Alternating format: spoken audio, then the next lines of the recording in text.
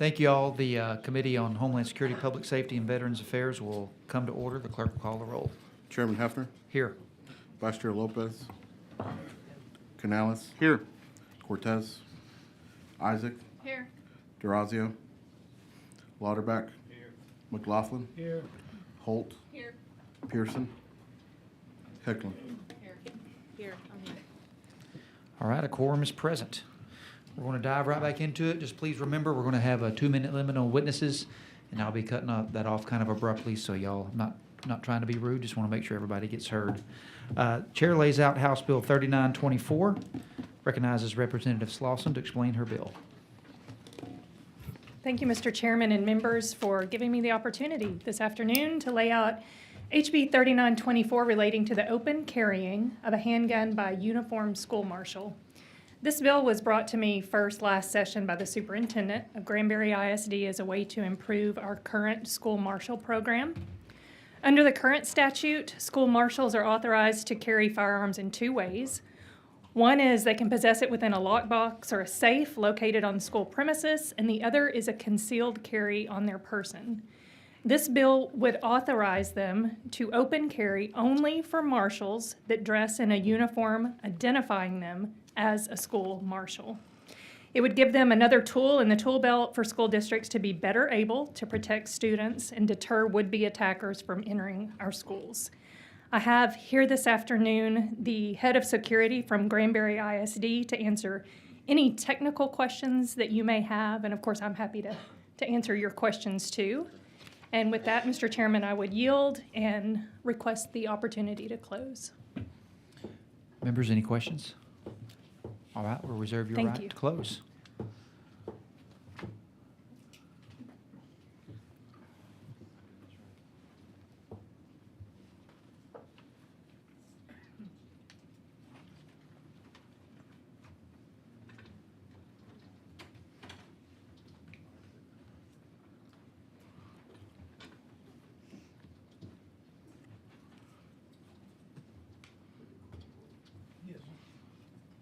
Chair calls Gary Zimmerman.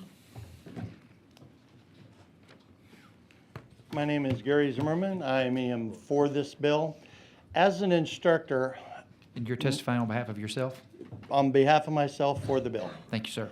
As an instructor, my personal belief is that open carry, regardless of whether you're an officer, a marshal, or what have you, offers an actual deterrent, because most criminals are cowards to begin with. And when they see that you have a firearm, whether you're a marshal or not, they're less likely to commit crimes against you or others if they see that you actually have a firearm, because they're cowards. They are looking for opportunities of least resistance.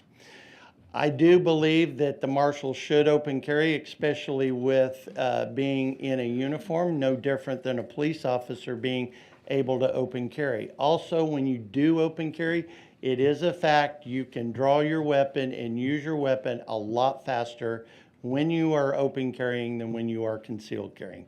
So I do support this, especially since she is, the representative is saying that the marshal is going to be in uniform, no different than a police officer.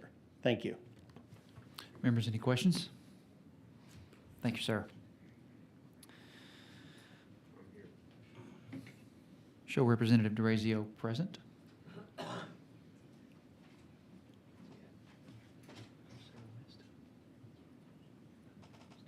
Chair calls Stephen DeLine.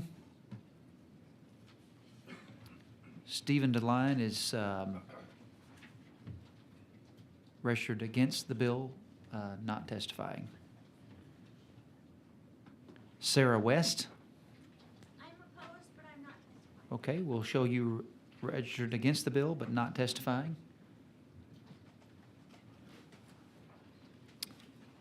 Paula Hanson.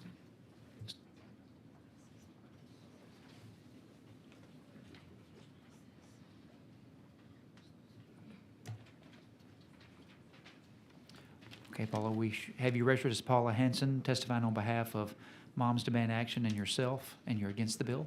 That is correct. Okay, please proceed. Hi, good afternoon, committee members and chair. Glad to be here today. I'm a mom of 3 children that went through a public school system in Fort Bend County. I was a teacher for 10 years. I spent the rest of that my career in an oil and gas industry. So I'm opposed to this bill, and I have been here before. I was here 2 years ago opposing the gun bill in HB 3, where we were talking about arming teachers and putting armed guards on all school campuses. And I believe that I'm opposed to this because it is one more step in the wrong direction for school safety. Over nearly 2 decades, Texas has explained the carrying of guns and expanded it in schools by non-law enforcement personnel through the Guardian programs, school marshal programs, and private armed security guards. They are not policemen. And yet, we know all these guns have not made schools safer because here we are talking about it again. Loosening and changing these requirements for school marshals will not solve that problem. Any gun introduces a risk at school. And here's how that's played out in Texas. So let's look at 23-24 school year. In Canepa ISD, employer authorized to carry on campus dropped an unloaded gun from their concealed fanny pack during a gym class full of 5th and 6th graders. In Allen ISD, a security guard left his gun in a faculty restroom on elementary campus. In Fort Bend ISD, where my children went to school, a security guard left their gun in a staff bathroom in an elementary school campus. Burnham Wood Charter Schools in El Paso, a security guard left a loaded gun in a school bus where it was found by students. Fort Bend ISD, again. The security guard left their duty belt in an empty 5th grade classroom. They retrieved it after a teacher and the students had already returned to class. Bryan ISD, a security guard left their duty belt in a nurse's bathroom. Oh, and then 24-25. In Arlington ISD, a security guard left their duty belt in a school bathroom. In Marble Falls, and we talked about this earlier today, a school resource officer's gun went off intentionally, discharged, hurt his leg right before a high school football game. And in Big Spring ISD, a staff member armed through the Guardian program was intervening between 2 students when his gun came out of his holster and fell on the ground. So, surely, Homeland Security and the Public Safety Committee expects better than this for our schools. Thank you for your testimony. Thank you. Members, any questions? Vice Chairman Canales, and then I'll come to you, Sheriff. So Go ahead. there's many instances in which I personally am a huge advocate for Second Amendment, but I'm also very concerned as you are. My mother was a school teacher, and she said the first thing that children will learn is where the gun's at. And she said, you get enough kids, they'll take it away from somebody. What about the idea, they've got some guns out there that you need to wear a ring to where it identifies the shooter, whoever's shooting the weapon, or there's some technology out there that if it's not the person, that the gun, it won't go off. I'm thinking that we need to possibly work on measures like that, because the examples that you just gave are absolutely disheartening, and they're disgusting. And I think that if, we're obviously seeing it, and human beings are human beings, but there's got to be something better than anybody being able to grab a gun and firing. And I think there's some technology out there that actually allows somebody to have a weapon, then that person has to be the one firing it. And so if it's found or lost, because it sounds like this is happening more frequently than any of us would ever imagine. That's correct. Yes. Thank you for that. Representative- And yes, I hope we can come up with something better than we have right now. Representative Louderback. Yes, ma'am, thanks for testifying, but you understand that this bill is a one where you're going to have an open carry concealed with a uniform on, just like your peace officers. And let me ask you something, at a nuclear plant, they ever make mistakes there? In a nuclear plant? Yeah, at NASA, they were making any mistakes in space? I have no comment on that. I mean, Okay. I'm not exactly sure how this relates, but Well, peace officers. my children were involved in Peace that, officers and it leave wasn't at my guns. school, so Peace officers leave guns around. Our guardians leave guns around. Could it be a training issue? I have no idea. I'm Okay. doing this testimony, you're- and I'm you're- relating right to this bill in front of us You know right how much now. training is involved in a school marshal? I think I'm the wrong person for you to be asking these questions to.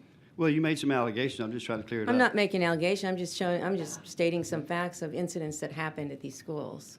All right, thank you. Thank you. So you talk about things, mistakes that have happened and things. So what is your solution? I mean, do you think, we're going to have bad people in the world no matter what we do, right? I mean, We wish we didn't, but how do we protect our kids? Okay, so, again, I'm a mom of 3 children. I have no power in this group. And for you to ask me for some solutions, I'm coming here because I'm saying what we have right now doesn't appear to be working. And you are the folks that I'm looking for to Well, help us We're come looking with for a solutions. solution right here, and that's what we're trying to do. We're trying to deter bad actors from coming in to harm our kids in our schools, our kids and our teachers. And you know, a lot of times, the best deterrence, the best way to stop a bad person that's intent on hurting our kids and our teachers is to have a good person, good guy there, good girl, with some training, with a gun to engage that person, that bad actor. And so, but I mean, y'all are, I welcome you here. I'm glad you're here to give your perspective, but you're saying this is not the answer. But that's what we're trying to do here, is come up with ways to protect our kids in our schools. So I'm asking politely, what are our options?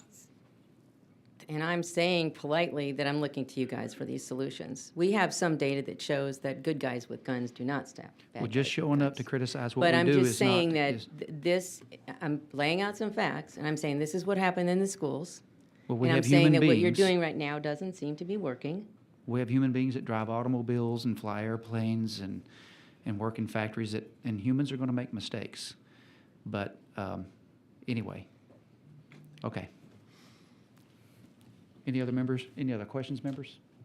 All righty. Thank you for being here. We appreciate Thank you. Chair calls Heather Kennedy.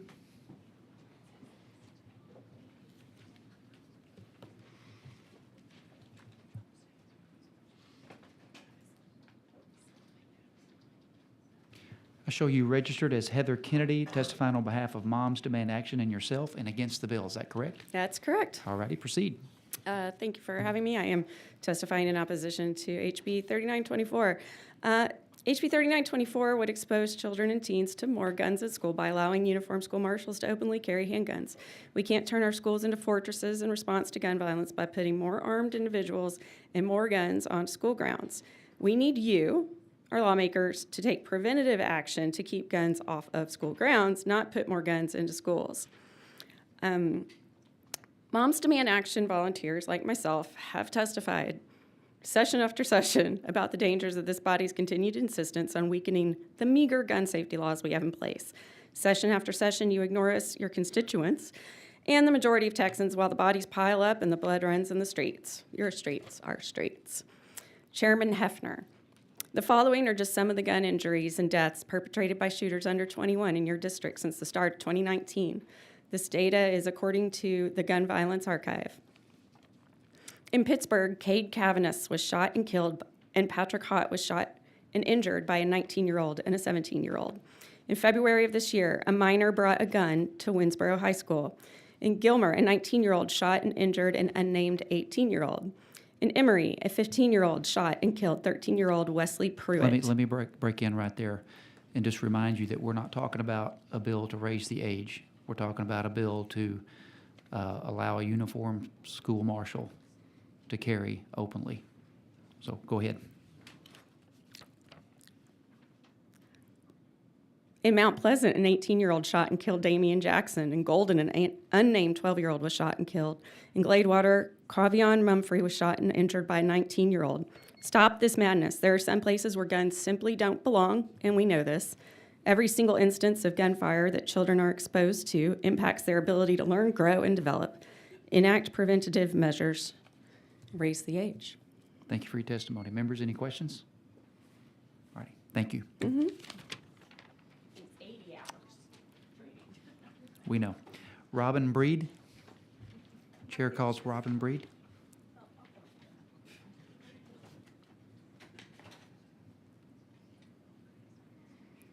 We have you registered as Robin Breed, testifying on behalf of Moms Demand Action and yourself against the bill. Yes. Okay, please proceed. I didn't really write a testimony for this one, but I think the point that we're trying to make is that if more guns were making us safer, we would be seeing that in gun incidents coming down, and that's not happening. What my friend Paula was trying to say earlier was that we have an ever-increasing incidence of guns showing up in places they shouldn't, like in our kids' hands, officers working at schools, leaving in the bathroom, leaving in the break room. What we're saying is we don't think this solution of more guns in schools is changing anything. We're still seeing increased, children, it's still the #1 cause of death in Texas for kids, is gun deaths. So I think what we're asking for is data-driven solutions that work, like raising the age to 21, because we know that people under 21 commit gun crimes at 3 times the rate. Universal background checks. We know that vetting people more heavily, kind of weeds out the bad seeds that would be seeking to purchase weapons to do harm, like the gunman in Uvalde. Red flag laws or extreme risk protection orders. If we know somebody is out there making threats or is off their medication or is having some sort of break and people are warning law enforcement officers, we know that disarming those people legally and temporarily can prevent gun deaths. So those are some solutions. I could sit up here and go on, but more guns is not making us safer. We need to think outside the box. Do you have any questions? Members, any questions? Thank you for your testimony. Thank you. Molly Bursey, am I saying that last name correct? Bursey, yeah. Great. We show you registered as Molly Bursey, testifying on behalf of Moms Demand Action for Gun Sense in America and yourself and against the bill. Is that correct? That, just for myself, not for Moms Let us Demand correct Action. that. So you're testifying on behalf of yourself against the bill. Mm-hmm. Are you ready? Okay, go ahead. Yeah, I just wanted to tell you, it is 80 hours of training that a school marshal has to have, which is clearly inadequate. And when we talked to the Hays County Sheriff, when we talked to the Comal County Sheriff, they talked about how inadequate 80 hours of training is to arm school personnel. Personally, I taught middle school special ed for 12 years. I was assaulted in my classroom by a student. And had I been armed, either I or the student would have died, would have been shot. Neither outcome is okay with me. I just want to reiterate that if more guns made us safer, we, the United States of America, would be the safest country on the earth. As it is, we have a gun homicide rate 25 times that of our peer nations. So what we are doing by loosening gun laws is clearly not working. By arming school personnel is clearly not working. They don't have school shootings in other developed nations. They don't. It's the guns. We own a handgun. It is stored properly inside our home. I am not against the Second Amendment, but putting more guns, throwing more guns at this problem is clearly not working. Thank you. Members, any questions? All right, thank you for your testimony.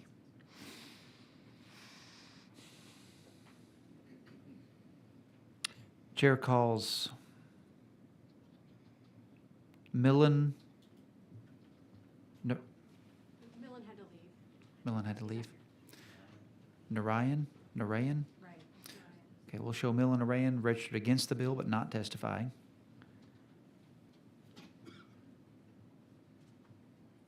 Chair calls Christina Delgado.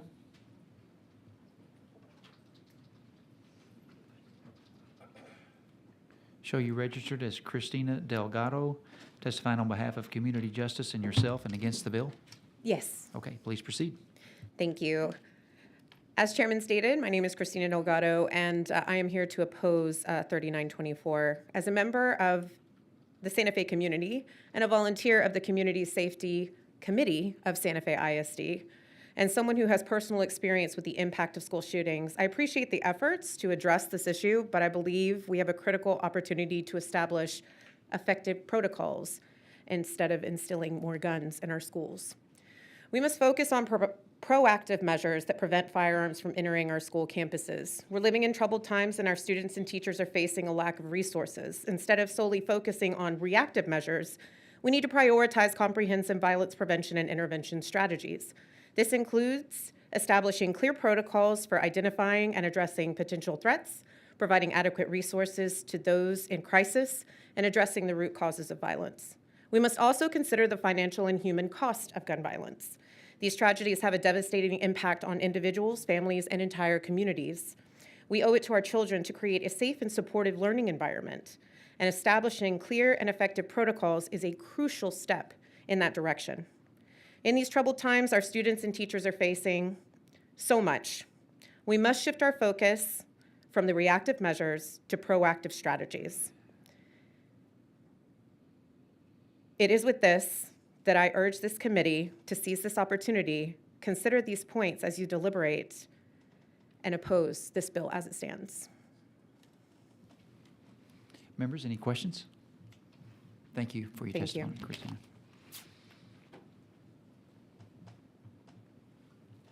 Susan Marcus?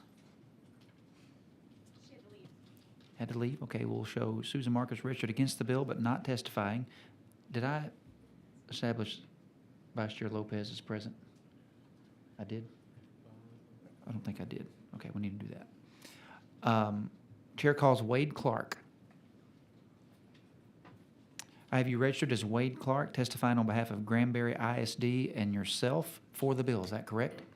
That is correct. All righty, please proceed.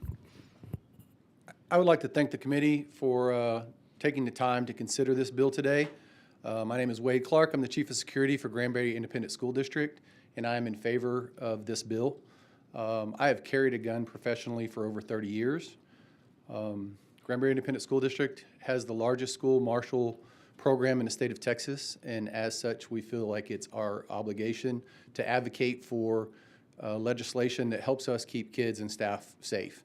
This bill does not add any guns to the equation. It simply allows us uniformed marshals who are already in a school environment, already carrying a gun, to do so in a more safe manner. So I feel like this bill does that in spades, and I welcome your questions. What would this uniform look like? Would it be like your other officers, or is that to be determined, or? So I have one with me in the back. Okay. You want to come up? This is a uniformed school marshal. Okay. And I have them throughout the district. So easily identifiable. Is this Very easily identifiable. Is this program, if a school, we already have school marshal program, Yes. but if they wanted to go to this with a uniform, is that permissive? They can, or they don't have to, Yeah, right? so school district, the only current requirement is that you're an employee of the school district. So if the school district hires you, if you're employed by the school district, then, and then they choose to do so, they can send you to be trained and certified by TCOL, Texas Commission on Law Enforcement, to be a school marshal. And you could then be a uniformed school marshal, which is, I have a very large team of those, and their only job in the world is high-fiving kids in the hall, building relationships, making sure doors are all locked, and being prepared to meet force with force if necessary. So they're not arresting, they don't have any law enforcement powers or arresting powers? They don't have any law enforcement arresting powers except in the event of an active shooting or some kind of an event to that effect. Then they have the same arrest authority as another police officer. Okay. They also recertify every 2 years. They also have an L3 psych eval every 2 years, so which is more than anybody else is asked to do. And so, so it's a good program, and we're just asking to help make it better. Okay. Representative Louderback? Thank you all for doing what you do. Is this a licensed credential program? It is. Through the state you of have- Texas, Texas Commission on Law Enforcement. Okay, so you have a TCOL license, Correct. okay, and that training is 40 hours? The initial training is 80 hours after your L3 and some other prerequisites. And then every 2 years, you're required to do an additional 2 days of training to include another L3, additional scenario-based trainings, range time, et cetera, updates on penal code, those types of things. And then in between, we train Very frequently, I would say every 6 to 8 weeks, we're training with our local law enforcement agencies. We do the 2-day alert course that other peace officers do. We do it every year in August, getting ready for the school year, and it's a very healthy program. Now, when the open carry, what you're asking for here, that's rooted in the old CHL standard, which was concealed handgun license, which moved to license to carry. And so, do y'all have a school ISD? Do we well, we are an ISD. We do not have an ISD PD. There you go. All right, so this district went with Marshall program to provide that level of security that's required by law now. That's correct. And so management here that manages the program that y'all are in, the school marshal program, they felt like that visible would be a better deterrent? Absolutely. Okay. And there's a number of, there's a lot of evidence to that. There's shooters that have written manifestos where they passed on certain schools because they had armed security, and they put it in their own words that that's the reason that they did not choose that school. Would disarming people, does that make anyone safer?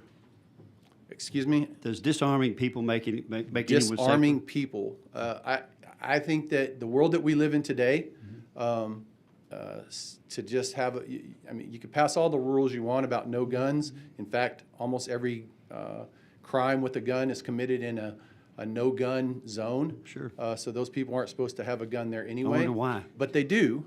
And so because of that, we have to have people that are willing to stand in the gap and keep people safe. Thank you. Vice Chair Lopez? Yeah, thanks for what you do. It's not an easy task, and I think everybody that's come up here to testify has basically, in one way or another, scratched their head and said, we got to do something, but they just don't happen to like this, right? For whatever reasons that they stated.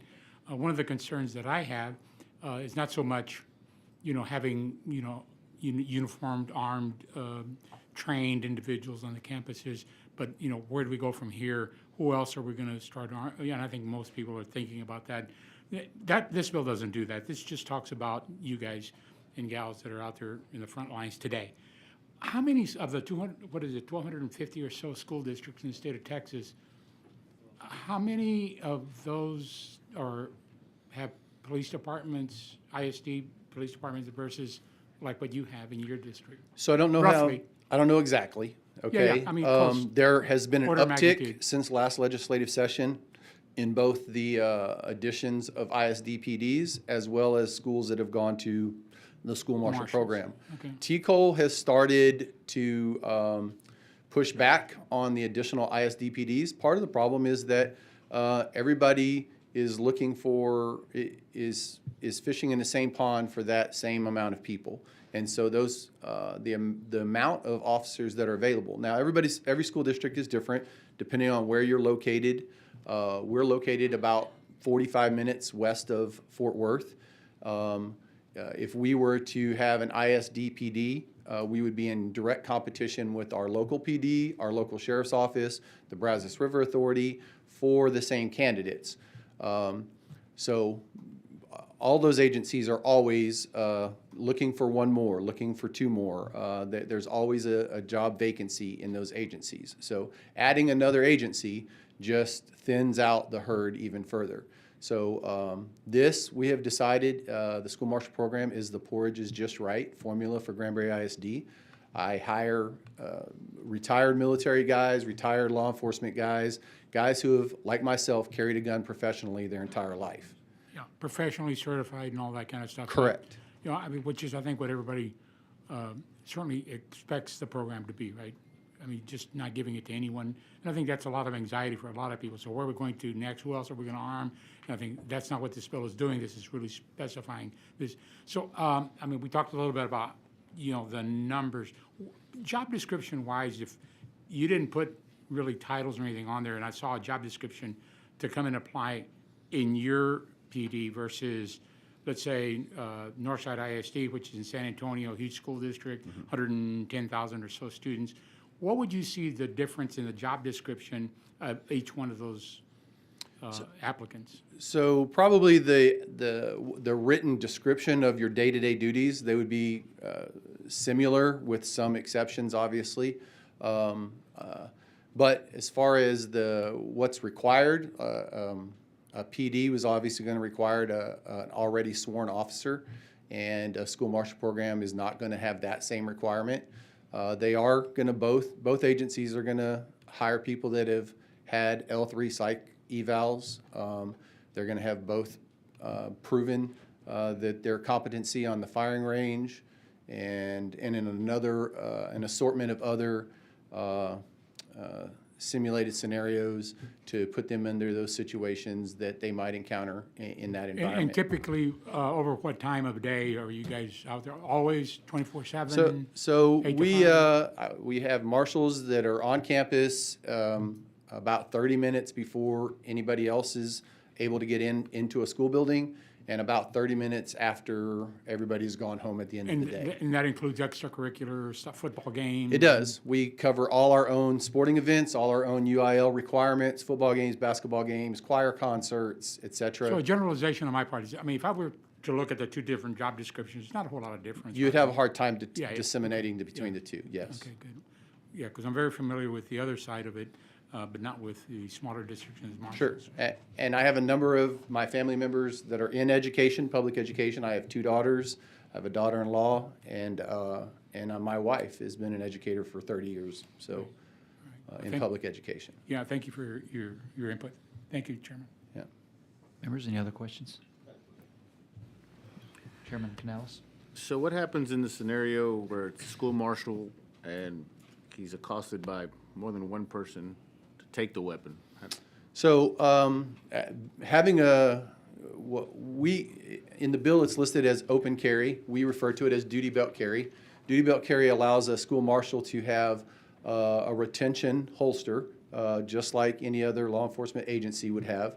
That holster requires a series of levers and latches to be maneuvered in a certain order in order to get that firearm out of the holster. So that makes that firearm infinitely more difficult to take off of a marshal if he has a duty belt and a retention holster versus a concealed carry holster. Nobody's making, to my knowledge, level 3 retention holsters for concealed carry.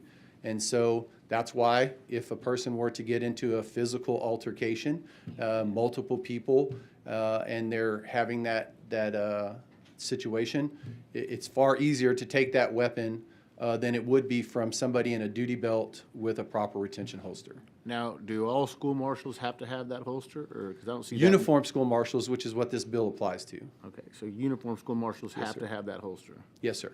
So, and I'm not, just out of curiosity, you've been in law enforcement a long time, and I'm not trying to be crass or cute. I'm just, would not a cute, just a look up on Google or a YouTube video show me how to remove that gun out of that holster? Can a YouTube video show you? Yeah. I'm sure you could find some things on there. The problem is knowing how it works isn't enough of a way to make it doable, because your hands have to be at a certain angle, your thumbs in a certain direction, et cetera, et cetera. And so you would have to not only have learned how to do it, but practiced doing it, and then be able to put yourself in a position where you could do it without the officer stopping you from doing so. Thank you. Yeah. Representative DeRazio. Yeah, thank you for testifying. Sure. You know, we heard a lot of testimony about the different school shootings quite a bit. Sure. And these guys apparently they're deranged, and they have taken a long time to study these schools in order to do what they're going to do in order to get the greatest effect on for what they're doing. In the event of something like that happening, how are you trained to stop that? So, well, obviously, we are a direct-to-threat operation, so there's a threat, we go directly to that threat and we stop that threat with the least amount of force as required. And that's the same for anybody who does this job. They're going to respond directly to the threat, and then they're going to stop the threat with the least amount of force required. In Granbury, has there been any incidents since you have been there? So there hasn't been any, there hasn't obviously been an active shooter since I've been there, but that we have responded several times to reports that a student has a gun or a weapon or something to that effect, maybe in a backpack, maybe in their waistband, and things along those lines. Okay, thank you. Thank you very much. And we've done a little research. Apparently, there's about 385 ISD police departments and about 99 ISDs with the school marshal program, in case anybody wants to know. Members, any Sheriff Louderback? Yes, sir. This may be good to know. In the school security world, we've got certified peace officers, licensed credentialed peace officers that are working as an SRO type program or a PDISD. And then we've got the school marshal program, which I think is a very good way to go. Most districts have not embraced it so much because it has a lot of training time, which if you're in the business, you know you have to have training. And it's got to be serious training. It's got to be quality. It's got to be competent. So, and then the third level is school guardian. And the same thing applies there, that you've got to have excellent training because they're very vulnerable in certain things that have been brought out today. So whether it's weapon retention or anything like that. But most guardian programs are all concealed. In most school districts demand that, and they don't even want you talking about it. But Sure. Those are the three systems that the state actually employs right now to protect our schools. Thank you. And I will say, I went to the facility where we do the marshal training program, and it's pretty extensive. I mean, there's a building that is like a school building. There's sounds. There's all kinds of situations that the people that are training are put in. So it's pretty intense. Members, any other questions?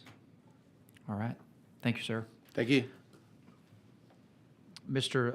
Sloboda, how do you pronounce that? Sloboda. I have you, Daryl Sloboda, registered, testifying on behalf of Granbury ISD and yourself, and you're for the bill as well? That's correct. All righty, go ahead.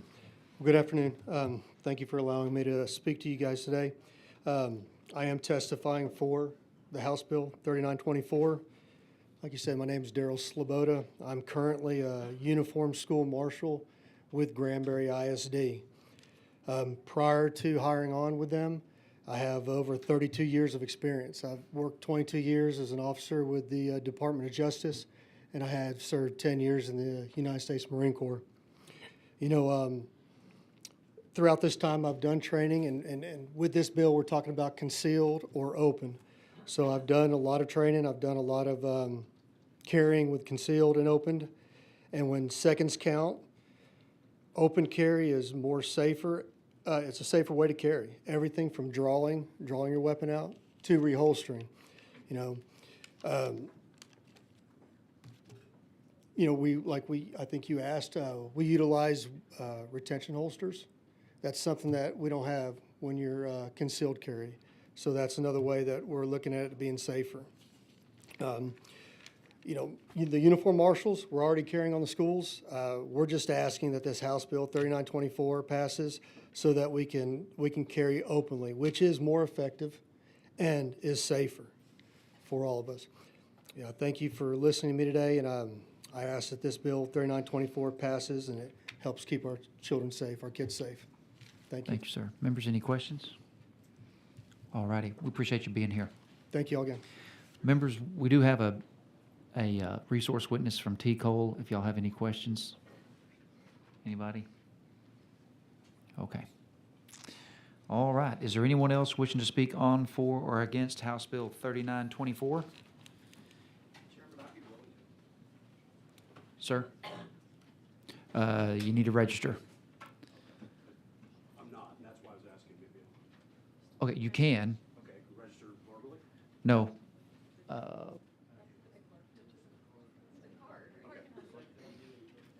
not done it this way before, so. Yeah, go with him. follow you. Yeah, we're going to have to wait on you.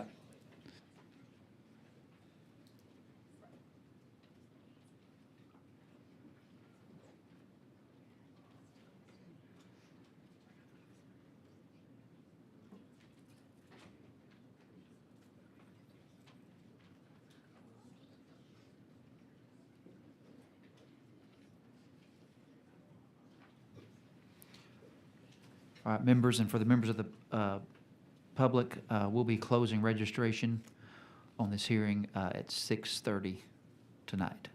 So if you want to testify, make sure you are registered before 6:30.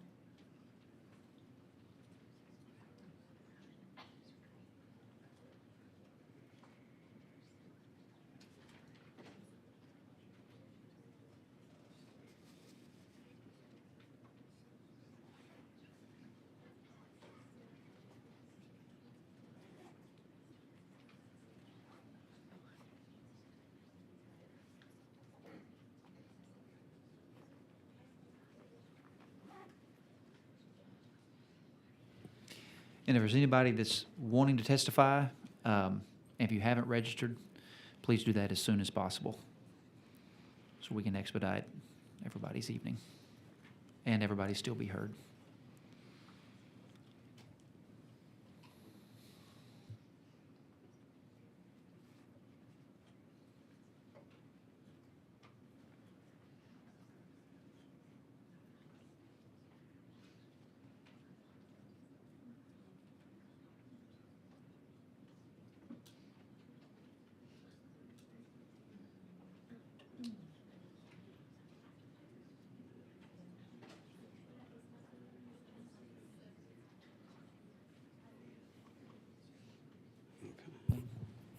All right, Chair calls Steve Kling. Yes, sir. All righty, I show you registered as Steve Kling. Testifying on behalf of yourself, neutral? That's correct. Okay, go ahead. So and by the way, thank you everyone for being patient with me, though I didn't quite know how to navigate that, but I thought I could provide some information that might be of value, and I did want to register neutral and not on behalf of Giffords in this particular case, because I just have some information that I thought might be useful from my time in the service. So to remind everyone, I was commander of a small arms training unit out of Camp Bullis here in Texas during my reserve time, and during my time in the service, we had, and I want to also mention neutral because I do think that the school marshal program, when properly enacted, is a good compromise between arming teachers, which is something I'm very much against. So the reason I wanted to give you some data here, there was a study done early on in the global war on terrorism in Afghanistan before the Iraqi conflict. Out of that study, about 22,000 people had rotated through Afghanistan at the time.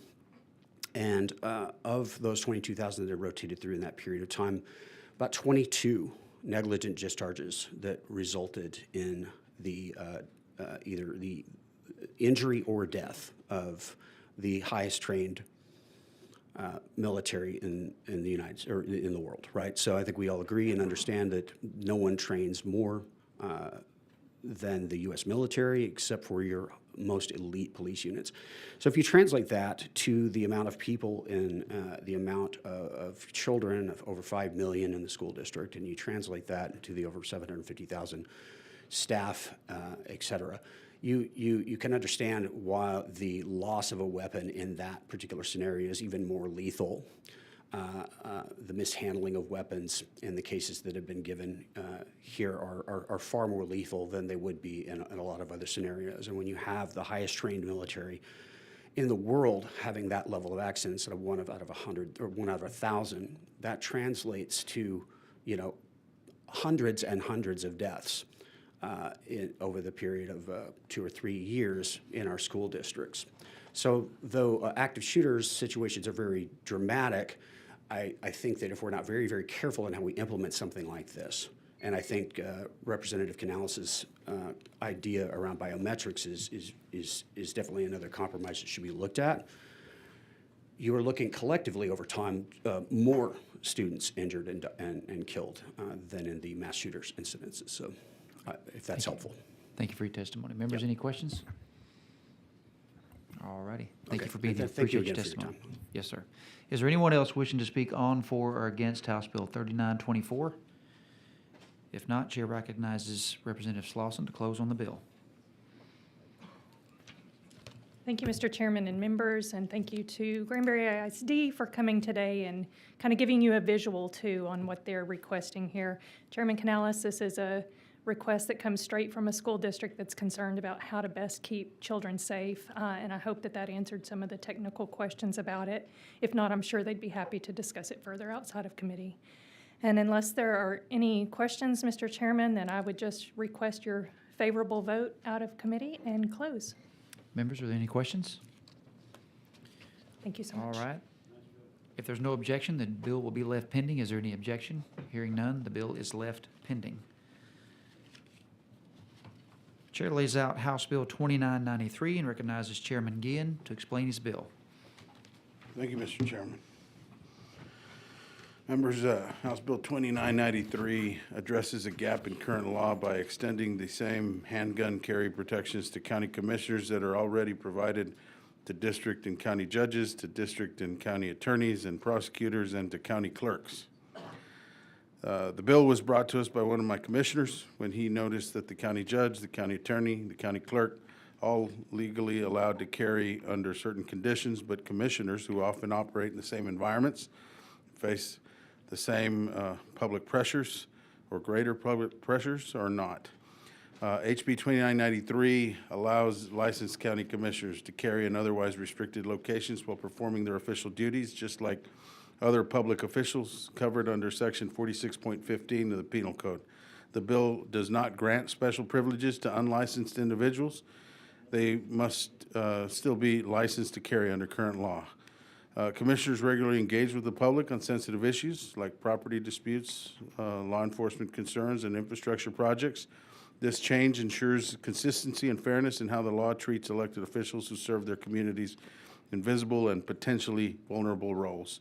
The bill doesn't change where firearms can be carried generally. It simply recognizes the real-world responsibilities and risks of county commissioners and gives them the same legal protections as their peers.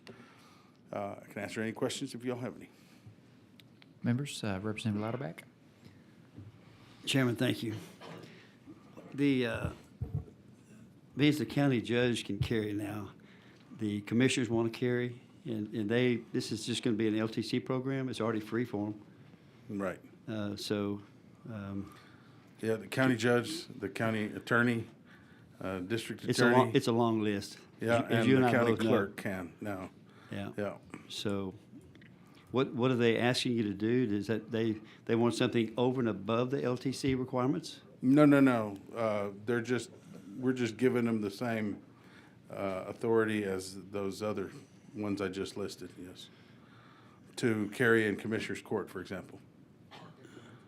I know several of our county brethren in the commissioner world, and I think they can carry there.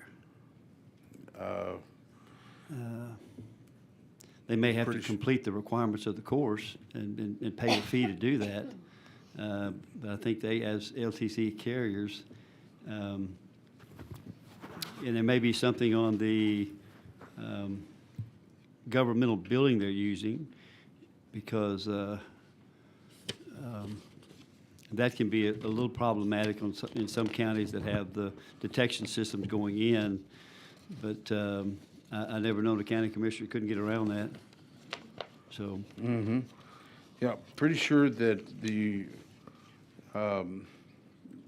county judge, district judges, county clerks, prosecutors, county attorneys, district attorneys, they're exempt from the statute that says that they're not allowed to carry in certain places. So this is just adding them to that list. And commissioners would now be added under this bill. Okay. All right. Thank you. Chairman Canales. So HB 2993, does that have any relation to the amount of bills you filed? No, that's how many people work for you. There you go. Members. With friends like these. Any other questions, members? All right, we'll reserve your right. Thank you. To close. Chair calls Gary Zimmerman. Have you registered as Gary Zimmerman, testifying on behalf of yourself and for the bill? That is correct. Go for it. As you know, I am a licensed carry instructor. I have taught a couple of commissioners, and they have asked about this, about places where they can and can't carry. Because part of teaching the Texas license to carry, we are required to instruct those of where they can and can't carry. When I looked up the code, there were places that they were not able to carry. And when they came back to me the next day to do their qualifications, they confirmed that as well. Now, off the top of my head, without looking at my course materials, I do know there are places they can't carry. And like I said, I don't have my course materials in front of me right now, so I can't tell you exactly where. But it is true. There are some places that they aren't legally allowed to carry currently, even with their license to carry. Now, whether they do or not, that's a whole different story. But I have taught a few, and they're excellent people. They deserve to be able to carry in the same places that the judges and everybody else carries to do their work. Thank you. Members, any questions? Thank you, Mr. Zimmerman. Thank you. Chair calls Kyle Caruth.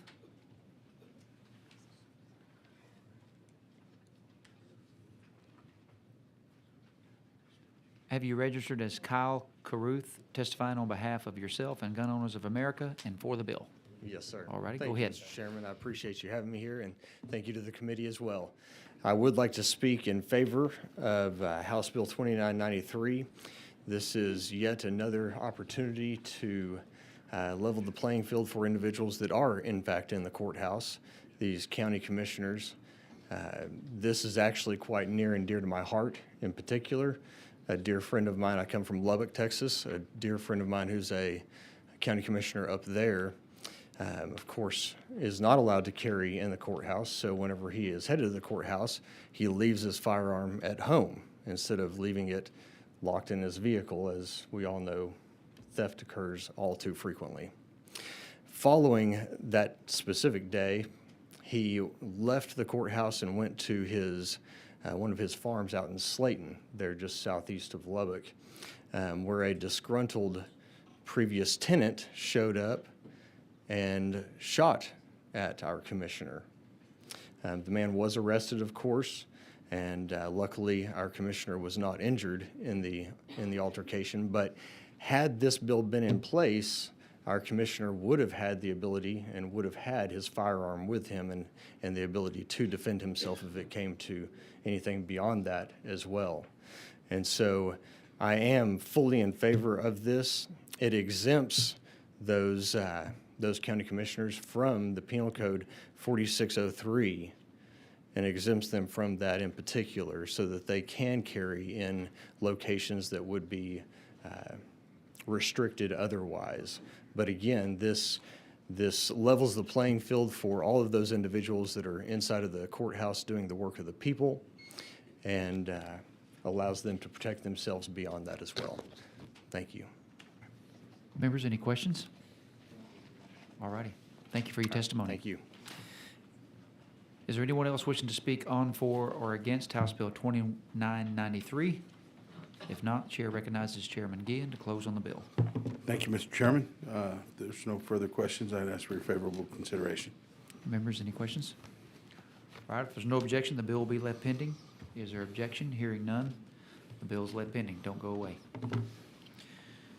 Chair lays out House Bill 3669, recognizes Chairman Guillen to explain his bill. Thank you, Mr. Chairman. Members, under current law, the definition of a firearm is broad enough to encompass certain less lethal devices, creating ambiguity and potential legal risks for law enforcement officers who use these tools in the course of their duties.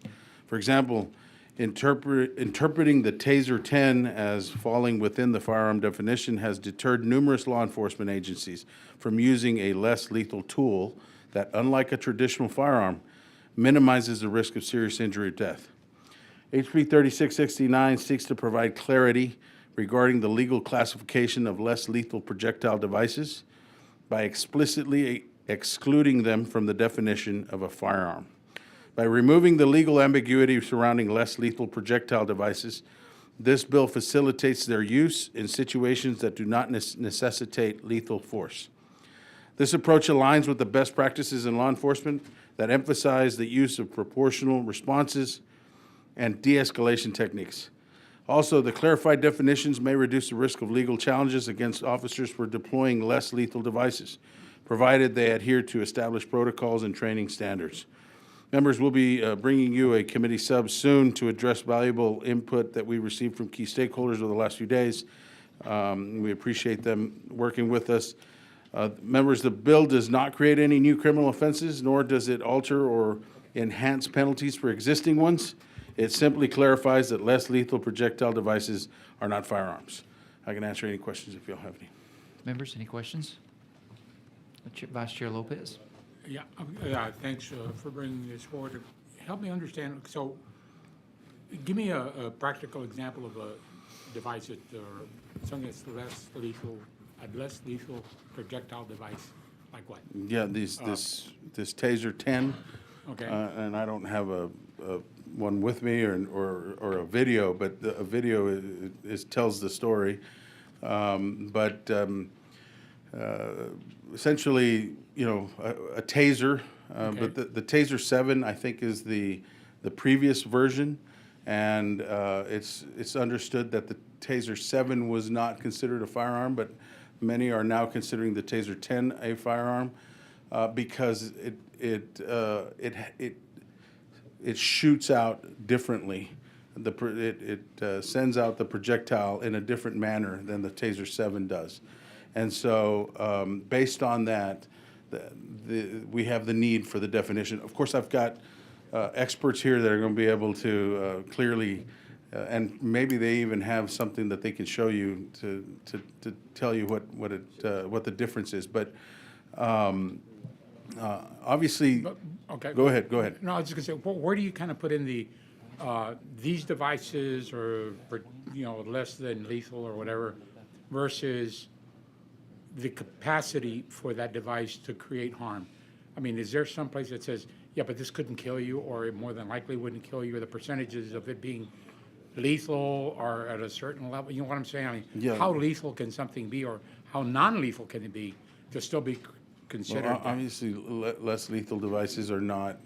And I'm just trying to find out, so where is that break even, right? There's probably very, very few circumstances and situations where a less lethal device created major harm, or in fact, maybe, you know, something happened. You know, for example, if somebody had a heart attack in the process, or The taser certainly could have. you know, if they fall and fall in the wrong way or something like that.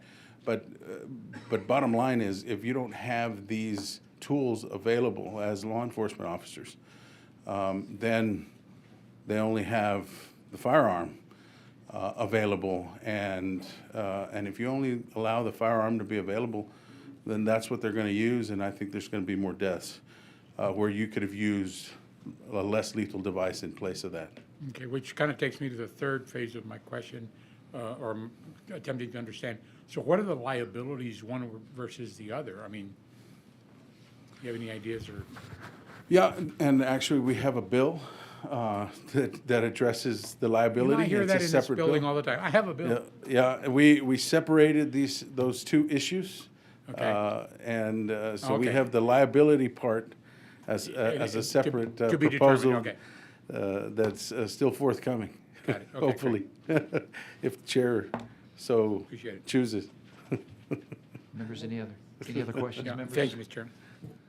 All right, we'll reserve your right to close. Thank you. Chair calls Amy Nguyen. Is that right? I didn't believe him. Have you registered as Amy Nguyen testifying on behalf of, is it Axon? That's correct. For the bill.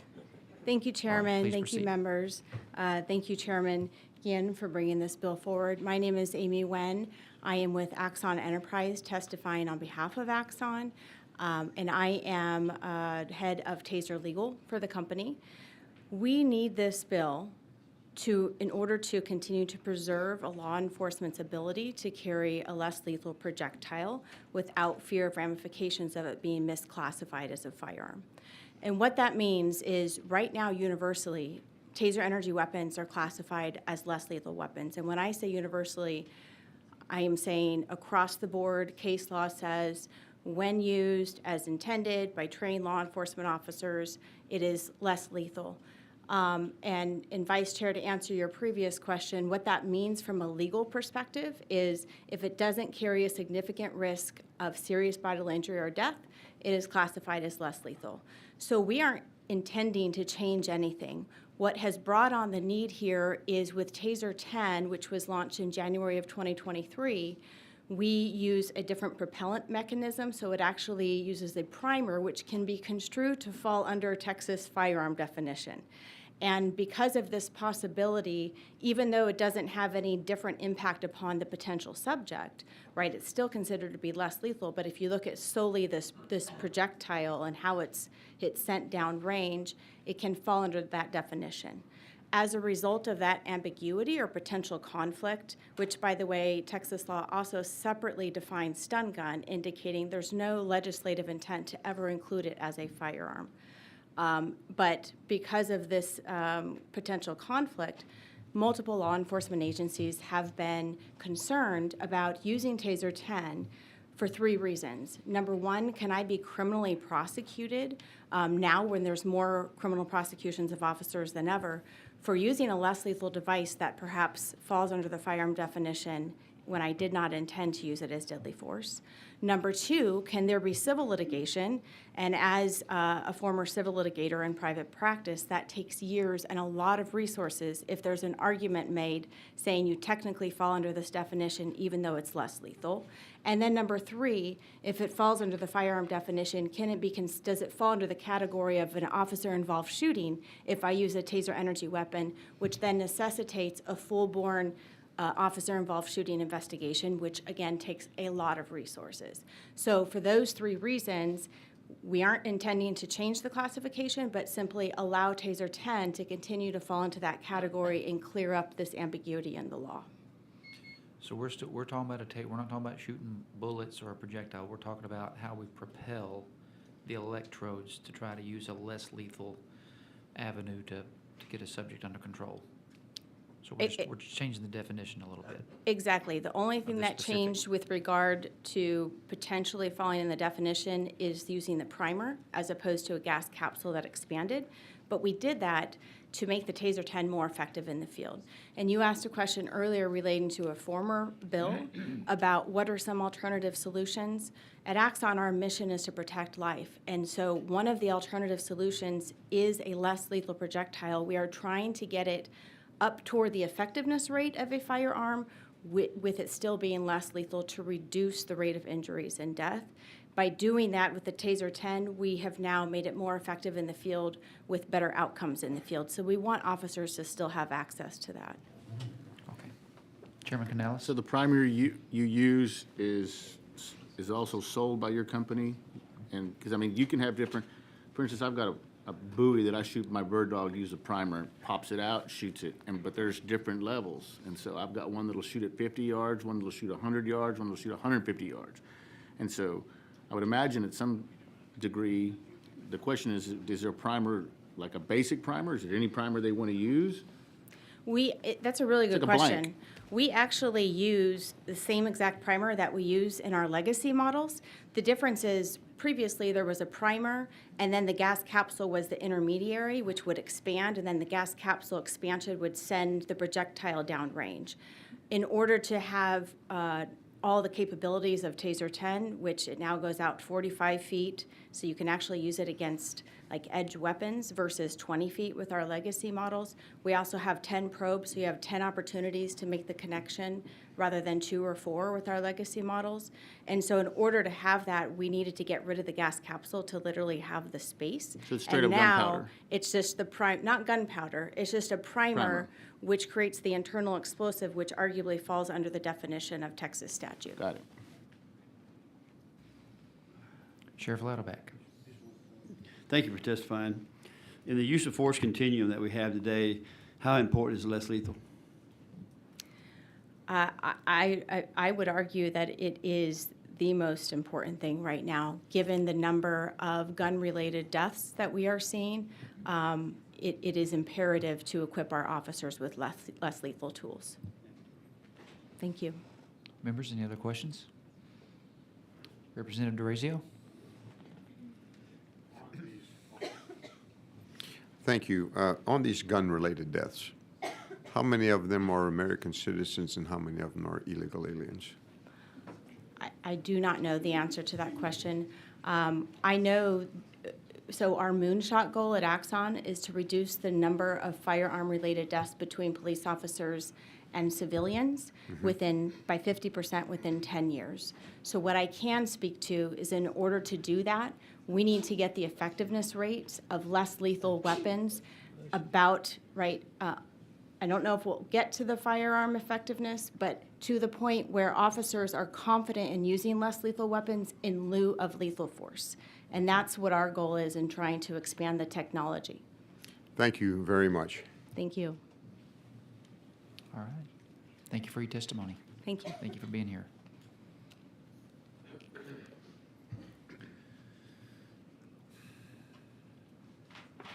Chair calls Gary Zimmerman.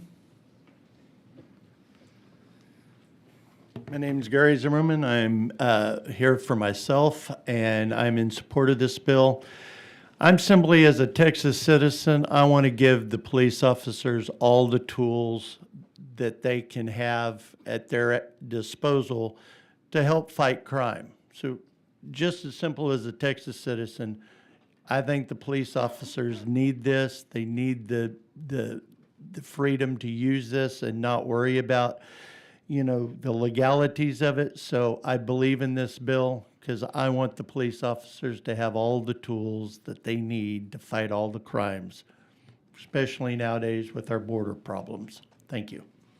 Yes, sir. Members, any questions? Thank you, sir. Are you sworn in order?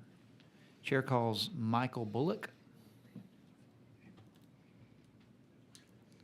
So you registered as Michael Bullock, testifying on behalf of the Austin Police Association for the bill? Yes, sir. Go ahead. All right. Michael Bullock, President for the Austin Police Association. Thank you, Chairman Hefner and Chairman Guillen, for bringing the bill up. As was mentioned earlier, especially in Austin, Travis County, we have concerns about these less lethal devices being classified as a firearm, in particular as it relates to our district attorney, as we've not been able to get anything in writing or any sort of commitment that the DA would not treat this as a firearm if used. And that raises concerns with other bills that we have seen related to the deadly conduct statute, where if an officer does use a taser, it is pointed at the direction of an individual, it could technically be classified as a firearm, and then the officer could be potentially charged with a felony, which is extremely concerning. These are very valuable tools. In Austin, we have a limited deployment of it, in part because of our concerns related to all of this. So it is a tool that we would like to be able to use more, but unfortunately, the way things are right now, officers are extremely nervous about the use of that tool and its further deployment. So we would very much like to see it no longer be classified as a firearm, so it is available to us. So I won't take up any more time, but that's kind of where we're at on it. Members, any questions? Representative Louderback. So this is a connected projectile, correct? Correct.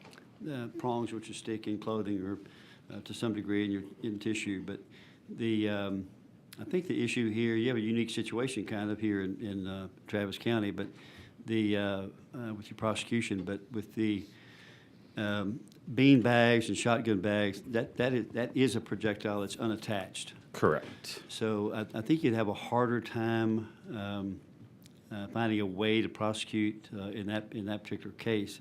Do you agree?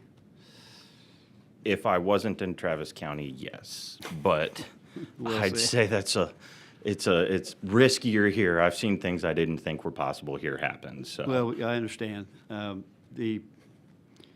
It just seems like that common sense and logic would rule that this is not this isn't a long-range weapon. It's not an impact weapon. It's a connecting weapon that stays connected through the wires. And so I know of no known case where the wires are even separated. I know a lot of people miss, a lot of, officers miss. But it's a vastly different product than a bean bag or a projectile weapon, which uses a primer and a propellant to get it down the barrel. So I just kind of wonder about that.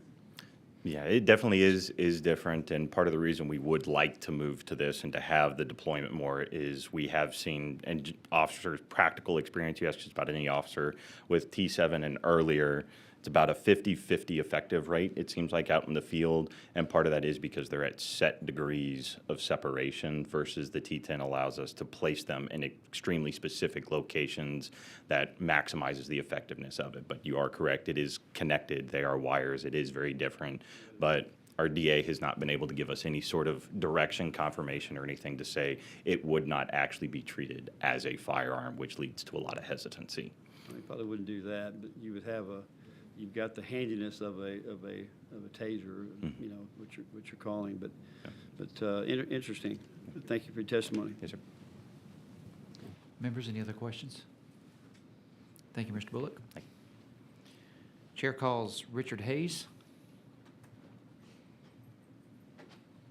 Have you registered as Richard Hayes, testifying on behalf of Gun Owners of America and yourself for the bill? Yes, that's correct. All Richard right, go ahead. Hayes, Counsel for Gun Owners of America, in favor of HB 3669.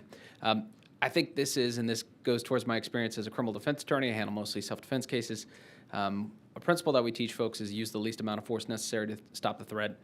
I think this gives a lot of leeway for innovation, gives self-defenders options that aren't otherwise available. The hang-up is in our definition of firearm, is the explosion. That's what separates firearms from maybe other less lethal. So, for example, I don't know if you've seen like a burn-a pistol, that uses pressurized air. That doesn't fall under our firearm definition. But we see a lot of innovation in this space. We want to encourage this stuff. We want folks to keep themselves safe. We want to give them different tools. I'm not going to pretend like I know what the right tool is for every job, so just giving folks options is why we're in favor. Members, any questions? Thank you, Mr. Hayes. Thank you.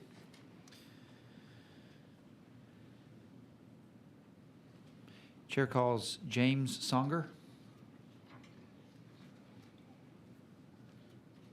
Show you registered as James Songer, testifying on behalf of the Dallas Police Department for the bill. Yes, sir, that's correct. All righty, go ahead. Well, everybody pretty much covered what I was going to say. I'm Lieutenant Matt Songer. I'm here representing Dallas Police Department to testify in support of House Bill 3669. And it is basically because of how the Taser 10 deploys. As of right now, we haven't issued the Taser 10. We would like to issue it, but we haven't issued it because associations has brought the concerns of officers possibly getting charged with aggravated assault.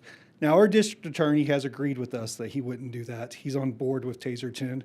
He knows it'll save lives, and I think that's what we're all trying to do here, is save lives and not immediately go to a pistol. And then the Taser, Amy with Taser brought up, it's effective with edge weapons. The closing distance for somebody who has an edge weapon is about 30 feet. They can run up on you in 30 feet and still stab you or cut you in some way. With Taser 10 that shoots 45 feet, that would give us a lot better, less lethal option than having to go straight to our pistol. Now, we'd obviously have hard cover, but the soft cover would be a lot better for us than just the tasers that we currently use. That's basically all I have to say. Thank you guys for hearing us out today, and I hope you all support this bill. Any questions? Members, any questions? Thank you for being here. We appreciate your Thank testimony. you. Take care. Chair calls John Crusoe. Did I get that right? You did? Man, I'm on fire today. I know. We have you registered as John Crusoe, testifying on behalf of yourself. Neutral on the bill? Yes, sir. Okay, go ahead. Informational. So I'm John Crusoe. I am the Dallas County District Attorney. And when I first heard about this device, I immediately said this needs to be taken away from being a firearm. When we started thinking about firearms in the state of Texas, it was rifles, pistols, and shotguns. This is a device that will that will control a person, freeze them up so that they can be controlled and arrested. And I have many, I won't go into it because I have my 2 minutes if you want to ask me about it, but I've seen many instances where we have where if this device was available, it would have saved a life. It would have saved the trauma to the police officer, to the department, to the community. I am all in favor of Taser 10 being deleted as a firearm, despite the fact, the very good explanation that it is in fact a firearm. However, I have a difference with the bill, and that's what I wanted to talk to you about, okay? The bill goes beyond that, and it says less lethal devices. And I want to remind you, less lethal means still lethal. It could still kill you. And the devices we're talking about is in the packet. If you turn the packet, the first big yellow device is the Taser 10, the one that I would like to see taken away from being a firearm. You can see some other things that we have, the definitions in here, which of course you have.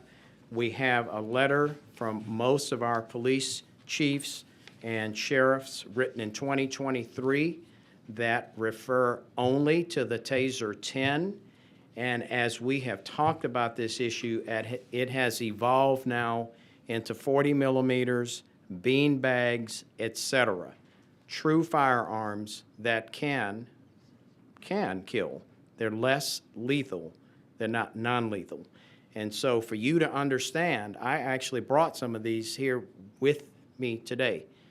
And I've got pictures from our cases and cases around the United States. These are not Taser 10. These are 40 millimeters, bean bags, which will penetrate the body. We have one person who lost an eye. We have another person who lost a testicle. And we have other serious injuries from these other devices that are included now. And if you go back to this letter from 2023, the police chiefs, et cetera, the sheriffs never intended for this to go all the way this far. And so I'm bringing you these devices so you can see what a 40 millimeter looks like. This is taking out eyes and crushed faces. This is taking out testicles. This is a skip round. I don't have a beanbag round with me, but it looks like a 12-gauge shotgun round. The only difference is it doesn't disperse. It comes in a bag, and it can actually penetrate the person.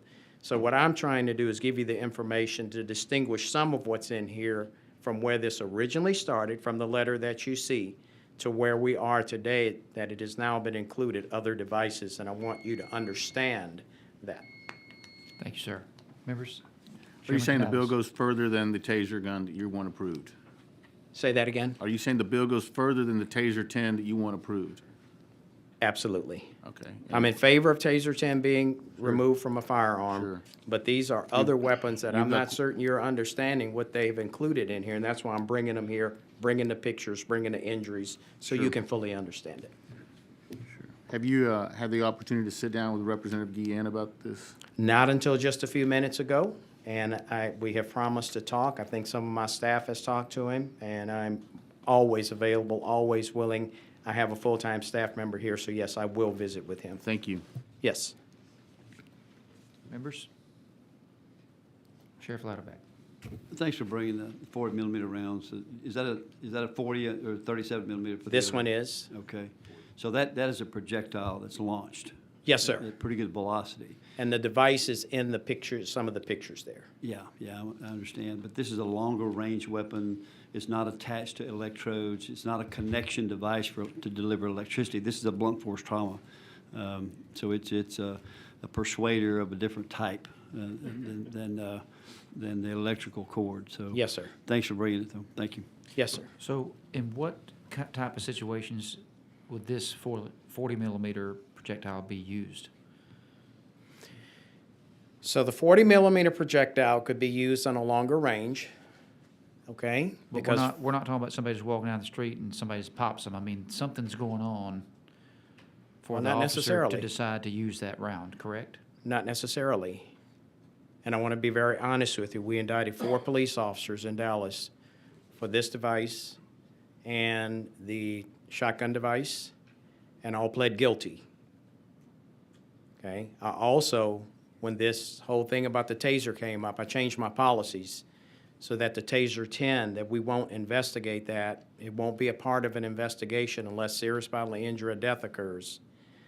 But what's not being spoken about here is that Anybody who uses any of these devices has the right of self-defense, defense of a third person, and for a peace officer to use of force under appropriate circumstances for search or arrest. And what I'm telling you, is the cases that we indicted and that the officers entered pleas of guilty to, these people were not violating the law.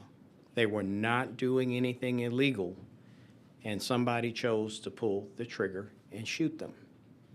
And so when you say what they would be doing just walking down the street, yeah, actually, sometimes that's all they were doing, was just walking down the street. I have the pictures. I have the videos. I didn't bring that. Okay. Members? Chairman Canales. The point of your testimony is this bill goes a lot further than just the TASER 10, and we need to look at that. That's my point. That's my only point. Okay. And all of this, by the way, is protected already in current law in the Chapter 9 of the Penal Code. All of it is. It doesn't matter whether it's a TASER 10 or not.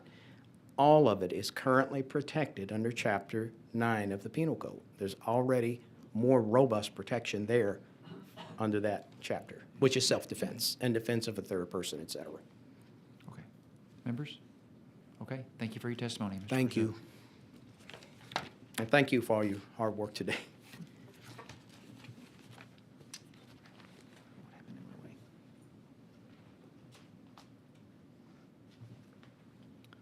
Chair calls Garrett D'Amelia.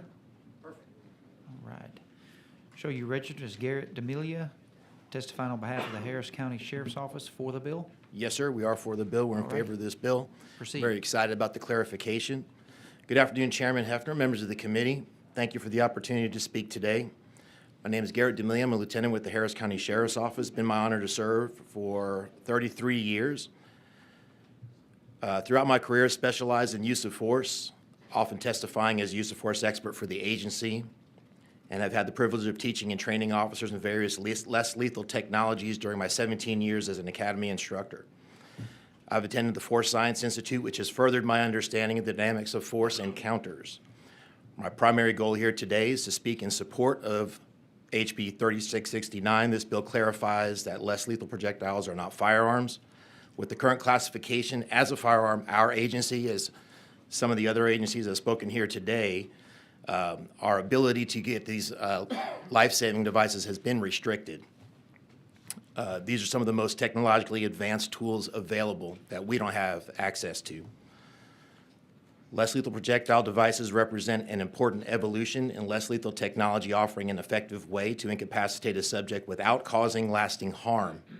The key benefit is that it gives officers the ability to neutralize threats safely, effectively, and non-lethally, even in high-stakes situations where escalation could lead to fatalities. In my time as a trainer, I've seen the effectiveness of such tools in minimizing harm. I've also used the device when I was on patrol for practical application, and I've also been subjected to the effects of the device as well. And they couldn't show you one earlier, but I do have one that I'm carrying with me.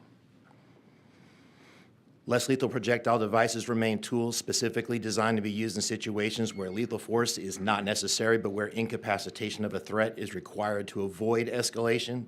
Its primary purpose remains unchanged, to provide officers with a non-lethal alternative to deadly force. And in conclusion, I urge the committee to support HB 3669 for Texas law enforcement. Thank you for your time and consideration. Thank you for your testimony. Chair Canales? What truth is there that if you're going to get certified, you got to get shot by one?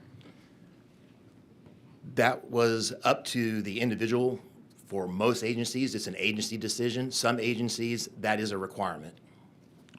I was thinking about requiring Representative Guillen to be a dummy Donovan. Members, any other questions? All righty, thank you for being here. All right, thank you.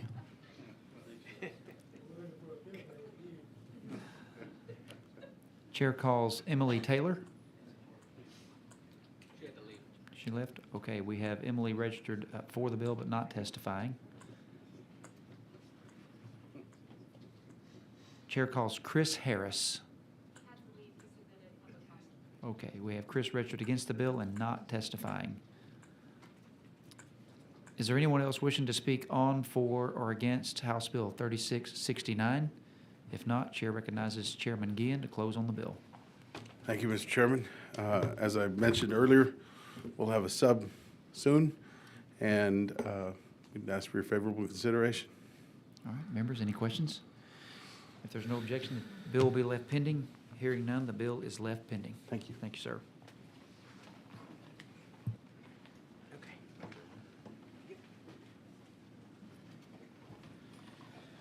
Chair lays out House Bill 1794, recognizes Chairman Tepper to explain the bill. Chair lays out a committee substitute and recognizes Chairman Tepper to explain the committee substitute.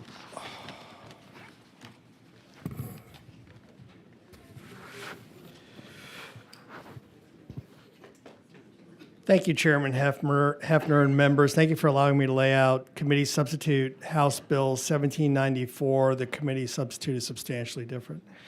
Current law prohibits a person from intentionally, knowingly, or recklessly carrying a firearm on the premises of a polling place on Election Day or during early voting.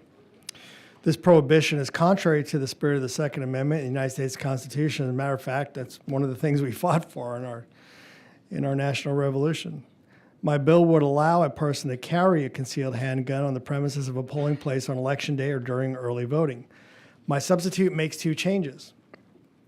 The introduced bill requires that a person have a license to carry in order to have a concealed handgun in a polling place. My substitute removes the LTC requirement.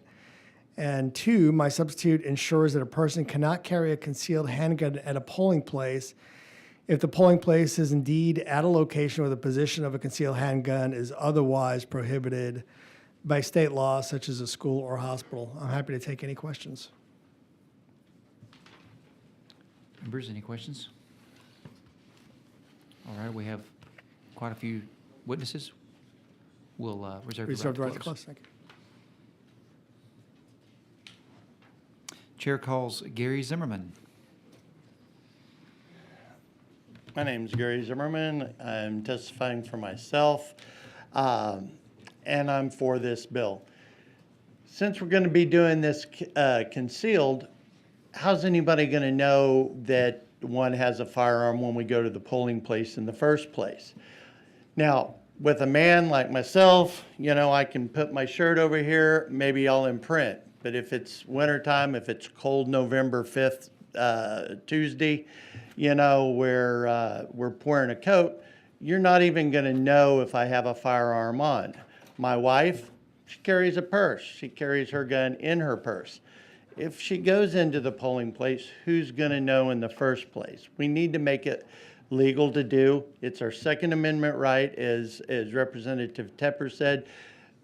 It's not like we're going to be open carrying where people are going to notice, where it's going to make them nervous or scared or afraid, because it's going to be concealed. And if it's concealed, who's going to know? Especially if you're a woman carrying it in a purse, or it's a cold day and I have a big heavy coat on. You're not even going to know if I have one on me or not. So I do support this. It is our right. It should be a safe place to go, and our judges at the polling places need to carry as well. Thank you. Members, any questions? Thank you, sir.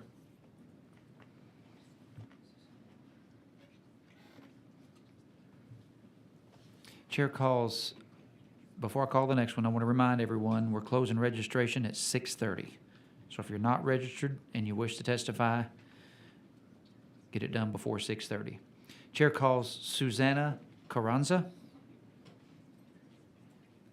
Have you registered as Susanna Carranza, testifying on behalf of yourself against the bill, correct? Yes. Proceed. I'm Dr. Susanna Carranza. I oppose this bill.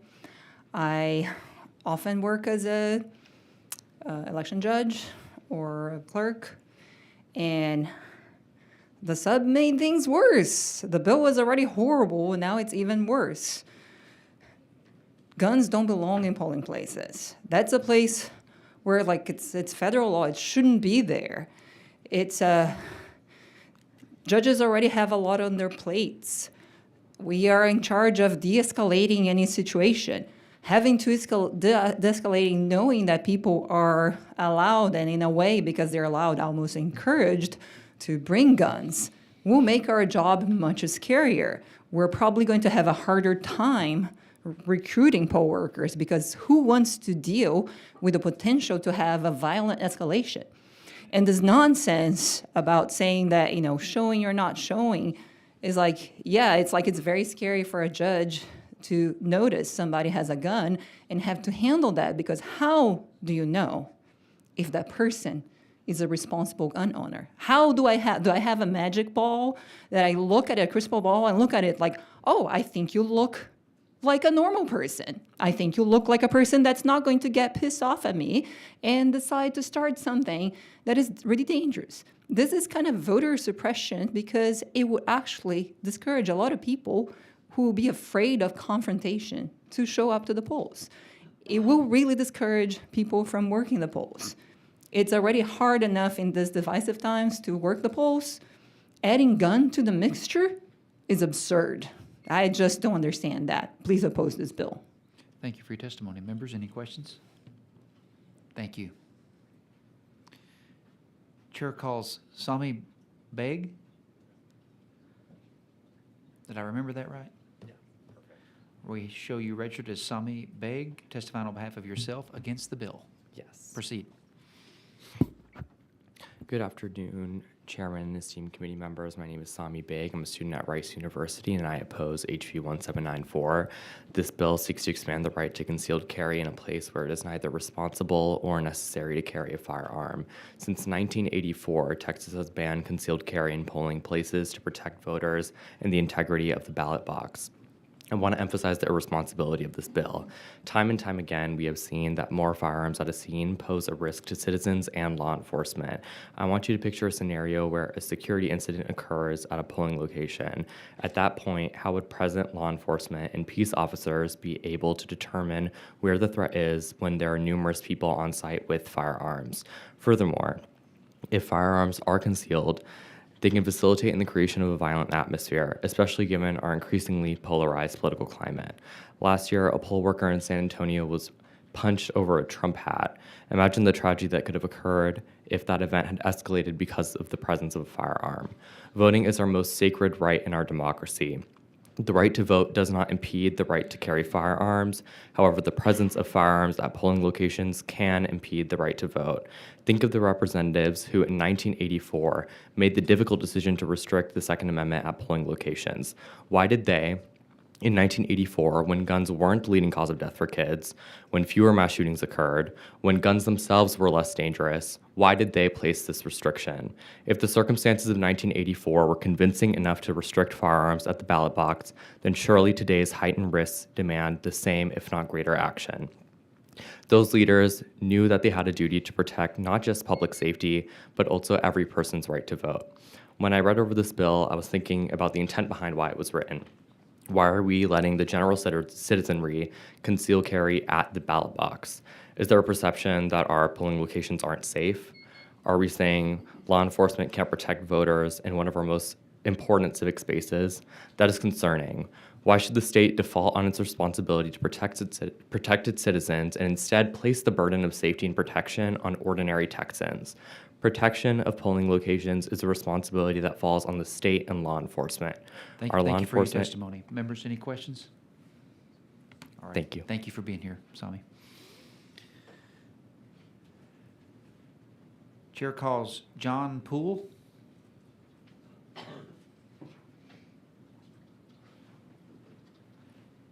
Show you registered as John Poole, testifying on behalf of the Texas State Rifle Association and yourself, and you're for the bill. Yes, sir. Please proceed. Good afternoon, Chairman Hefner, distinguished members of the House Homeland Security and Public Safety Committee. I'm John Poole again, Executive Director of the Texas State Rifle Association. Again, I'm also a retired Border Patrol agent of 26 years and a Marine before that, wearing a uniform for almost 30 years defending this country. House Bill 1794 is to remove the prohibition in the possession of firearms of any law-abiding Texan on the premises of polling places on Election Day and during early voting. What it does, it furthers the rights of Texans who want to protect themselves and others. There are hundreds of polling places in Texas stated as gun-free zones. Some are located in some of the most dangerous parts of our cities. Every location does not have equal security. Texans going to the polls have a right to protect themselves no matter where they go, especially when they go to exercise their right of vote, which has been with us since the inception of our country. As an example, and again, it is not our country, I was an advisor in Afghanistan in 2014 during their presidential election. Voting was so embedded to them as their right to do that they literally died to vote because they had no protection from the Taliban and the Al-Qaeda. Is that going to happen here? No. But does a Texan have a right to his vote and a right to protect himself during his vote? Yes, he does. So at this time, sir, in closing, I'd like to thank the Representative Tepper for filing this important piece of legislation. Thank you for your testimony. Members, any questions? Thank you for being here, Mr. Poole. Thank you. Chair calls Stephen DeLine. Stephen DeLine is registered against the bill, not testifying. Chair calls Tyler Smith.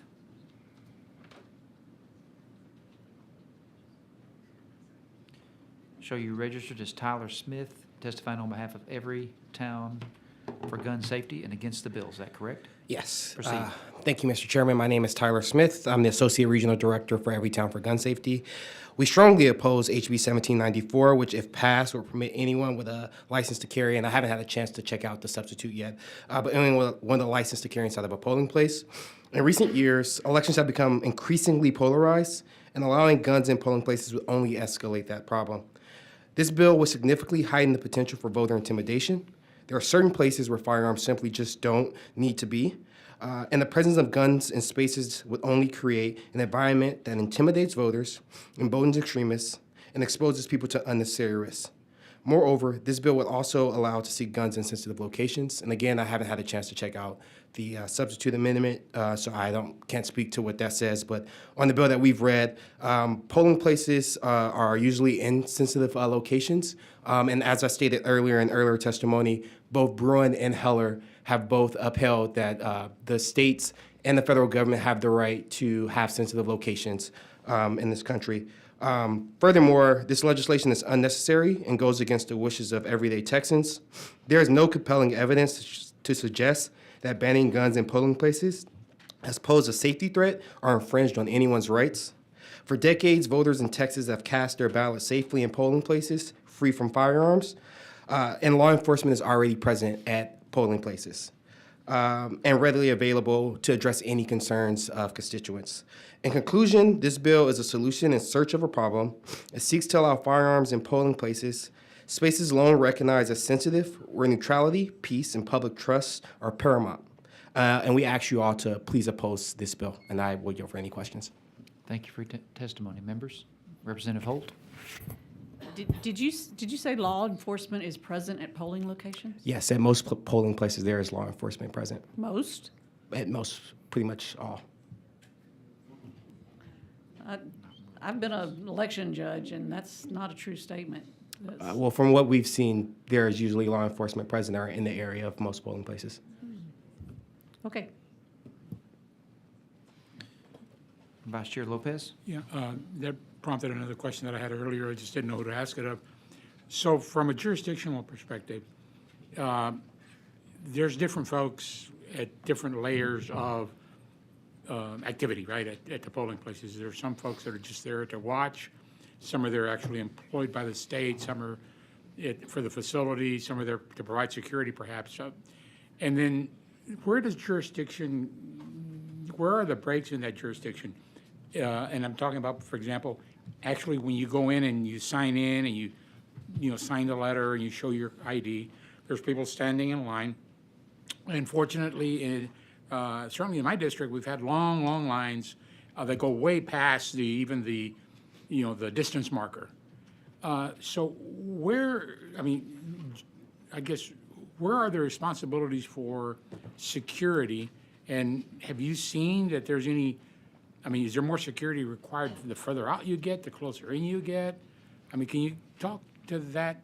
Yeah, I don't have the specific answer to that. I can get back to your office on that specific question. Yeah, I can get back to your office on that specific question. It seems to me that, the closer you get to the actual voting spot, the more secure it is. The further out, more out you get beyond the 50-yard distance or 100-yard distance, and even to the poll workers and the different sides, of candidates is where there could be a lot of conflict. And I just don't know that there's a whole lot of observation being conducted out there. And I was just curious to find out what your thought on that was.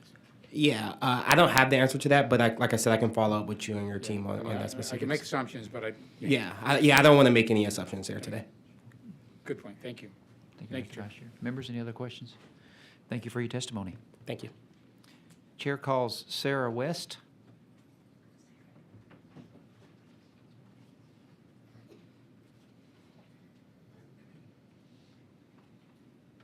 I show you registered as Sarah West, testifying on behalf of Moms Demand Action and yourself, and you're against the bill? That is correct. Great. Continue. Hello, my name's Sarah West. I'm here to testify in opposition to HB 1794 on behalf of myself and the Texas chapter of Moms Demand Action.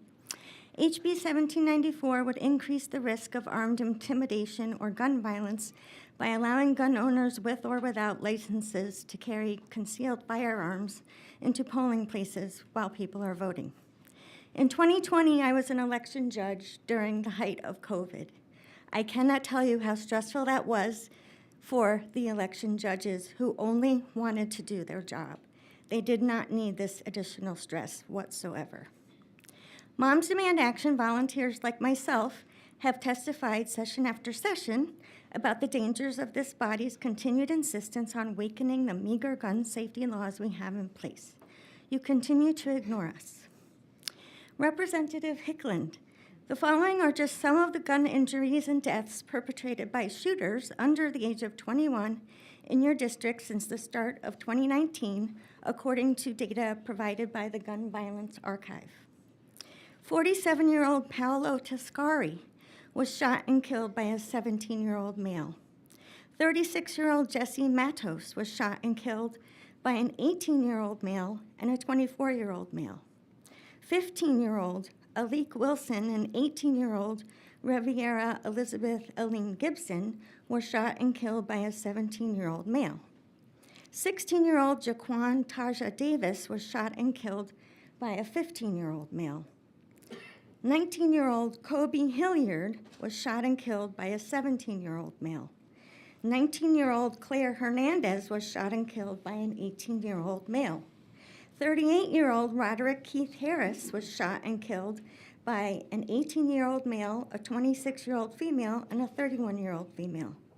My list is going to go on too long for this time. I just ask that you stop the madness. There are some places where guns simply don't belong. Thank you We for your do know testimony. this. Members, Thank any you. questions? Representative Holt? Yes. Were any of those names that you just mentioned killed inside of a polling location? I do not know when they were killed. Okay, thank you. They were just killed. Thank you for your testimony. Chair calls Aaron Earp. Show you registered as Aaron Earp, testifying on behalf of the Giffords Organization against the bill. Is that correct? That's correct, Mr. Proceed. Chair.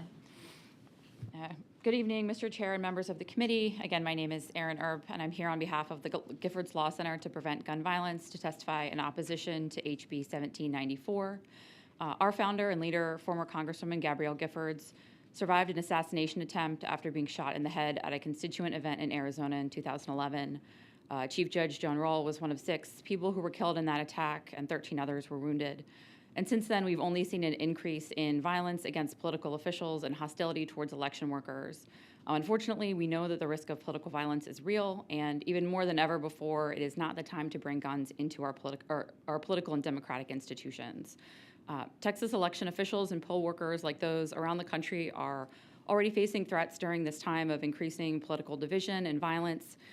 In August of 2022, the entire staff of Gillespie County Elections Office resigned, citing threats, dangerous misinformation, and a lack of support. And since 2020, 1 in 3 election workers in Texas have left their jobs, adding the risk that a disagreement or heated tempers may escalate to drawn firearms and shootings. will only increase the pressure on these public servants and volunteers who are simply trying to make sure that everyone can exercise their right to vote.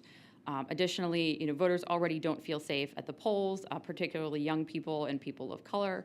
A 2022 national poll found that only 41% of Americans say they feel safe voting in person.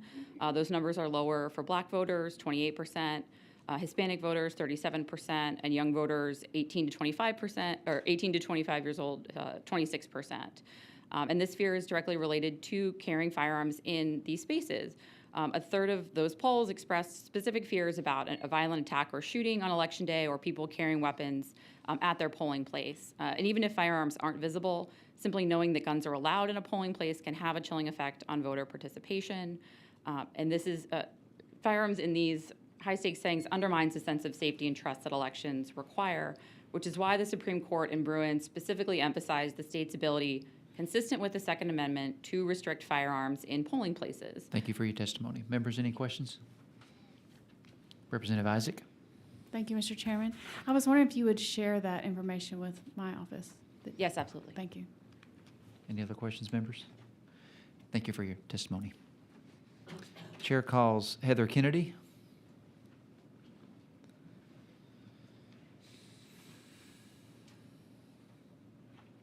Have you registered as Heather Kennedy, testifying on behalf of Moms Demand Action and yourself and against the bill, correct? Correct. Proceed. Thank you. I love voting. Obviously, I love being involved in the democratic process. I always took my kids with me when they were little. Waiting in line is invigorating for me. The clerks and judges greet me with smiles and small talk. Sometimes I'm lucky enough to witness a celebration for someone voting for the first time, whether they're a young adult or a new citizen, and I might even tear up when that happens. As I slide my ballot into the machine, I can feel the sincerity in the poll workers' thank you, and of course, there's the sticker. I've long considered working in my county's polling places. One of the main reasons I never have is because I know polling places aren't always friendly. As we saw in 2020, disinformation around elections put some poll workers in danger. Since that time, many people have behaved like the rules don't apply to them. Is it legal to wear a baseball cap supporting your candidate within 100 feet of a polling place? No, it's not. But do I want to be the poll worker who has to tell someone they need to remove their hat or turn their t-shirt inside out, knowing that just last fall, a man in Bexar County repeatedly punched an elderly poll worker for doing just that? Poll workers deal with enough.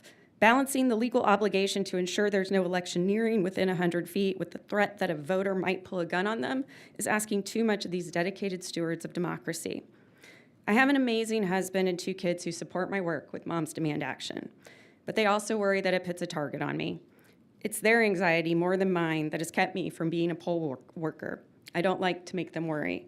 How many other potential poll workers or voters will this scare off?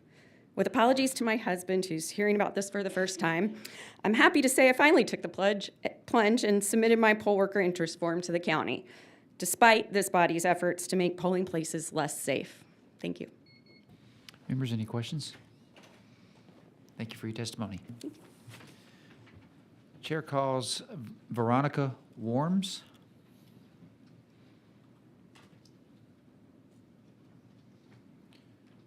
Show you registered as Veronica Worms, testifying on behalf of the Texas Civil Rights Project against the bill. Yes, Chairman. Proceed. My name is Veronica Worms. I'm a policy attorney representing the Texas Civil Rights Project against HB 1794. We are deeply concerned about allowing anyone under the committee substitute, seemingly, to concealed carry in polling places. During the interim, I work on the election protection hotline 866-RVOTE, where we help voters with any issues that they face during the voting process. Voter intimidation is one of the issues reported to us, and the presence of guns in and around polling locations features prominently in them. For instance, in 2020, a voter in Hidalgo County reported 2 men with visible firearms walking around near a polling location and speaking with voters, despite clear signs stating that no firearms were allowed at the polling location. Our volunteers in Tarrant County witnessed a group of men with bulletproof vests and rifles gathered across the street from a polling location in full view of voters. Voters called us because they realized how scary it is to have guns in the polling place and wanted to make sure that everyone in Texas felt safe enough to cast their ballot. We also have constitutional concerns with this bill. In NRA v. Bruin, Justice Thomas analyzed whether whether there were any historically sensitive places where Second Amendment rights yield under history and tradition analysis.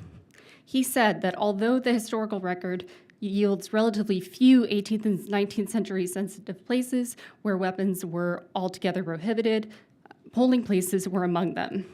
He concluded that therefore we can assume that it is settled that these locations are sensitive places where carrying arms would be prohibited and consistent with the Second Amendment. Applying that precedent to this proposal, any court challenge to this law would result in an injunction. Passions run high during elections, and adding guns to that equation is inviting potential tragedy. A witness on another bill heard earlier today implied that the fact that there were guns in this room right now and that passions run high during session means we should allow them in sensitive places. For my own part, I am testifying despite being intimidated. Thank you Even for our your- most stalwart Second Amendment enthusiasts on the Supreme Court would agree that it does not violate anyone's rights to prohibit guns in polling places. Thank you for your testimony. Members, any questions? Thank you for being here. We appreciate your testimony. Thank you. Chair calls Chris McNutt. Show you registered as Chris McNutt, testifying on behalf of Texas Gun Rights and yourself and for the bill. Is that correct? Yes, Chairman, that is correct. All righty, proceed. Law-abiding Texans should not be stripped of their Second Amendment rights and their ability to defend themselves and their loved ones from violent criminals in order to vote for their elected officials. And we were in support of this bill before we found out about the committee substitute. And one of the points that I wanted to actually mention was I think that the bill should go further to allow all law-abiding Texans in order to carry for those reasons. And so without seeing the language, yeah, I'm still very confident that we will continue to support the bill, if not more so than we did before. But as far as intimidation for concealed carry, like the whole point of concealed carry is it's going to be concealed. Nobody's going to know. Nobody would know that I am carrying right now if I didn't just make that announcement. And the same thing with everybody in this room. I mean, there's just guns do not get fired on their own. They're not going to just cause any problems, especially in law-abiding citizens' hands who just want to go and exercise their constitutional rights. So with that, I urge you to support this bill, and thank you for your time. Members, any questions? Thank you for your testimony. Thank you.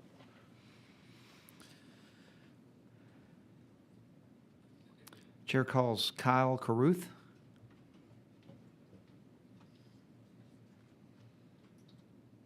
Show you registered as Kyle Caruth, testifying on behalf of Gun Owners of America and yourself and for the bill. Is that correct? Yes, sir, that is correct. Proceed. My name is Kyle Caruth. I'm the State Legislative Director for Gun Owners of America, and thank y'all for having me here today. I appreciate everything that y'all do. I would like to testify in favor of House Bill 1794. I think that Representative Tepper has come up with a wonderful bill here. As multiple have said, we have not seen the substitute in particular, but am very confident that that substitute will continue the faith of what we're trying to accomplish here. And as we all know, no matter the circumstance, if there is an issue, a person that is ready to step in will stop that much more quickly as opposed to not having anyone around. Gun-free zones are constantly and consistently looked at as soft targets for individuals to hit. And just as multiple people have stated here today, polling locations can be very contentious. There can be issues. There are issues in polling locations with people who hold diametrically opposed views, which is perfectly fine. We should all listen to each other's thoughts and on how to take care of things. But none of that negates any individual's right to life and their right to defend themselves no matter the circumstance, no matter the location. And a polling location in particular is just that, another location that you are forcing people to go into if they're going to exercise their right to vote and do so in a way that potentially compromises their safety.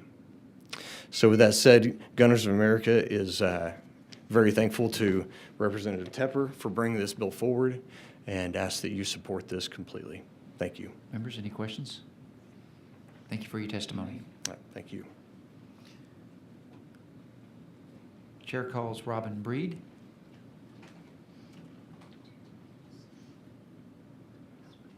Have you registered as Robin Breed, testifying on behalf of Moms Demand Action and yourself and against the bill, correct? I'm just testifying for myself on this For one. yourself? Okay. Yes. We'll correct that and proceed. Thank you.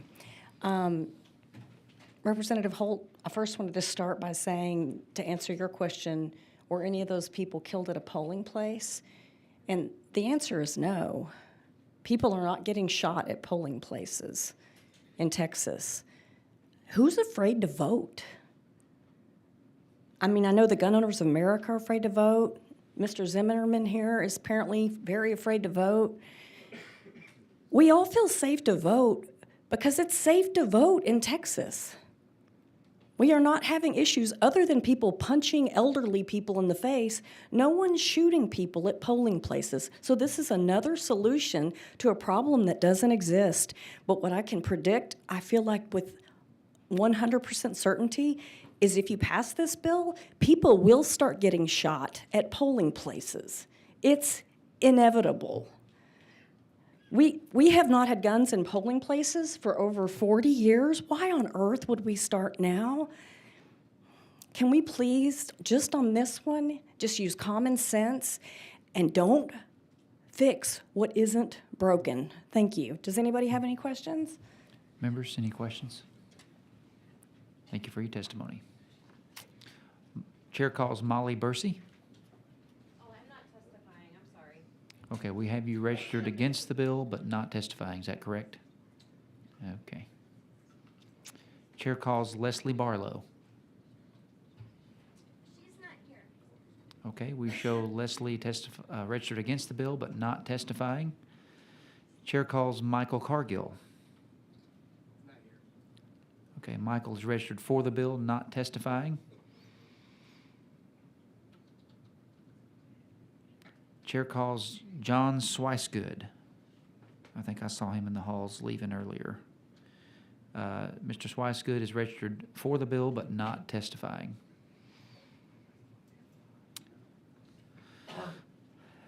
Chair calls Nilafar Hafizi.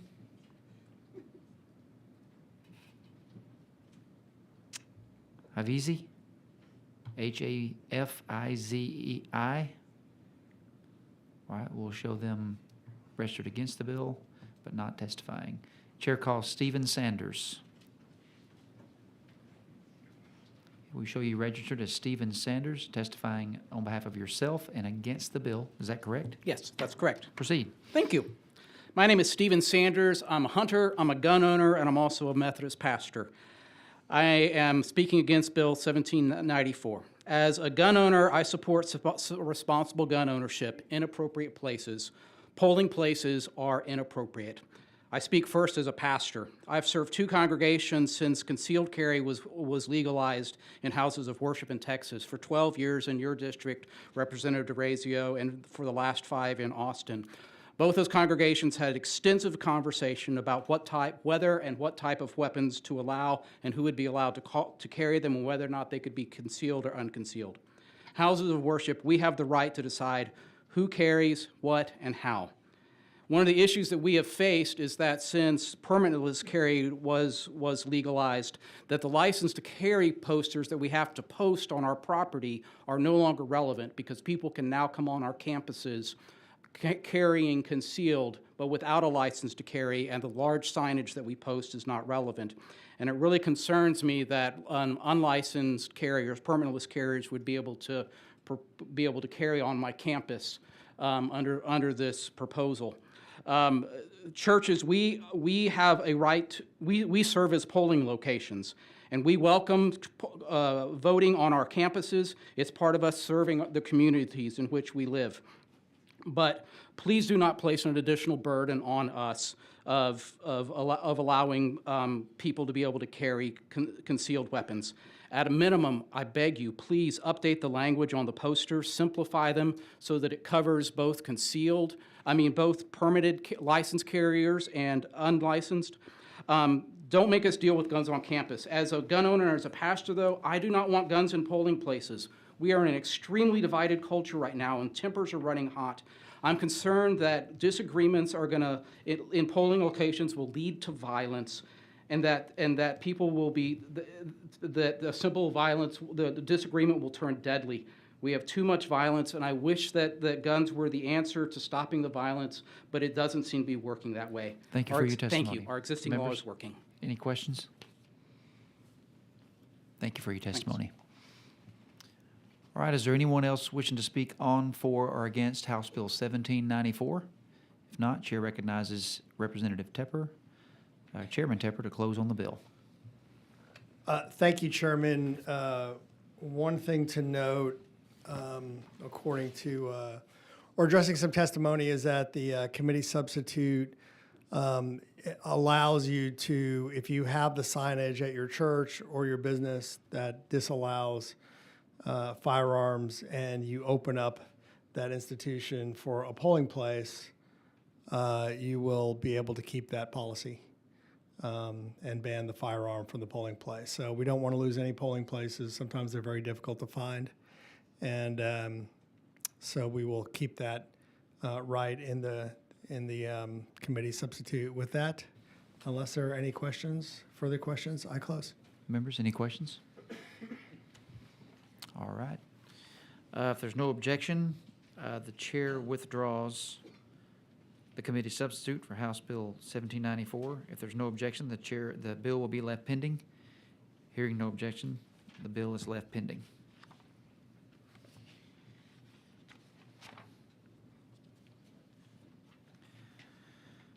Chair lays out House Bill 2215, recognizes Representative LaHood to explain the bill.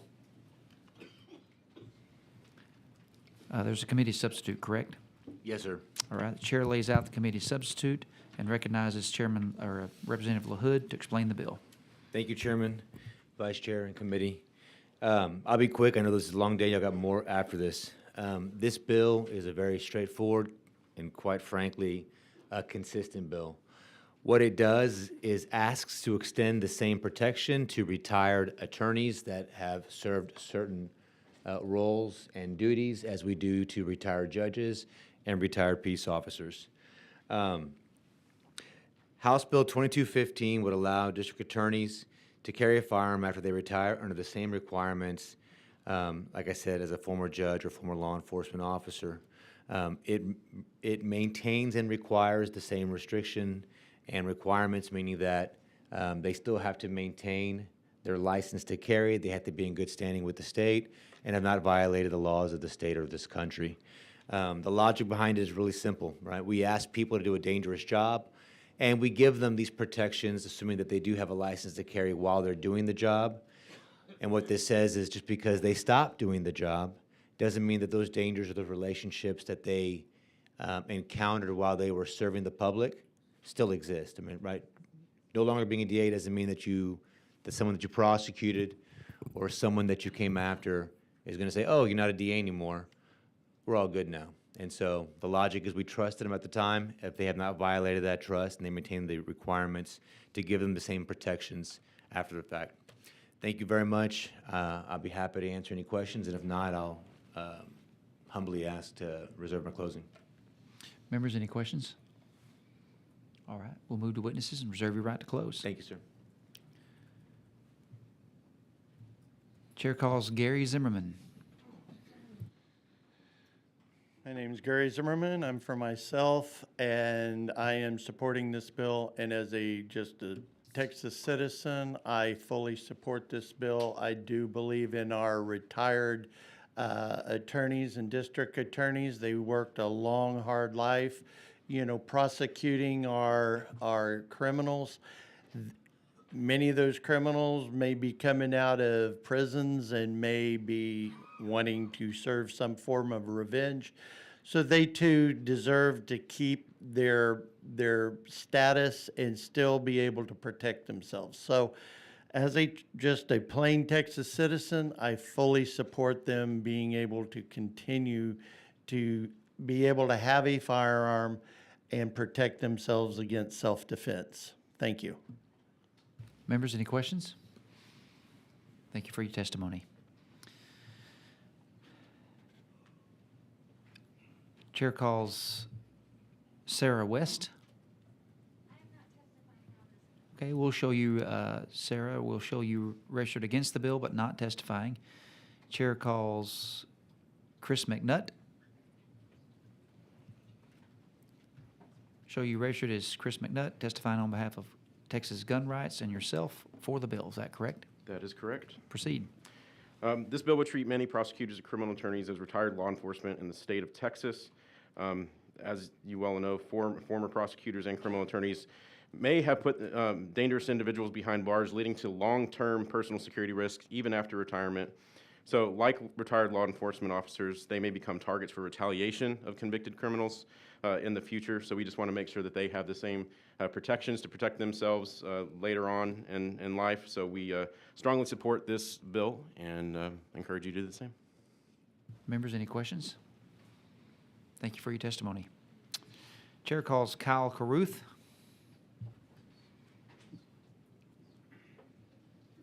Show you registered as Kyle Caruth, testifying on behalf of Gun Owners of America and yourself and for the bill. Is that correct? Yes, sir, Mr. Proceed. Chairman, it is. Again, my name is Kyle Caruth. I'm the Legislative Director for Texas for Gun Owners of America. And speaking to House Bill 2215 in particular, we are definitely in favor of this. We do believe that these individuals that are coming off of prosecutorial duty do in fact stand a great risk of being attacked by other individuals that are seeking vengeance or otherwise. The same, and I think that the Representative LaHood did a great job putting this in there. Article 7 also includes assistant attorneys as well, because they're right in the thick of all of the litigation that's going on as well, the prosecution that's going on. And so with that, I would like to say that watching and seeing firsthand the judicial side of our government and the animosity that can come from individuals that don't get their way in court is often taken out on prosecutors and assistant prosecutors. And so we are all for allowing these individuals to protect themselves, because not always is there an armed police guard right there with them, especially whether it's in the courthouse, whether it's outside of the courthouse, either way. So I urge you as a committee to please look at this bill and to pass it quickly and allow these individuals to protect themselves. Thank you. Thank you. Members, any questions? Thank you for your testimony. Chair calls Joe Stinson. Show you registered as Joe Stinson, testifying on behalf of the Bexar County Criminal District Attorney's Office and for the bill. Yes, sir. All righty, proceed. Good evening. Good evening. So this bill actually hits at home with Rep. LaHood. So 35 years of law enforcement. I'm working on my second retirement. With Bexar County DA's office, I am over Joe Gonzalez's protective detail. Unfortunately, the big DAs, Harris County, Dallas County, and Bexar County all have a protective detail. Like the Secret Service, we travel with them everywhere. Just the handouts give kind of just an example of what these DAs have to deal with during the tenure and after they're out of office. The last 2 pages is Nico LaHood's. Since I've been in charge of the protective detail, we have arrested and prosecuted 2 people that have threatened and harassed Nico LaHood since he is out of office. So these threats don't disappear once you're out of office. Unfortunately, they make these enemies, and they're lifelong time enemies. These DAs need to protect themselves and, most important, their families. One other thing is maybe the wording might need to be, instead of retired district attorneys, some district attorneys aren't able to retire due to they don't want to run again, or they're beat in elections, their terms are up. So maybe we can include that is a little different speech. As you can see, Joe Gonzalez, he is in the blue graph, the first page. So he has had numerous threats to his life, his family. Since he's been in office, we've arrested 2 people also. One individual posted on Twitter, "Let's go kill him." And we took that serious, so we ended up prosecuting him, arresting him. Another one is an Aryan Brotherhood member. He actually threatened to kill the district attorney and posted his home address.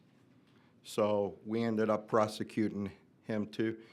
So these DAs, when they leave office, they still have these enemies out there. So I really do suggest this bill getting passed so they can protect themselves and their families. Members, any questions? All righty, thank you for your testimony. Is there anyone else wishing to speak on, for, or against House Bill 2215? If not, Chair recognizes Representative LaHood to close on the bill.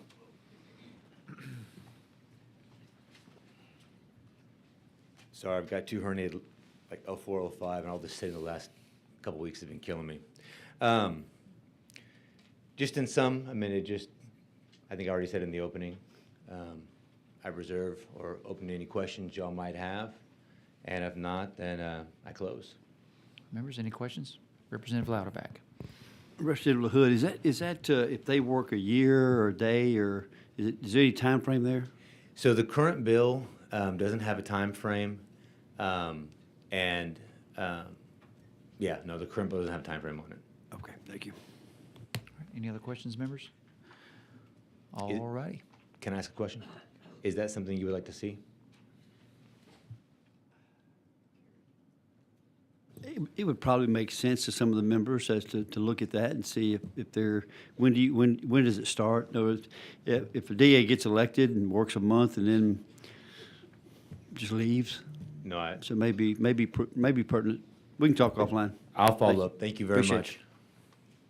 All right, if there's Any no other- other questions, Chair withdraws committee substitute for House Bill 2215. If there's no objection, the bill will be left pending. Hearing no objection, the bill is left pending. Thank you very much. May I be excused? You're excused. Thank you.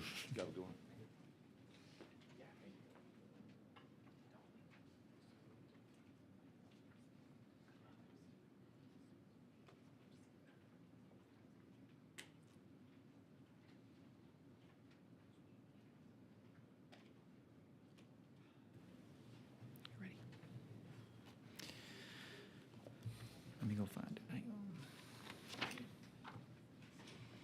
All right, the chair lays out House Bill 2470 and recognizes Representative Verdell to explain the bill.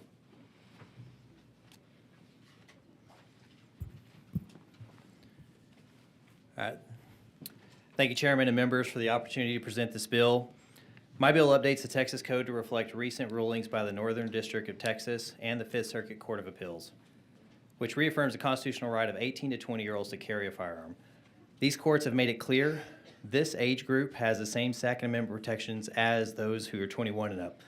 Texas now issues license to carry to residents in this age range, but our code is yet to be updated to match the legal reality. There are approximately 1.6 million Texans between the ages of 18 and 20. They are legal adults, many serving in our military, attending college, and entering the workforce. They deserve the same constitutional and inalienable rights as every other adult in our state, including the right to defend themselves. If a 19-year-old woman perceives an imminent threat to her safety, she should not be denied her right to carry a firearm solely because our statutes haven't caught up with the law. Criminals often target college-age women, viewing them as soft targets. We should not make it harder for potential victims to protect themselves. I find it shocking that anyone would oppose empowering women to defend themselves from a would-be attacker. The Department of Justice has found that individuals who are unarmed, female, small in stature, elderly, or distracted are disproportionately targeted by criminals. For those who fall into those categories, the ability to carry a firearm can mean the difference between being a victim and being able to defend themselves. Some argue that young adults are too irresponsible to be trusted with this right, but the data tells a different story. 97 to 99% of 18 to 20-year-olds do not commit crimes. It is unjust to strip away the rights from the overwhelming majority because of the actions of a few. We don't accept collective punishment as a principle in any other area of civil rights, and this should be no different. I urge my colleagues to support this bill. Let's bring our code into compliance with the Constitution and the courts. Let's ensure that all adult Texans, regardless of age, are able to exercise their right to self-defense. Members, thank you for your time, and I want to reserve the right to close. All right, members, any questions? All right, we'll reserve your right to close. Thank you, Chairman. Just a reminder, everyone, we have a hard stop on 2 minutes for testimony, and so we'll get right in there. Chair calls Brett Cross. I show you registered as Brett Cross, testifying on behalf of yourself and against the bill. Is that right, Mr. Cross? Yes, sir. All righty, proceed. My name is Brett Cross. My son Uzziah was just 10 years old when he was shot to death at Robb Elementary in Uvalde. You see, the shooter had tried and failed to purchase a firearm illegally for many years because Texas wouldn't do anything about the age for ARs. Just days after his 18th birthday, he walked in and bought actually 2 ARs and hundreds of rounds of ammunition, and walked out with the power to end 21 lives. Had he not had the ability to purchase those firearms, he couldn't have killed my son. And now this body is considering whether to make it even easier for people that age to arm themselves with handguns. Like, if 18-year-olds are not emotionally mature enough to legally rent cars, buy alcohol, gamble, buy tobacco, then why in God's name are y'all willing to gamble with our children's lives by contemplating that they should be able to purchase the firearms? Plus, how many 18-year-olds do you see here asking for the capability to? Handguns are the most commonly used weapons in suicides and homicides. Giving easier access to them in an age group already at higher risk for violence and suicide is not just irresponsible, it's downright reckless. All it takes is one moment of rage, one moment of despair, one wrong decision with a gun to shatter families, schools, and communities forever. And you know that. You've seen it in Uvalde. You've seen it in Santa Fe. You've seen it in El Paso. You've seen it in Allen. My son should be at home right now playing video games with his siblings. Instead, he resides right here in this bracelet. Lowering the handgun age won't make Texas safer. It'll only make more funerals, more heartbreaks, and more empty bedrooms. So I ask you as a father, as a Texan, as someone who has already paid the highest price for inaction, do not lower the handgun age to 18. You have the power to prevent the next Uvalde. Use it. And if you don't, prepare to be unseated from your luxurious chairs because every drop of blood will be on every single one of your hands. Thank you for your testimony, Mr. Cross. Chair calls Javier Cazares.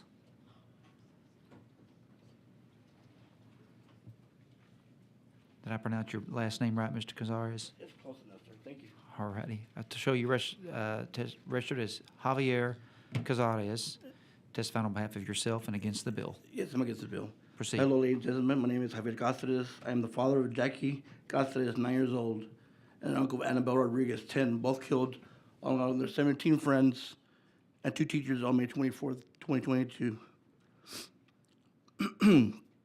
My question to you is, who up there is okay burying your child? Can you please stand? Maybe you didn't understand my question. Can you please stand if it's okay to bury your child? I don't see anybody standing.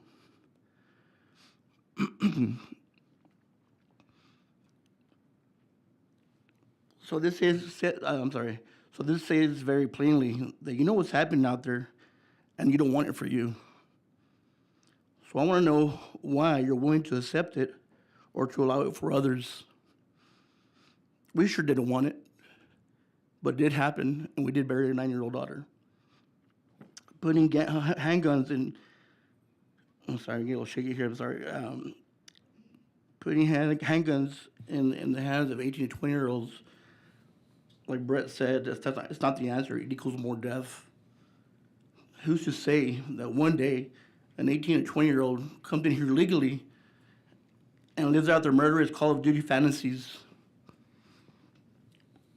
So this bill, again, is going to allow 18-year-olds to buy handguns They already have ARs going to school and killing our children. Again, Brett said a good example. If this bill passes, are you okay with the blood on your hands? Thank you. Members, any questions? Thank you for your testimony. Chair calls, is it Milan Narian? He had to leave? Okay, we'll show them registered against the bill, but not testifying. Chair calls Gary Zimmerman. My name's Gary Zimmerman. I'm testifying in favor of the bill, and I'm testifying for myself. As you all know, I'm a licensed carry instructor. I am already teaching 18-year-olds to get the license to carry. The DPS, Department of Public Safety here in Texas, is already issuing license to carries to 18-year-olds. Due to the case of Reese versus ATF that came out on January the 30th, 2025, that he already spoke of, and I gave you the handout electronically this weekend. FFLs in Texas, effective after January the 30th of this year, are already selling handguns to 18-year-olds. So this isn't a matter of whether or not you all want to pass it. This is getting in line with already the court orders. In Texas, 18-year-olds, in fact, those that are in my class already bought handguns when they came to my class to take the LTC class. DPS is already issuing them. The FFLs in Texas are already selling them. So this is just getting the Texas law in line with the court orders from the Fifth Circuit as well as the other court from earlier in 2023. The law is already there. We're following court orders. This is just going to get our Texas code in line with what's already happening. The firearms are already being sold to the 18-year-olds, the handguns, and I'm already teaching, and they're already being issued the license to carry. It's a fact. It's already going on right now today. Whether y'all pass this bill or not, it's still going on. It will go on, and it's legal. Thank you. Members, any questions? Thank you for your testimony. Thank you. Chair calls London Delgado.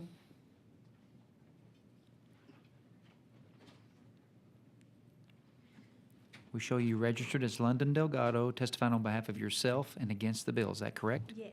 All righty, go ahead. My name is London Delgado, and I am a graduate of Santa Fe High School class of 2023. I stand before you not with hope, but with a feeling of betrayal. I am here to deliver a message, one that you consistently refuse to hear. 2 years ago, as a senior, I stood before you foolishly believing that you possessed the will to protect our youth. I believed you would take action against gun violence. Now, years later, that belief is shattered. Have you truly listened to the young people you claim to represent? Have you bothered to understand our basic desires to learn, to accept, to explore, and to learn and live without fear? Our dreams have been stolen. 7 years ago, my community was torn apart by a 17-year-old who had access to a firearm, a sawed-off shotgun to be exact. 3 years later, Uvalde suffered the same fate, despite your empty promises, by an 18-year-old who had access to an AR-15. I have grave concerns about HB 2470. It will not stop the bloodshed. It will only prolong the suffering. I foresee a future of mourning families, terrified children, and all the desperate messages that you have continued to ignore. Sorry, I'm really nervous. It's okay. This is the future you are enabling. My testimony is not just a plea, but an indictment. I accuse you of failing in your duty to protect us anywhere, including at school.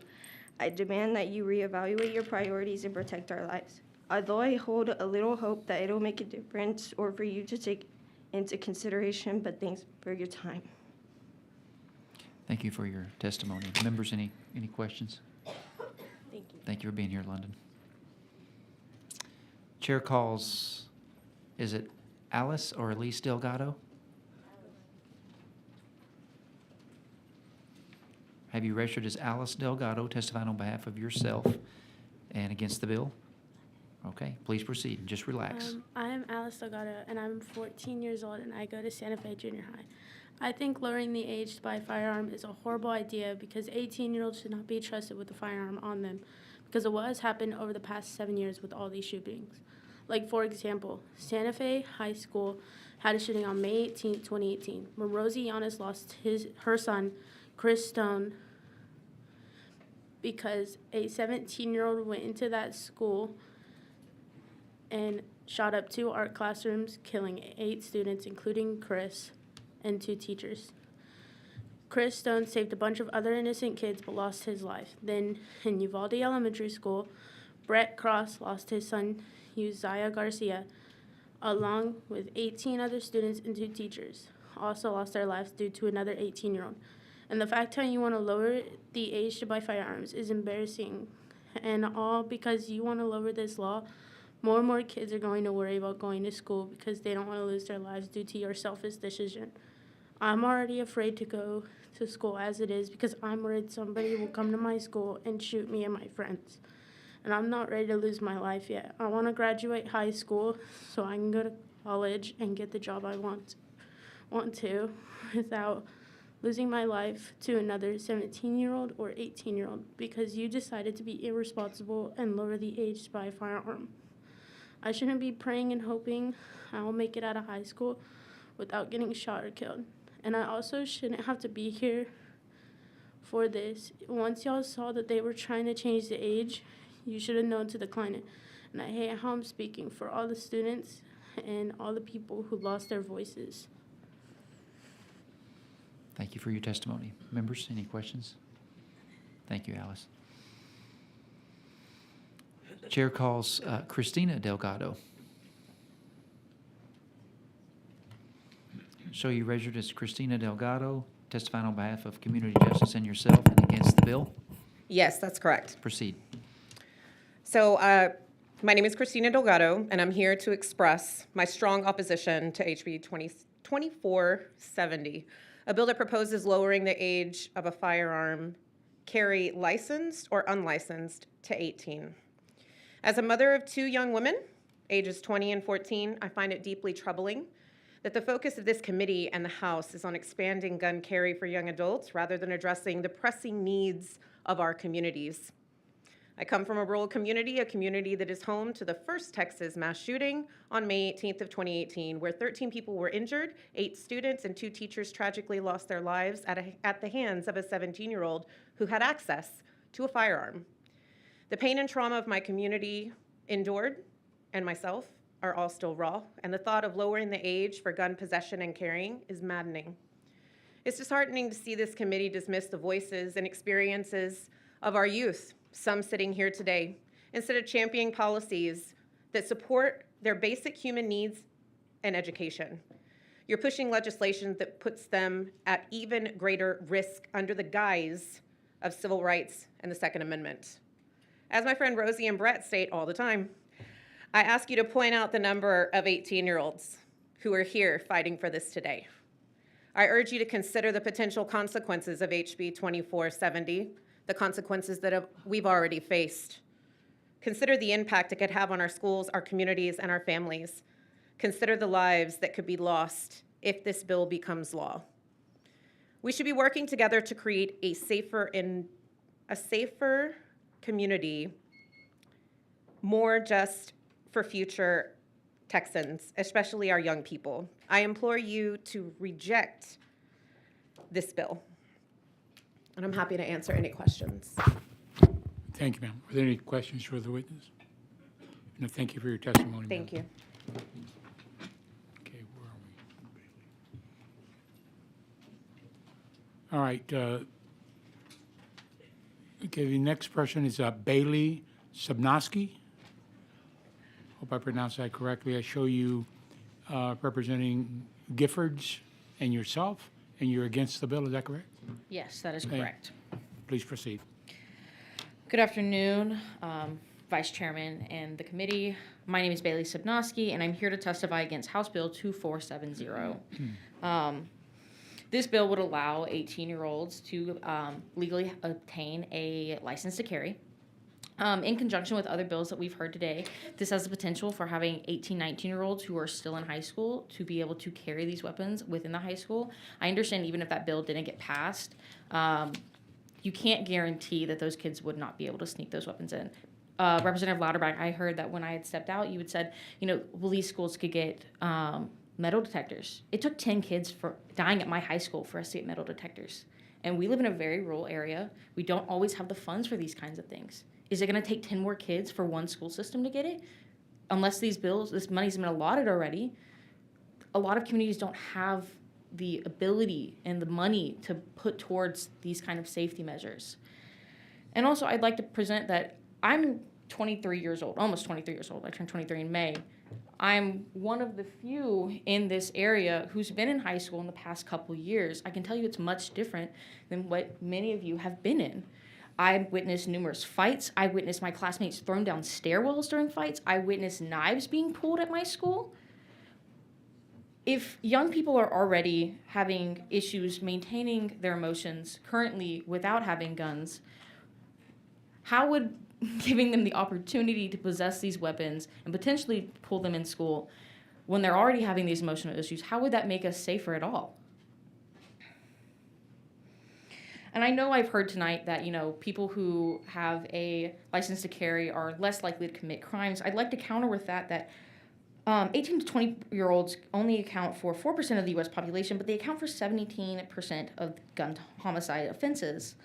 Members of the committee, I understand the desire to make our schools safer, but this is not the way to do so. I've spent my life around firearms, and I was taught gun safety at a very young age. However, I understood that myself or other young people probably would not have had the emotional maturity at 18 to understand the gravity of what it means to be a responsible gun owner.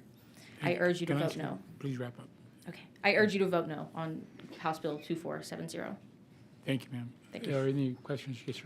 Just to make a comment. So in my district, I met a young man who was from Michoacan in Mexico, which is the heart of the cartel country. Yeah. He had come across, and he was in a high school in my district.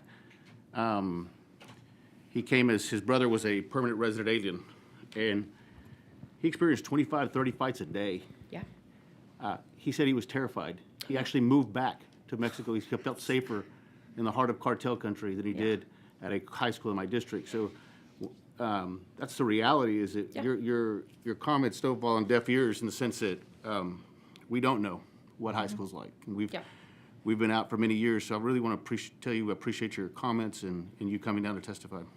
I'd like to also say something in regards to that. You spoke about somebody coming from another country and being a student here in the U.S.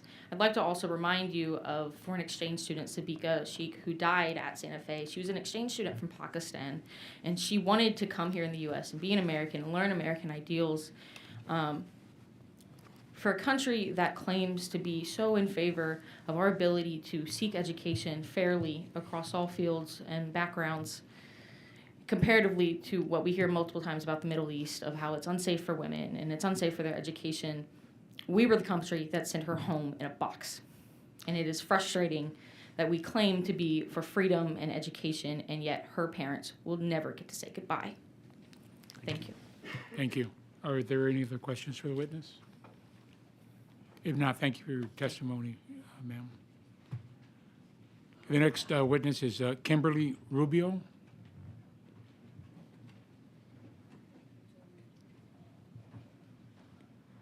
Kimberly, we show you testifying as Lexi's mom, and you're testifying on behalf of yourself, and you're against the bill. Yes.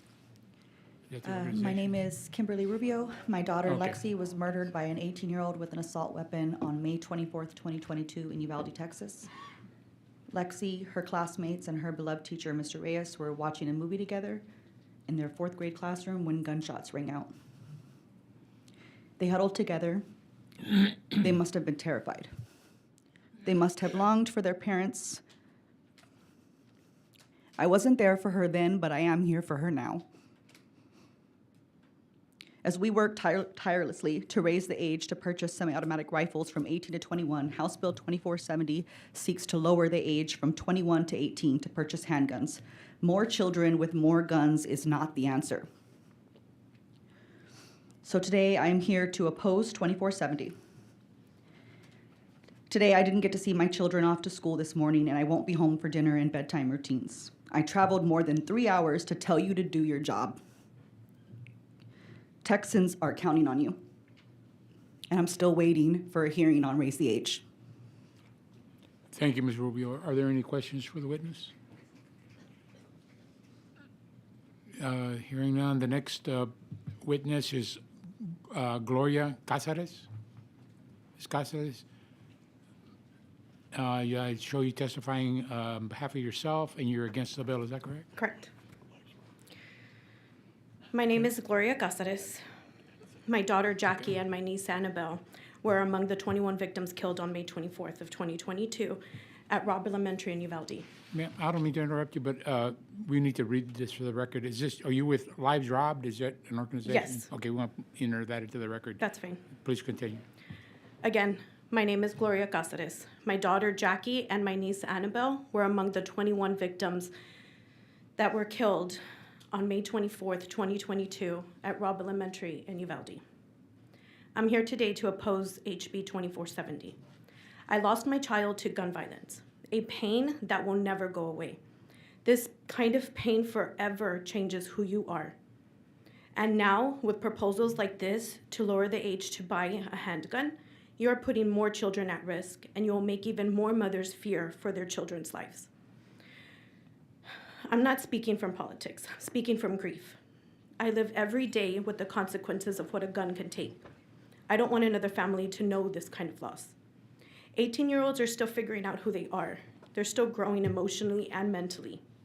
Putting more guns into younger hands increases the chances that someone else's child, someone else's parent, someone else's sibling or friend won't come home one day.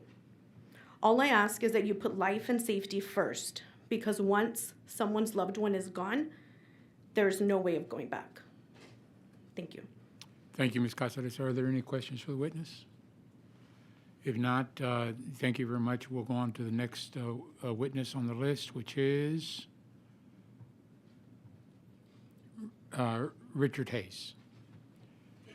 Mr. Hayes, we show you here as representing Gun Owners of America and yourself, and you're for the bill. Is that correct? That's correct. All right. Attorney Richard Hayes, representing Gun Owners of America and myself in favor of HB 2470. And Gun Owners of America represents tens of thousands of responsible gun owners, many of which are responsible 18, 19, and 20-year-olds. We respect the committee's time. We asked a lot of these folks to submit their comments online. We'd encourage you to check those out. This bill is really a cleanup, because this is the current state of the law, and it has been for 3 years, and it has nothing to do with the purchase of a handgun. This relates only to the carrying. Carrying of long guns has been decriminalized for 18-year-olds for as long as I can remember. The purchase of long guns for 18-year-olds, we've had that for over 50 years. But today we're talking about the case of Andrews v. McCraw, which effectively lowered the age to engage in Texas constitutional carry to 18. This happened in 2022. And for the eligibility to obtain a license to carry to 18. So we're just talking about those two scenarios. Again, it's been the law for 3 years. This is really a cleanup. This doesn't change anything that isn't already in place, and we'd encourage passage. Thank you, Mr. Hayes. Are there any questions for the witness? If not, thank you for your testimony. Thank you. Next person is Stephen DeLine. Stephen DeLine, am I pronouncing that correctly? All right. If not, the next witness on the list is Tyler Smith, representing Everytown for Gun Safety. And you're against the bill, is that correct? Yes, that's correct. Thank you, sir. Please proceed. Yes, good afternoon. Again, Tyler Smith, Everytown for Gun Safety. We oppose HB 2470, which if passed would lower the age to carry handguns to 18 to 21-year-olds. As we've seen in research, 18 to 20-year-olds are 3 times more likely to make a crime than 21-year-olds and older. Young people between 18 and 20 are involved in gun homicides at nearly 4 times the rate of older adults, and that's why federal law does not allow handgun sales to people under 21 from licensed dealers. Over 85% of Texans want stronger gun safety laws. A recent poll in Texas revealed overwhelming support across party lines, showing that there was support for stronger background checks and raising the minimum age to purchase firearms.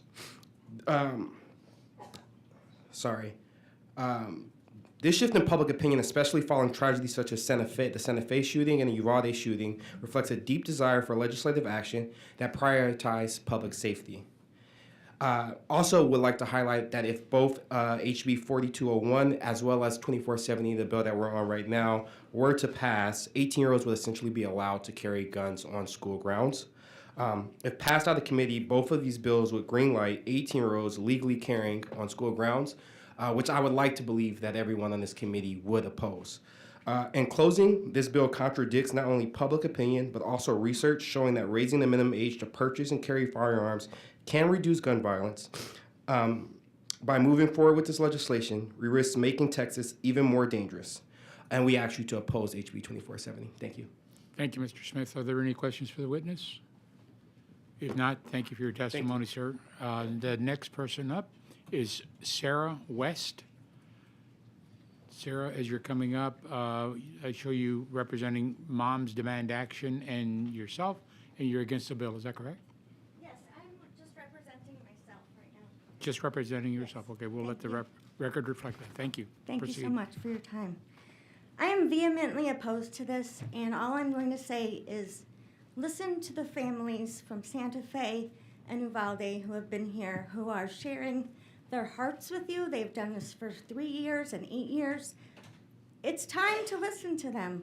And please, please reconsider if you're not in favor of opposing this. Thank you, Ms. West. Are there any questions for the witness? If not, thank you for your testimony. The next person is it Danielle Bryant, representing yourself, and you are against the bill. Is that correct? Well, I guess Danielle Bryant. Okay, not seeing any response to that. Aaron Earp is next witness. Show you as the representing, is it Giffords? Giffords, yes. And you're against the bill. Is that correct? Yes, that's correct. Please proceed with your testimony. Good evening, Mr. Vice Chair and members of the committee. Again, my name is Erin Earp, and I represent the Giffords Law Center to Prevent Gun Violence. I'm here to testify in opposition to HB 2470, which would lower the minimum age to publicly carry firearms from 21 to 18. And just to be clear, while the bill, the language of the bill does lower the eligibility for a license to carry permit, the bill itself does not require that 18 to 20-year-olds obtain a permit before they can publicly carry firearms. Once someone is eligible and not otherwise prohibited because of a conviction or some other reason, they are eligible to carry without having that license to carry a firearm. And so ultimately this balloons the population of teenagers who are statutorily then eligible to carry firearms in public spaces, which will only lead to increased gun violence. And what we have right now from a constitutional standpoint is a circuit split between the Fifth Circuit and the 11th in interpreting whether there is a history and tradition of firearm regulation when it comes to individuals who are between the ages of 18 and 21. And this is something that the Supreme Court is ultimately going to need to weigh in on to determine, looking at the history and tradition, do they say that is supported under the Second Amendment? But in this case, what this statute would do is create a situation where the laws of Texas are authorizing 18, 19, 20-year-olds to publicly carry firearms, authorizing licenses to carry. Should the places where someone can carry with a license to carry expand, that would then also apply to teenagers, 18, 19, and 20-year-olds in places like schools and hospitals and things of that nature. And so for those reasons, I would ask you to unfavorably report the bill. Thank you, Mr. Are there any questions of the witness? If not, thank you for your testimony. The next person on the list is Rhonda Hart. Rhonda, representing yourself, and you're against the bill, is that correct? Yes. Yes, please proceed with your testimony, ma'am. Thank you for listening to me one more time. My name is Rhonda Hart, mom of Kimberly Vaughn, who was shot by the sawed-off shotgun and a .38 revolver handgun. Mr. Verdell, Representative, I know that you're a military veteran, and I'm a military veteran, and frankly, that's offensive that you sit here and say that 18 to 20-year-olds are joining the military and that's how they're allowed to carry guns. Because you know as well as I do that they have to go through background checks and background checks. Ms. Hart, if I can ask you to direct your Okay. comments to the So panel. it's offensive that the representative uses the military standard of 18 to 20-year-olds joining the military, and that's how they are allowed to handle the guns that they're allowed to. Because he knows as well as I do, and Mr. Cortez is not here, he's a USAF vet too, that those adults, those young adults, go through multiple background checks and psychological testing before they're allowed to join the military. Then they have 2 weeks of hands-on training of how to disassemble an M16 before they're even allowed to go to the range. Then the range training that they get is 3 weeks long. I don't know where the representative thinks that this is a good idea to give 18 to 20-year-olds access to handguns. My 18-year-old son can barely remember to feed and walk the dogs every night unless I get onto him like green on grass.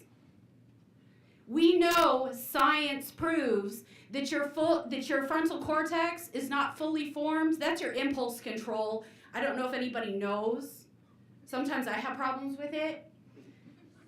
But your impulse control is not fully formed until you're 25. Tell me why. Explain it to me like I'm 5. Why are we giving people with no frontal cortex access to more deadly weapons? Please oppose this weapon. Please oppose this bill. And I really have to say, because this is the Veterans Committee, Whiskey, Tango, Foxtrot, Verdell, you should be ashamed of yourself. Well, thank you for your testimony. I'm sure Mr. Verdell will have an opportunity to make his comments in his closing. Does anybody have any questions for the witness? If not, we'll move on to the next witness, Stephen Kling. Stephen Kling, Giffords Gun Owners, so you representing Giffords Gun Owners and for safety, and you are testifying against the bill, is that correct? That's correct, Mr. Chairman. Please proceed, sir. Thank you. Yes, I'm Stephen Kling, and just again for the record, you guys see me before, but combat veteran, commander of Small Arms Training Unit in the U.S. military. HB 2470 appears to look at Texas and say, how can we get more kids and teachers murdered with firearms? It's this one, when you combine it with HB 4201, would allow 18 to 19-year-old high school students to concealed carry firearms at their school, on campus, district property, sporting events. It's really a campus murder multiplier, if you look at it. And just to back up what Aaron was saying, anybody who's actually read the federal rulings recently, there's nothing in that that compels. There's nothing in the 3-year-long policy that they're referring to that compels us to step away and allow a permitless or carry without proper training, right? Anyone who's telling you otherwise is either being disingenuous or they just haven't done their homework. So I've come to a lot of these testimonies over the years, and I see a couple of things that are like very consistent. And one is an ever increasingly parade of survivors who have lost loved ones, people like myself who come in and give their expert testimony. And it just doesn't feel like anything is really ever heard or really understood. And it's very frustrating to see that. All we're asking for is for people to acting in good faith. So when you see me coming up here and talking about the benefits, for example, of the school marshal program, I know that there are friends of mine in the GVP or family and movement that don't necessarily agree with it, but I see it as a good faith gesture to make our schools safer. This doesn't do that. One thing that really stuck out with me 2 years ago in the Raise the Age bill was Representative King, who sponsored the bill, and he said, 2 years ago, I would not have been for this, but because of what happened in Uvalde, I now am. And as much as I'm grateful for Representative King's change of heart, what really stuck with me is it took 19 kids to die and 2 teachers to die for that to happen. So here's what we're going to do. I'm not going to hit you with statistics about 18-year-olds and things of that nature, but what I'd like to do is to invite anyone who votes yes for this bill to join me in their districts with a bunch of teachers and administrators and media. And we can have I'd like to continue if that's okay. If I can ask you to wrap up, your time is Yes, sir. And we'd like to have a press conference where we help you identify the 19 children in your districts and the 2 teachers in your districts that have to die. Thank you for your testimony, sir. Are there any questions of the witness? More so a comment. Yes, sir. Thank you, Chairman. Every time somebody does something like this, I can't help but think of spring break and say, these are the kids you want handling guns. I think of spring break and watching all the 18, 19-year-olds out there and say, these are the people you want with handguns. Right. It's tough. Yeah, may I comment? Yeah, I would agree with you. I'm sorry, go ahead. I just want to say, too, that, having served with a lot of 18 to 20, 21-year-old kids in the military, many of them under my command, I hate the idea of disparaging them, but to the woman's point, a lot of them are very committed and put their lives on the line, and I think they do have some rights and respectably should be given some level of respect. But there are some physiological aspects to that, and to the woman's point earlier, they go through extensive training in the military. They go through those background checks. Let's make sure that they're at least doing some of these things just for the benefit of our teachers and our students that are otherwise put at risk. Thank you very much. Well, thank you very much for your comments. Are any other questions of the witness? If not, let me just make a real quick comment to you. I know we've had several. I've never heard any of the testimony that said that justifying this by virtue of being in the military, because I can tell you I served in the military quite some time ago. Right. And I can also tell you that unless things have changed, I was never issued a gun or a sidearm unless I was in a combat zone. Fortunately, I didn't have to do that. Anytime I did that, I was assigned a rifle. We went out to the rifle range. I was given ammunition that I had to count for, and it was under very, very close supervision. And probably at that age, it was probably a good thing. So was your experience any different? Not at all. In fact, that is one of the things I speak a lot about, Representative Lopez, is, we're just here to move closer and towards better training.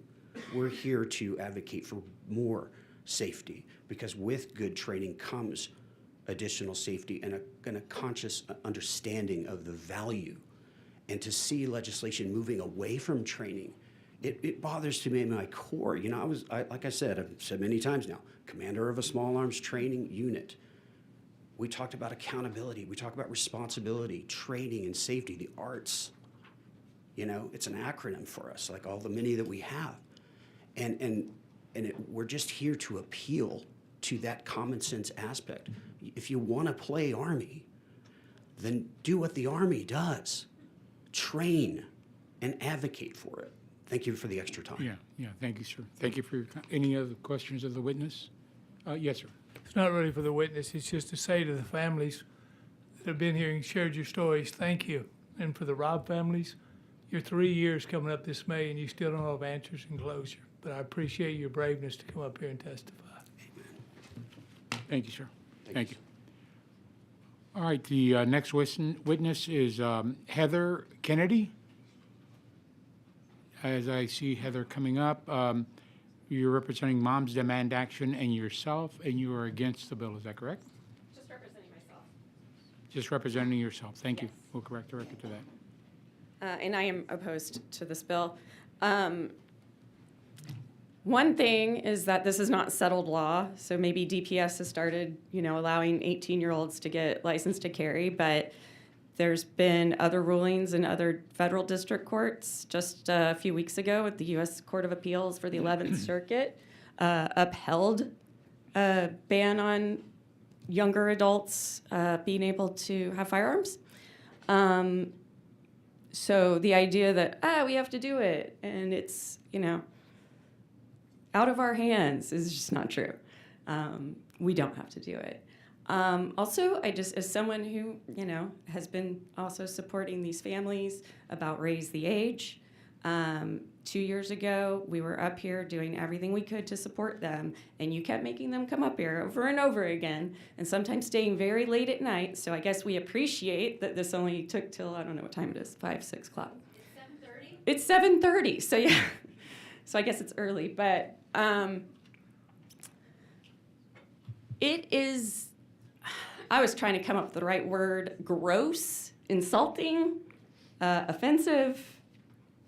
I'll think of some more, but to consider lowering the age and to make all these people come back up here again, not even for a raise the age hearing, which hasn't even been scheduled. Where's the raise the age hearing? But you're making them come up here and defend something stupider. And it's just insulting. I'm not going to take up any more time so they can go home, but it's ridiculous. Please don't pass this.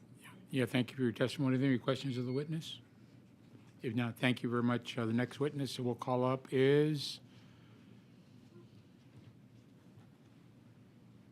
Chris McNutt, Texas Gun Rights, testifying for Texas Gun Rights and yourself for the bill. Is that correct?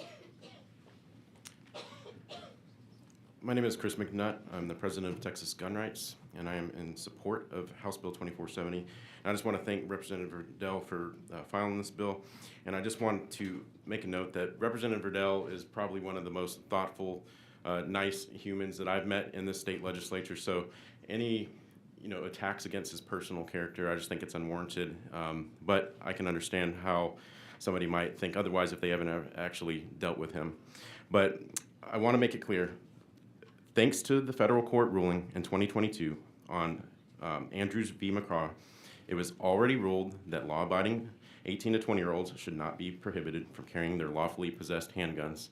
Now, in Reese versus ATF earlier this year, that was expanded upon to go into purchases, which this bill has nothing to do. But this bill simply codifies that ruling into law in order to eliminate any gray area for law enforcement, particularly in less friendly urban areas. Mr. McNutt, I appreciate you being here. Yes, sir. And I would ask you respectfully, we've already heard this. Do you have something new to add to the conversation? So to address the circuit split, so we are in the Fifth Circuit right now, and the DPS is actually allowing 18 to 20-year-olds carry. So we do not want to see folks, individuals that are lawfully carrying, get caught up in the court system, have to get an expensive attorney to ultimately get cleared for something that they are already legally practicing. Got it. And so that was the point. Thank you.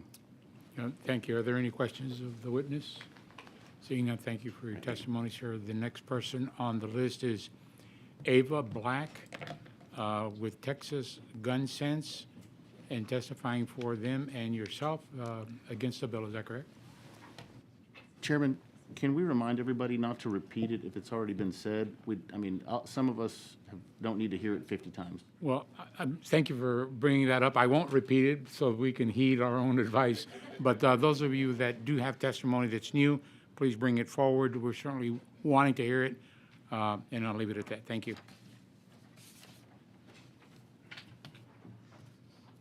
Okay, Ava Black, is that correct? You're with Texas Gun Sense and yourself, and you're testifying against the bill, is that correct? Yes, sir. Go ahead. Thank you. Hello, Vice Chair Lopez and committee members. My name is Ava Black, an intern with Texas Gun Sense and a student at UT Austin, speaking in opposition to HB 2470. Texas Gun Sense advocates for common sense, evidence-based policies to reduce gun injuries and deaths. We are concerned that HB 2470 seeks to allow 18 to 20-year-olds to carry handguns, licensed or unlicensed, in public. It is particularly concerning that were this bill to pass, along with HB 4201 also being heard today, 18-year-old students could carry handguns at Texas high schools. This is not what young people want. We know that firearms are the leading cause of death for children and teens in Texas. Additionally, research shows Ms. Black, that... can you pull your mic down just a little bit so we can, pick Sorry up on about the that. recording? Thank you. Yes, sir. Thank you. Additionally, research shows that 18 to 20-year-olds commit gun homicides at triple the rate of adults 21 and older. 3/4 of school shooting perpetrators are of school age, and numerous individuals under 21 have committed mass shootings at Santa Fe High School and Robb Elementary, resulting in the death of 31 students and teachers and many others injured. Lowering the age for handgun carry is out of step with Texans. A 2025 University of Houston survey found that 83% of Texans support raising the age to purchase any firearm from 18 to 21, with 64% strongly supporting this legislation.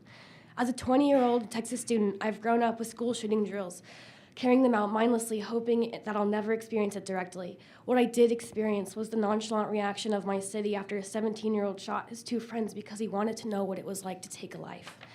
I wish I had experienced mental health programs in high school or gun violence prevention education. Instead, my safety is pushed aside to give precedence to more violence. I don't believe we should make it easier for people my age to carry guns because in the aftermath of tragedy, we'll regret and resent everything that made it possible. Students don't want thoughts and prayers, we want gun violence prevention policy. I urge the committee to vote against this bill and in accordance with constituents' values for the safety of our youth. Thank you for your time and Thank consideration. you, Ms. Black. Are there any questions for the witness? If not, thank you for your testimony, ma'am. The next person on the list is Francesca Leahy. I show that you are representing yourself and that you're against the bill. Is that correct? Oh, she's not here. Well, there you go. Okay. Next person is Robin Breed, representing Moms Demand Action and yourself, and you're against the bill. Is that correct? That's correct. I want to say, first of all, in response to the Gun Owners of America saying that this bill is just a cleanup, this bill is not a cleanup. This bill passing would be a bomb being detonated.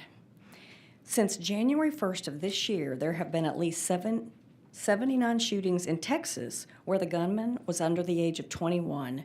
That's 79 shootings in 109 days. So a shooting by someone under 21 every 31 hours in our state. This committee is hearing a bill originated by Representative Verdell, whose district is also apparently having a scourge involving furries, but 10 other House Republican members have co-sponsored this bill, including many on this committee.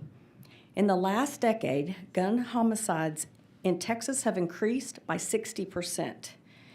In response, this committee has chosen to lower the bar again to allow 18 to 20-year-olds possess and carry handguns, something no one wants, with the exception of the gun industry. How many of your constituents are blowing up your phones to get this tone-deaf bill passed? Frankly, it's a slap in the face to the Uvalde community who are still fiercely advocating for raise the age. For decades, some of you have been promoting this poison of narrative that guns everywhere make us safer. You've been doling out little sips of this poison for so long that apparently you can't or won't see that it's leaving a trail of broken people in its wake.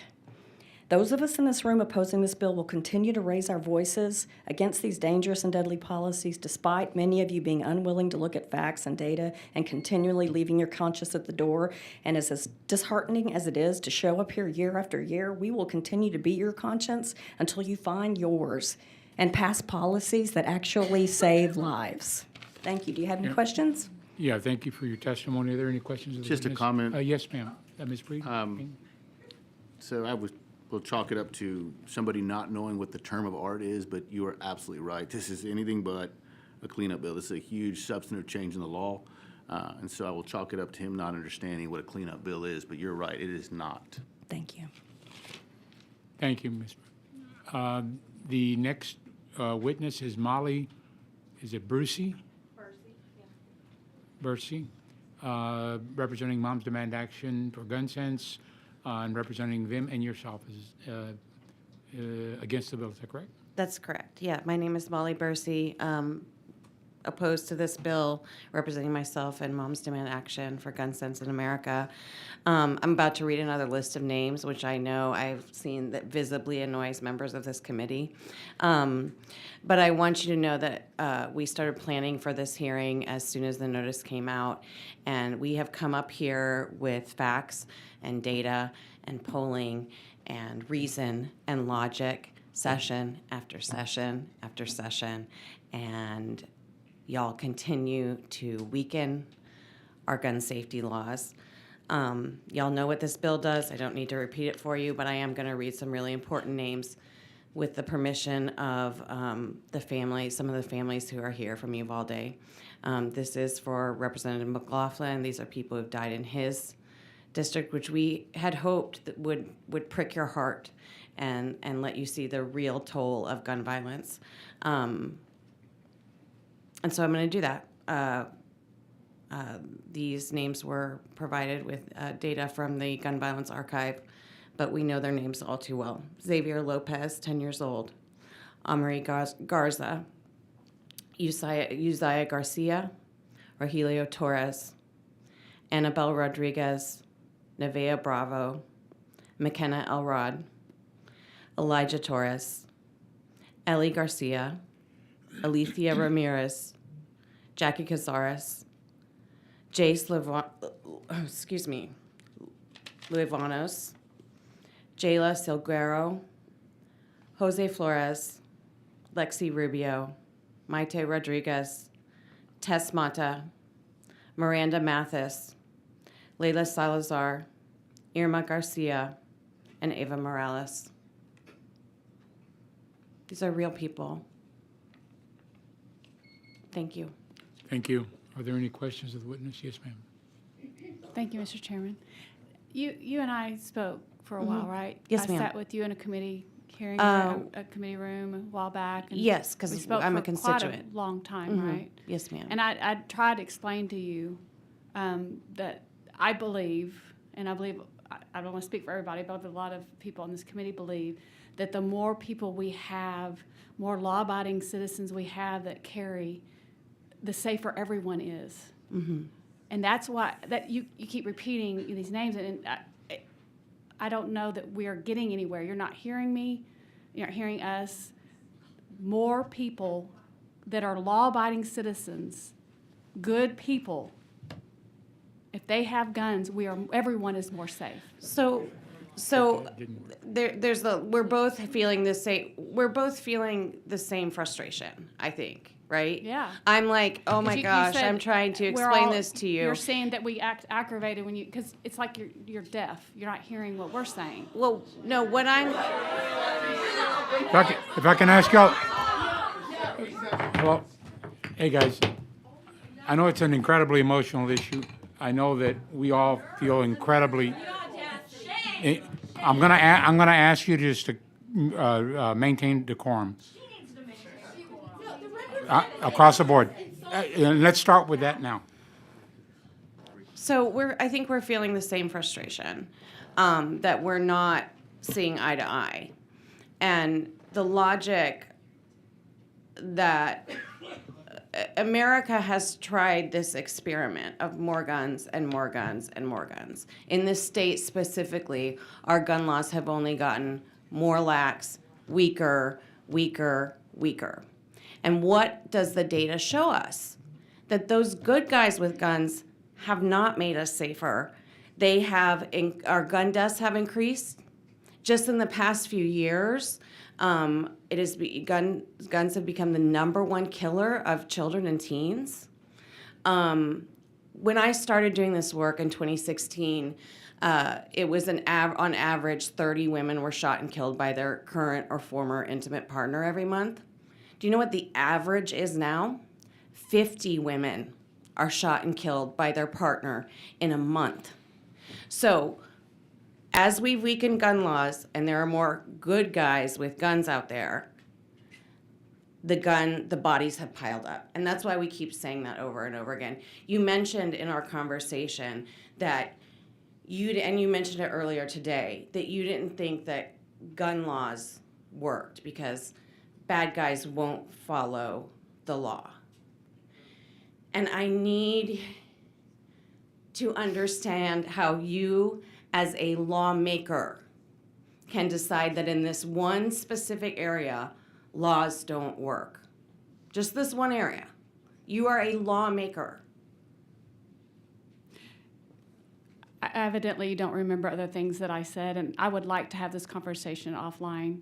I don't want to take anybody's time up, but I would like to continue this dialogue because there are many things that I said that you're not remembering, evidently, about the reason for this. So can we talk later? Absolutely. Thank I will you. leave my card with the clerk up here. Is that okay? Or you can give it to me? Well, I just don't want to approach the dais if I'm not allowed to. I'll walk over here after okay. you're done. I'll Thank give you. it to you. Yeah, for sure. Yeah, thank you for your testimony. Are there any other questions for the witness? If not, thank you for your testimony. The next witness that we'll call up is Ricardo Longoria. Ricardo, we show you representing Gifford, Texas Courage Fellow and testifying for them and your, as well as yourself against the bill. Is that correct? That is correct. All right, thank you. My name is Ricky Longoria. I drove 4 hours to be here today, and I just want to respond briefly to Carrie over here. If more guns made us safer, tell that to the Uvalde families and their children who waited 77 minutes with DPS, didn't do shit. They did nothing. Over 300 officers did nothing as children were bleeding to death, crying for help while they had guns, they had shields. These teachers and children had desks and pencils.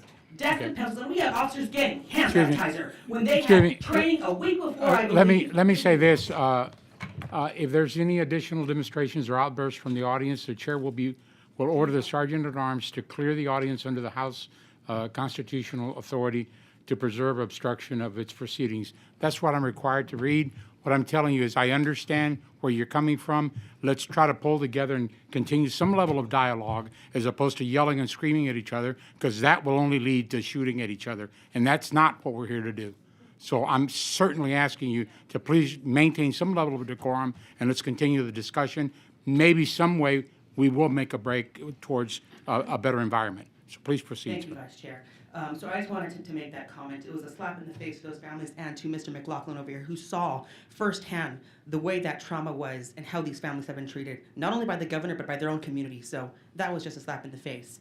I want to be crystal clear here. Carrying a lethal weapon in public is a serious responsibility. It's one that requires maturity, sound judgment, and emotional regulation. I support the Second Amendment. I come from a rural area. I have guns in my home, and I use guns to protect my animals and my house from prey. So I know how to use one. At a young age, I was taught not to go to them unless my dad was present. As a society, he'd be better than one we have.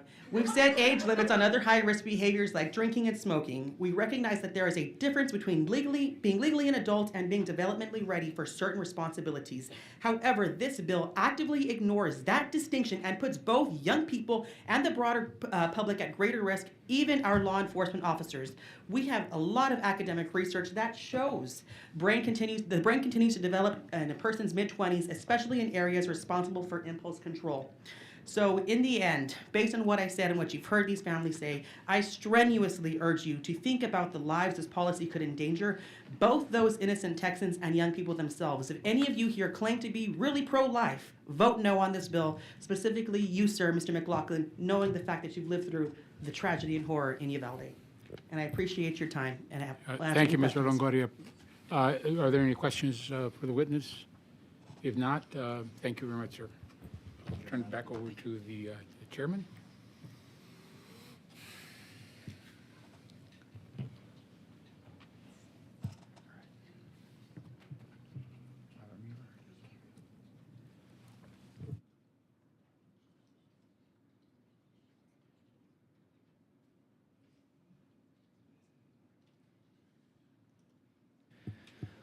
I want to remind everybody, we're trying to have a cordial hearing so that everybody can be heard. And that needs to be done in a respectful manner. I do not want to clear this room, but we will.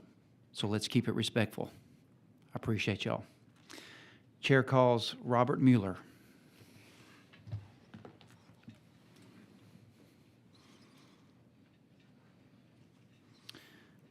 Show you registered as Robert Mueller, testifying on behalf of yourself and against the bill. Is that correct? That is correct. Proceed. Reverend Robert Mueller, pastor from Divine Redeemer Presbyterian Church in the west side of San Antonio, 78207 zip code, one of the hotspots of violence and gun violence in the San Antonio area. I have not lost my child like you have. I have not lost my child like you have. But I have lost children in my congregation, and I have lost children in the neighborhood around my church to gun violence. I am a lifelong gun owner. I do not desire to constrain Second Amendment rights that are held responsibly, but I want responsibility and rights to be balanced, because that is what rights mean. We have to have a responsibility to know how to exercise those rights. I am here to urge you to disapprove this bill for the following reasons. Gun violence is already the leading cause of death for youth 18 to 20 years of age. Increasing the number of youth with guns will only increase the number of deaths. As we listen to the litany of dead from various districts that many have done, many of them are youth-on-youth killings, and that is why that gun violence is the leading cause of death for youth in our state and in our nation. Youth in this age group do not possess the mental maturity to handle such deadly force unsupervised.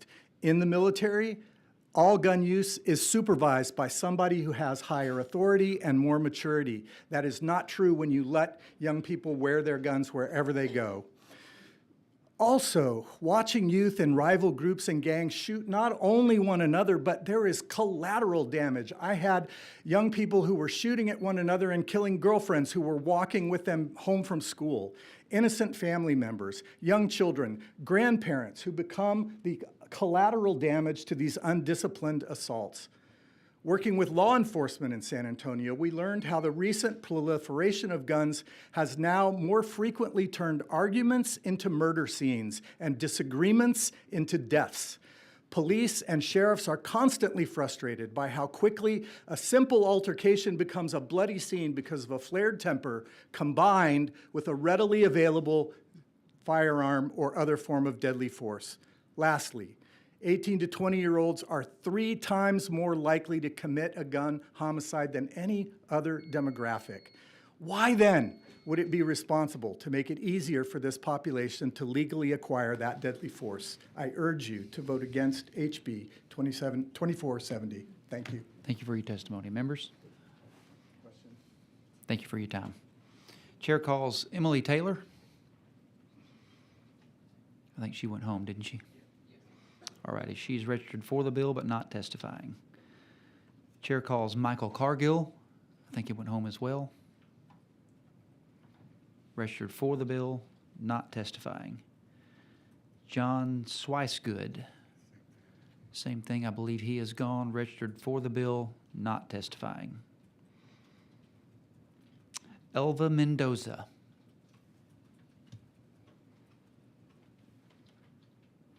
I show you registered as Elva Mendoza, testifying on behalf of yourself and against the bill, correct? That's correct. Thank you. Please proceed. Hello, my name is Elva Mendoza, and I'm here speaking on behalf of myself in opposition to HB 2470.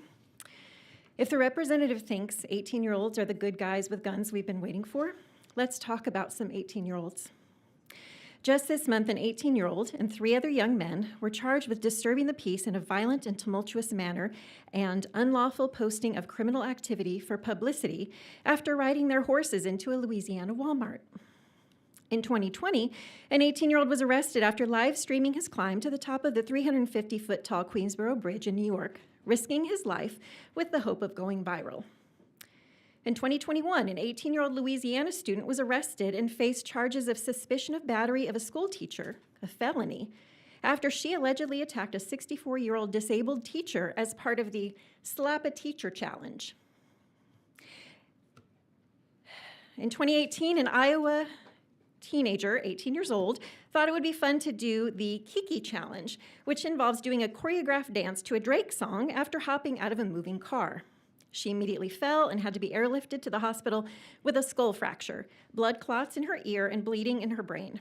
And of course, in 2019, an 18-year-old who was obsessed with violence and notoriety amassed more than $5,000 in guns and ammunition and gear and slaughtered the children of people in this room. 19 total and their 2 teachers. Teens do ridiculous things. They do deadly things. They are not the heroes that we are waiting for. And I just want to tell you, I lived 5 years in another country. I'm a native Texan, been here all my life, but had the opportunity to move away. Not a single mass shooting in that 5 years that I was there. You know how many there were in Texas? I think it was over 200. I don't remember. You don't have to live this way. More guns are not the answer. You guys, I've sat here all day and I've thought, people in Spain would think this is insanity. This is insane to live this way. Thank you don't for your have to testimony. continue this way. Members, any questions? Thank you. Chair calls Natalia Wolf. Did I pronounce your name correct? Thank you.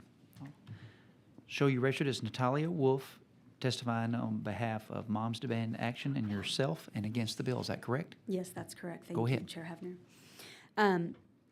My name is Natalia Wolf. I am representing myself and Moms Demand Action for Gun Sense in America, and I strongly oppose HB 2470. I'm a sixth-generation Texan, a mother of two. I come from a family of gun owners and hunters, and I fundamentally believe in the Second Amendment. However, I do not believe in a bill that would allow teenagers to bring guns to school in combination with HB 4201. In combination, these two bills would make it legal for high school students aged 18 and older to carry guns to schools in their backpacks. Many teens turn 18 during their senior year of high school. That would mean a lot of guns on high school campuses. I'm sure, actually, I know that many of you are parents and some of you grandparents as well. So you know that when your kids get some new prized possession for their birthday, the first thing they want to do is show it off to their friends, right? So now imagine that prized possession is a brand new handgun and they got it for their 18th birthday and they can't wait to take it to school, right? Do you really think that gun's gonna stay safely in their backpack? Certainly not. They're gonna take it out in the locker room. They're gonna take it out in the lunchroom. They're gonna take it out in the bathroom. They're gonna show it off to their friends and their friends are gonna say, ooh, I wanna hold that gun. But not all of their friends are gonna know how to safely handle a gun. And that's gonna mean a lot of kids getting accidentally injured or killed in schools.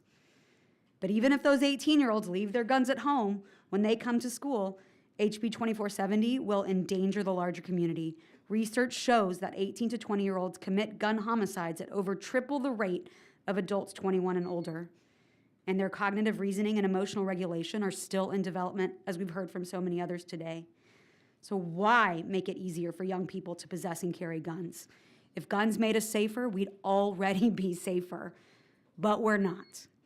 So please, I beg you as a parent, as a Texan, help our communities be safer. Please oppose this bill. Thank you. Thank you. Members, any questions? All righty. Thank you for being here. Chair calls Meredith Davenport.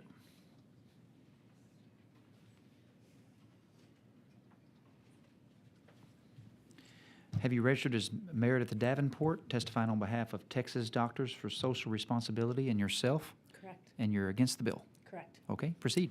Great. So Chair and members of the committee, as you mentioned, I'm speaking on behalf of Texas Doctors for Social Responsibility and myself. We stand in strong opposition to House Bill 2470, which would allow 18 to 20-year-olds to carry handguns. From a public health standpoint, this bill would make our communities less safe and increase the likelihood of firearm-related self-harm among young adults in this age group. The disproportionate number of firearm homicides at the hands of 18 to 20-year-olds has already been addressed by others, so I will spend my time discussing the potential impact of this law on firearm suicide.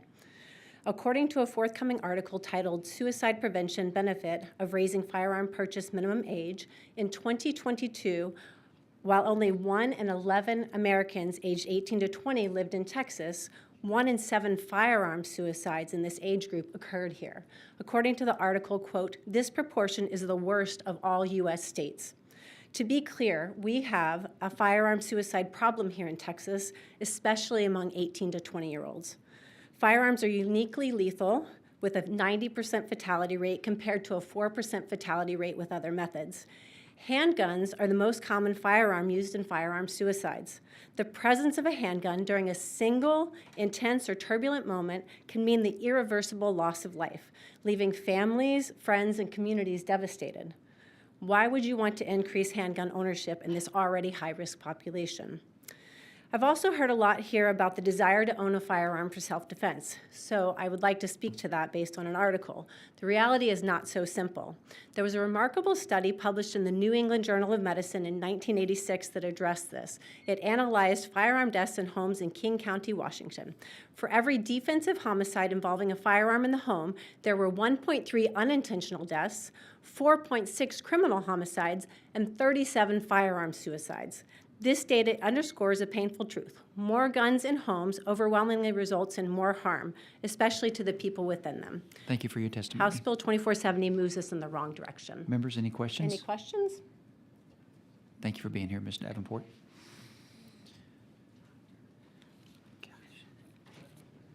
Chair calls Angela Velasquez.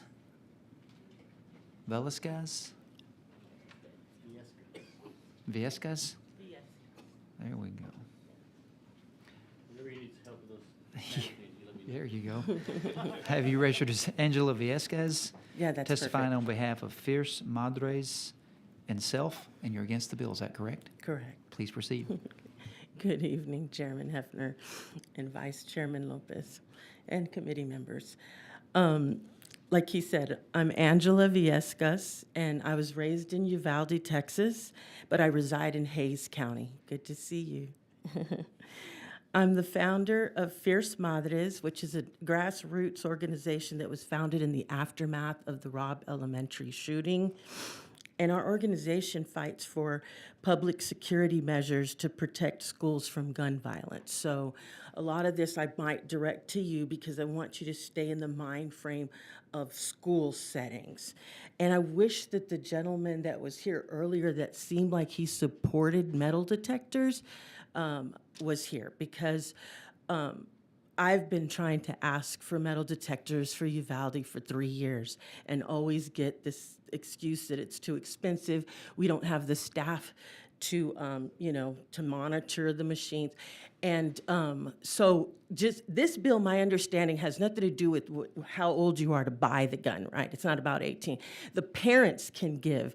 And I'm going to not repeat Mr. Canales because the girl that went before me said a lot of what I would have said. But I just want us to think of the students. I want to stay in the frame of the students because we heard about judges and ex-DAs being scared and commissioners wanting a license to protect themselves. But when are we going to think about the kids? When are we going to think about how scared they are? I know firsthand how scared they are in Uvalde. I know. So imagine this 18-year-old that doesn't need a license to carry. He's going to be able to carry that gun on a holster in school if he's 18, in the classroom. And you don't think the other students, that's going to affect their mental health? Watching, and then you talk about, there was a school marshal, and y'all talked about how the training was important, and what if somebody were to gang up on you, it's more than one. What do you think is gonna happen with an 18-year-old who's got a gun on his holster, doesn't have the training that a military 10-year veteran does, and a gang decides to jump him and take his gun? And like you mentioned about the guy that said, the student who said there was 30 fights and he'd rather live in cartel country, that is our schools today. Thank you for your testimony. It Members, is. any I questions? encourage you guys to substitute teach Thank you. to see what it's like, sir. Yes, but ma'am. please put the kids first. Turn the hearts of the father towards the children. Thank you Think for of your the kids. testimony. Thank you. Appreciate you being here. Chair calls Tarina Sandstrom. Tarina Sandstrom. Does that name sound familiar? We'll show Tarina Sandstrom registered against the bill but not testifying. Nicole Golden.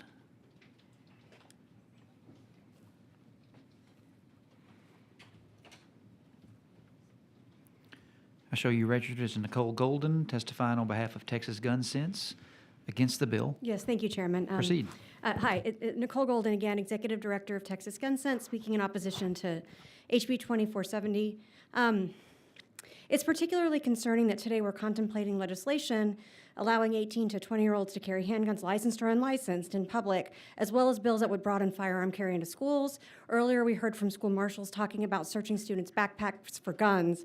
So it's truly hard to imagine that introducing gun carry in high schools would be safe or practical with the combined effect of some of these bills.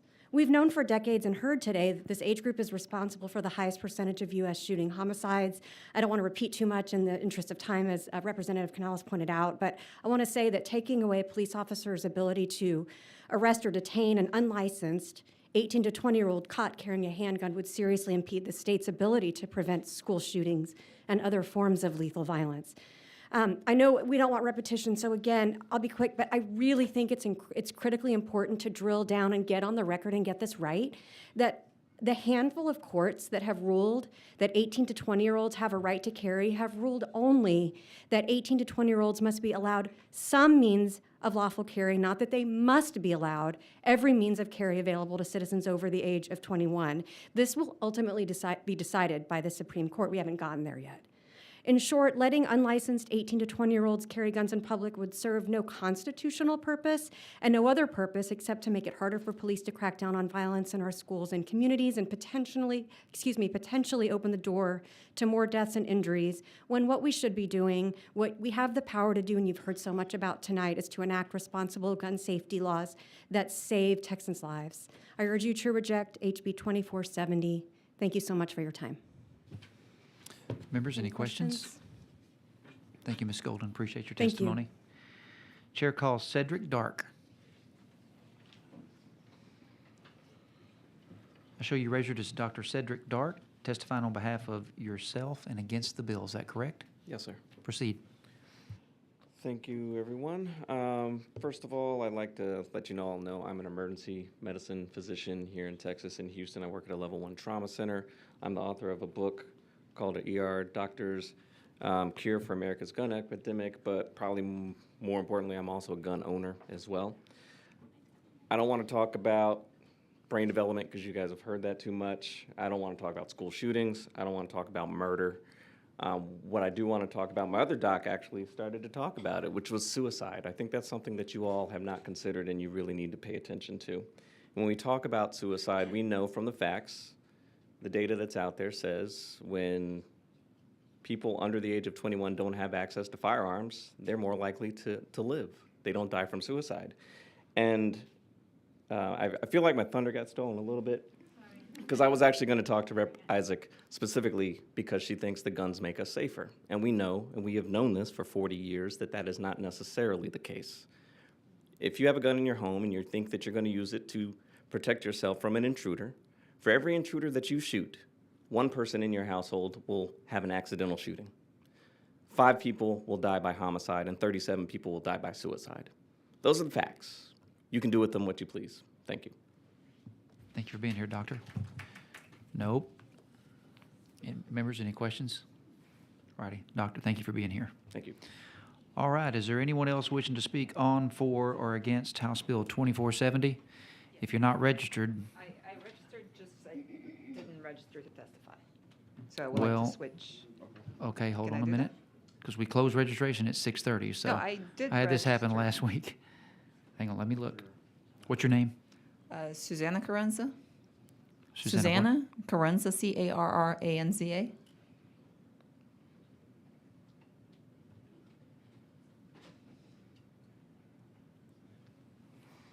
Okay, Susanna Carranza, testifying on behalf of yourself and against the bill, is that correct? Yes. Okay, go ahead. So, insurance companies are really, really good at assessing risk. And that's why it's really difficult for people under 25 to rent a car. I personally don't have kids, but I heard from friends that their kids hate mass shooting drills because they know there's a really good chance that the next shooter is going to be someone who had just recently gone through all these drills and therefore will know exactly what to do to maximize damage. Why would you make it easier for this to happen by making guns accessible for younger kids? I urge you to oppose this bill. Thank you. Thank you. Members, any questions? Thank you for your testimony. Right, anyone else wishing to speak on, for, or against House Bill 2470? If not, Chair recognizes Representative Verdell to close on the bill.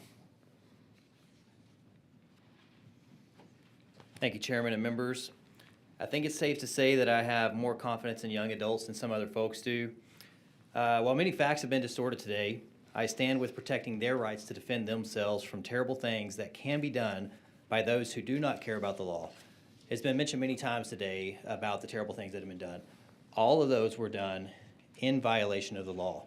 And I'm talking about law-abiding citizens here. This code will be brought into compliance with the court, and I would like to ask y'all, please support this bill. I appreciate y'all's time. Thank y'all very much. Don't go away. Representative Hicklin? Thank you, Chair. Some of the testimony that we heard said that this bill would allow students to bring guns to school or carry them in their backpacks. Does your bill allow that? No, as mentioned earlier by somebody testifying, that is a legal expert in this field. They said that would not be the case. Any other questions, members? All right, we got another bill for you after this Roger one. If there's no objection, the bill will be left pending. Is there objection? Hearing none, the bill is left pending. Chair lays out House Bill 3053 and recognizes Representative Verdell to explain the bill. Once again, thank you for the opportunity to present this bill also. This bill was drafted to address a growing concern, the use of taxpayer dollars by local governments to fund ineffective gun buyback programs. While these programs are often promoted as a tool to reduce firearm violence by offering cash, gift cards, or other incentives in exchange for firearms, the evidence tells a different story. Numerous studies have found that gun buybacks have little to no measurable impact on reducing crime, homicides, or suicides. They do not address the root cause of violence, and they also fail to target the types of firearms that they believe will make their community safer. In practice, most of the firearms collected in these programs are outdated, neglected, or inoperable. In some cases, individuals have even used 3D printers to manufacture gun components just to exploit the financial incentives offered by these programs. The bottom line is this: local governments are using public funds to buy back firearms that have little to no impact on public safety. It's a misuse of taxpayer money and does not deliver the results that citizens expect or deserve. House Bill 3053 will prohibit the use of taxpayer dollars to fund these ineffective programs. Texans deserve responsible, evidence-based public safety initiatives, not political theater at the expense of their hard-earned money. Thank you for your time, and I reserve the right to close. Members, any questions? All right, we'll reserve your right to close. Chair calls Gary Zimmerman.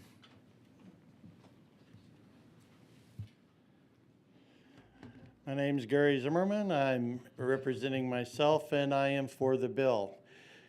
So I don't waste y'all's time and repeat everything what Representative Verdell said, because I was just basically going to say what he said, and it's all true. So as a Texas citizen, as a licensed to carry instructor, I support this bill because buybacks are truly just a waste of money. Thank you.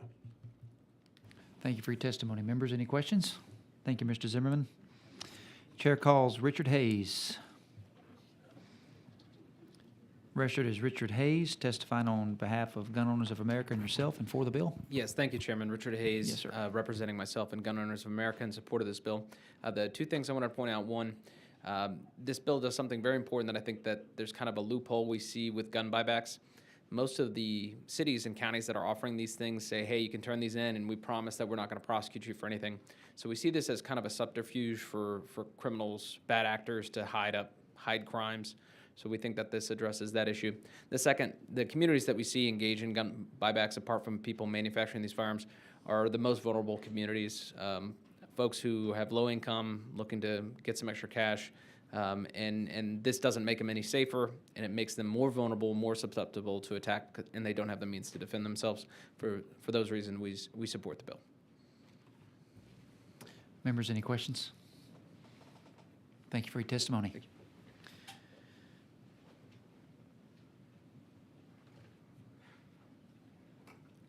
Chair calls Heather Kennedy. Heather Kennedy. She might have left. She's been here a while. We show Heather registered against the bill, not testifying. Chair calls Chris McNutt. You can just switch to support, not testifying. Okay, we'll show you in support of the bill, not testifying. Chair calls Robin Breed. Did Robin lead? Okay, we show Robin registered against the bill, not testifying. Molly Bursey. I don't see Molly. We'll show her registered against the bill, not testifying. Chair calls Dorothy Wood. Dorothy Wood, registered against the bill, not testifying. Chair calls Robert Mueller. Robert Mueller. We'll show Robert registered against the bill, not testifying. John Swicegood, registered against the bill, not testifying. Is that it? Is there anyone else wishing to speak on, for, or against House Bill 3053? If not, Chair recognizes Representative Verdell to close on the bill. Thank you. That went faster than I thought it would. So I just want to say thank y'all for y'all's time. I think that the ability for all people to come up here, testify their voice on these bills, I appreciate that, and appreciate all those who made it today. Everything that I could say in closing, I said in the beginning, and so I just would ask that you also support this bill. We need to make sure that we're not wasting taxpayer dollars on programs that aren't actually effective. Thank y'all very much for your time. And I Members, close. any questions? All right, if there's no objection, the bill will be left pending. Hearing no objection, the bill's left pending. Chair lays out House Bill 1128. Recognizes Representative Isaac to explain the bill. Thank you, Mr. Chairman, members. I'm here to advocate for the passage of House Bill 1128, which seeks to permit election judges to carry concealed handguns at polling places. This legislation is a necessary response to the escalating threats of intimidation faced by election officials both nationally and within Texas.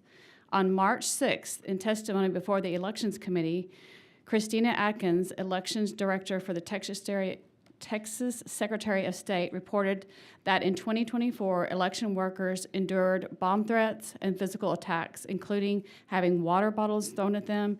Some workers even quit mid-election out of fear for their safety. Jennifer Doynoff, Texas Association of Elections Administrators Legislative Director, testified that election workers have been threatened at polling places and even visited at their home by impersonators. She warned that it's becoming harder to recruit and retain workers because of rising threats. These are not isolated incidences. They're happening across Texas. Election workers are mostly volunteers giving their time to serve their communities. If we expect them to uphold the integrity of our elections, we must do our part to ensure polling places are safe and secure for everyone involved. A 2022 report by the U.S. House Committee on Oversight and Reform highlighted that the increased intimidation of election workers in Texas and other states, for instance, Hyder Garcia, an election administrator in Tarrant County, received death threats, including calls to hang him when convinced for fraud. His home address was leaked, and the threats extended to his children with messages stating, "I think we should end your bloodline." This climate of fear has tangible consequences. A March 2022 survey by the Brenham Center for Justice revealed that 1 in 5 election officials are likely to leave their positions before the 2024 elections, citing concerns over safety and political interference. The same survey found that 77% of officials feel these threats have increased in recent years. House Bill 1128 aims to address these concerns by allowing election judges who are responsible for maintaining order at polling sites to carry concealed firearms. This measure would provide them with the means of self-defense, ensuring they can perform their duties without fear for their personal safety. It's important to note that this proposal is not unprecedented.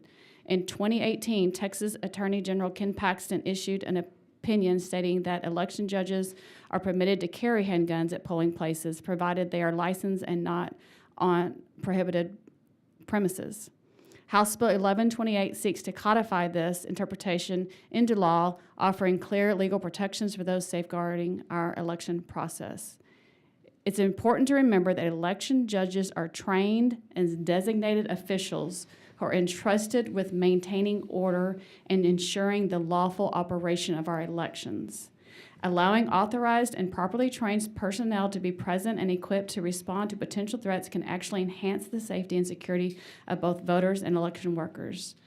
In today's climate, where election workers are facing growing threats and intimidation, a responsible, prepared person can help deter bad actors, reassure the public, and ultimately preserve the integrity of our election process. The safety of our election officials is paramount to the functioning of our democracy. I urge the committee to consider the real and present danger faced by these dedicated individuals and to support this vital piece of legislation. Thank you for your attention and commitment to upholding the safety and integrity of our elections. I urge you to favorably consider this legislation, and I'm happy to answer any questions and would like to reserve the right to close. Members, any questions? All right, we'll reserve your right to close. Chair calls Gary Zimmerman. You're getting your steps in today. Yeah, I am. Again, my name is Gary Zimmerman. I'm here for myself, and I am support of this bill. Earlier, Representative Holt asked and mentioned, do we ever see law enforcement officers at the polling place? Since I've been in Texas, I have yet, over 20 times voting, I have never seen a law enforcement officer at a polling place. Never. And I've voted over 20 times since I moved to Texas here. So, no, there aren't any law enforcement officers to provide us any kind of protection, either for the judges or for the voters. So, just like I said earlier, I'm for us being able to carry. Absolutely, the election judges need to be able to carry as well. Like she said earlier, more guns, better. And so I happen to agree with her there. So thank you. Let's get this one passed and on to the Senate. Thank you. Thank you for your testimony. Members, any questions? All righty. Thank you, sir. Chair calls Susanna Carranza. Show you registered as Susanna Carranza, testifying on behalf of yourself and against the bill. Is that correct? That's correct. Go ahead. I am Dr. Susanna Carranza. I oppose this bill. And as I mentioned before in a previous bill, that I regularly work the polls, either as an election judge or early voting deputy. Guns don't belong in a polling place. Allowing judges and early voting deputies does not make anyone safer, and in most cases, it can turn a small conflict into a potential deadly situation. There are many, many reasons why this is a terrible idea, but I want to highlight the case of primary elections. Many counties in Texas hold joint primaries where we have one judge for one party and one judge for the other party, along with a set of clerks for each party, all working together. In this current divisive times, can you imagine the added stress and potential for deadly escalation if you allow an election judge to carry their weapon when running a joint primary? I urge you to reject this dangerous bill. This is not going to make anybody safer. It will make people more scared to work at the polling place, and will make voters more scared to vote. Please stop this nonsense. Thank you for your testimony. Any Members, questions? Any questions? Thank you for being here. Chair calls Sarah West. I'm pretty sure she left. Sarah West, registered against the bill, not testifying.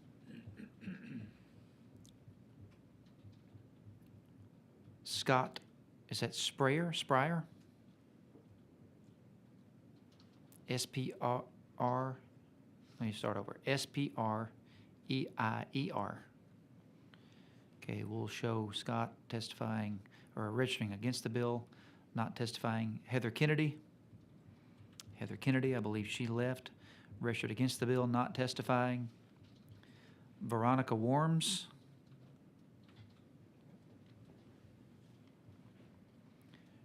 Show you registered as Veronica Worms, testifying on behalf of Texas Civil Rights Project against the bill. Is that correct? Yes, sir. Proceed.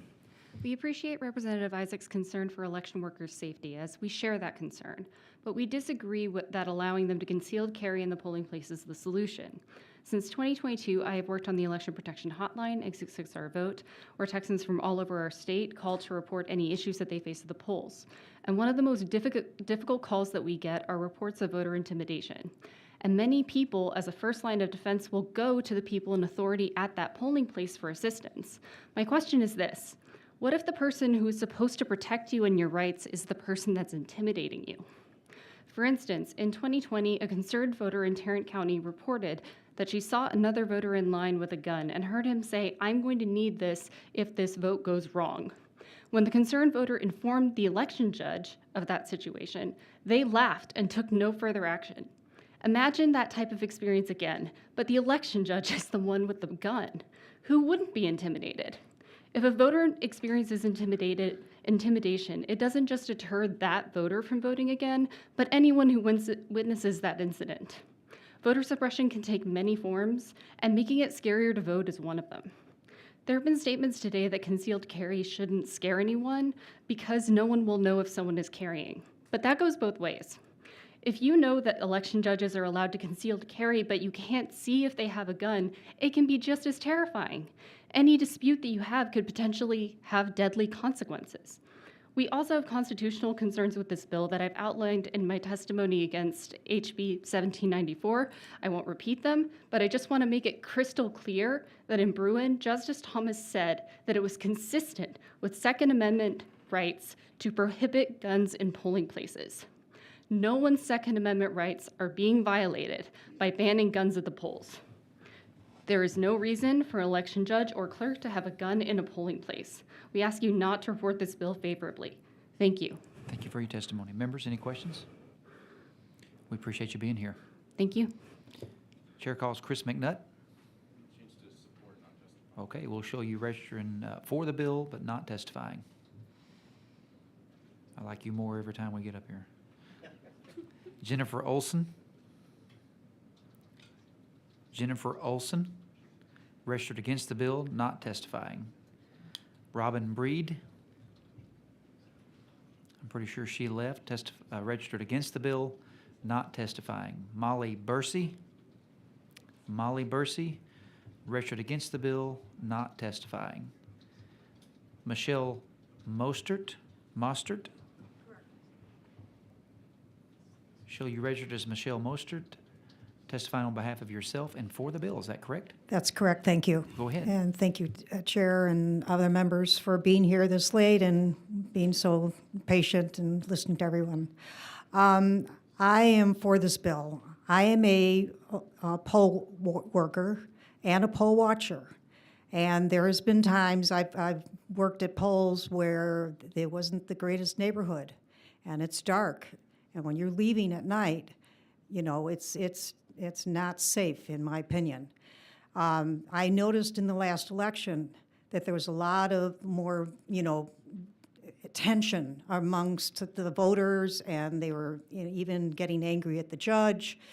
And, I think that if you can conceal carry, if you want to, and you don't have to. I mean, there's one woman said she's afraid, the judges be carrying. You don't have to be the one that carries because she's a judge. But anyway, it's. I think we should have that right, and I think this should be extended to the poll workers as well. If we want to conceal carry, I think that should be an option. So when you have a gun-free zone, that's a soft spot for criminals to say, "Oh, I don't have anyone that's going to go after me." We don't have police. There's no security protecting us. Like that other gentleman said, I've never seen it, and I've worked quite a few polls just as a poll watcher. So I'm for this bill 100%. I also, I had some notes here.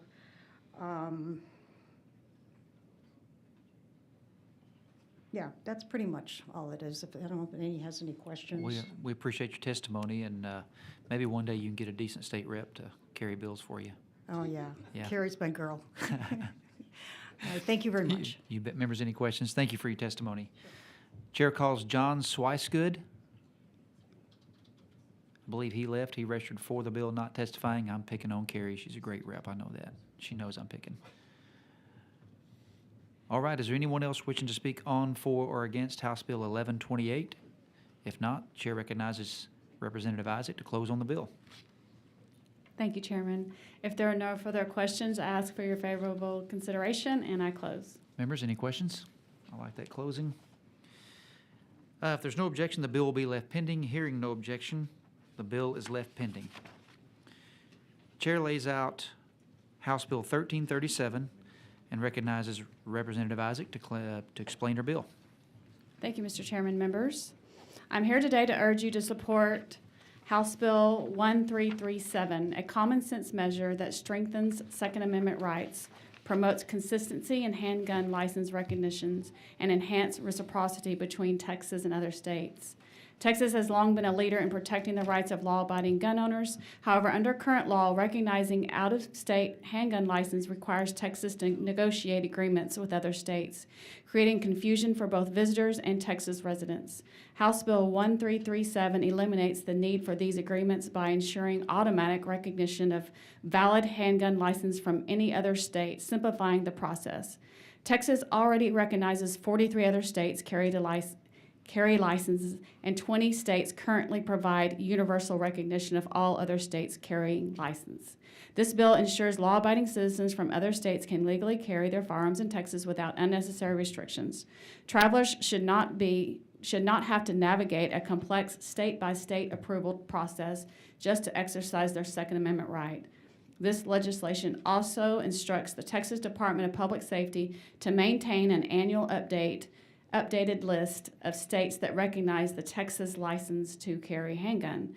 By passing House Bill 1337, we strengthen our commitment to the Second Amendment and ensure that all law-abiding citizens can freely and confidently exercise their right to bear arms. This bill passed the Senate State Affairs 10-0 and Senate floor 26-5. I urge you to favorably consider this legislation, and I'm happy to answer any questions and would like to reserve the right to close.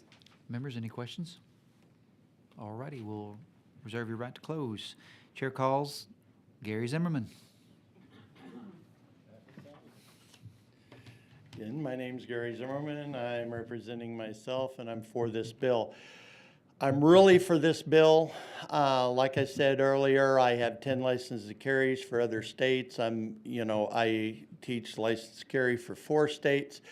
I am aware that there are several states that do not currently recognize a Texas license to carry. We do recognize them, but by doing this, there are a few states that, when we pass this, may turn around and give us reciprocity back to their state. One state I am thinking of is Minnesota. Illinois does not recognize Texas, but we can get an Illinois license. Illinois may turn around and give us reciprocity back. So it's kind of the give and take. We need to pass this to help encourage other states to turn around and give us reciprocity where we don't currently have it. So I'd like to see this pass in hopes that we'll get better reciprocity with other states with our license. Members, any questions? Thank you for your testimony. Thank you. Chair calls Richard Hayes.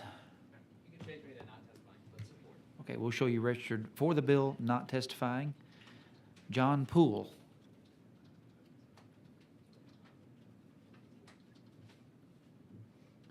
Show you registered as John Poole, testifying on behalf of the Texas State Rifle Association and yourself for the bill. Thank you, sir. Yes, sir. Is that correct? Yes, sir. Please proceed. John Poole, Executive Director, Texas State Rifle Association. The first time I was up here, it was good morning. Now it's good evening. And soon, hopefully soon it'll be good night. As you know, House Bill 1337 is designed to provide universal recognition to out-of-state license to carry permit holders. It'll bring Texas LTC law into line with permitless law carry, which already applies to non-residents. This bill further strengthens our place with the 20 other states in the country that already have this. This provides legal coverage to the very people that we want visiting the great state of Texas. The ones who've already had a background check, the ones who've already had a safety course, the ones who've already passed a shooting qualifications. These are the type of visitors that we really would like to encourage to our state.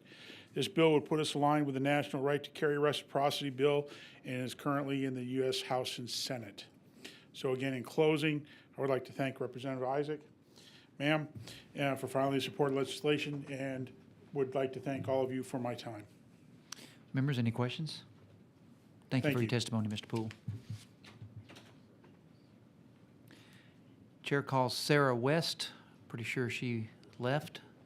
Sarah West registered against the bill but not testifying.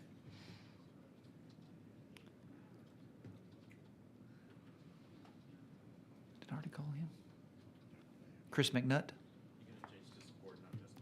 Okay, we'll show you registered for the bill, not testifying.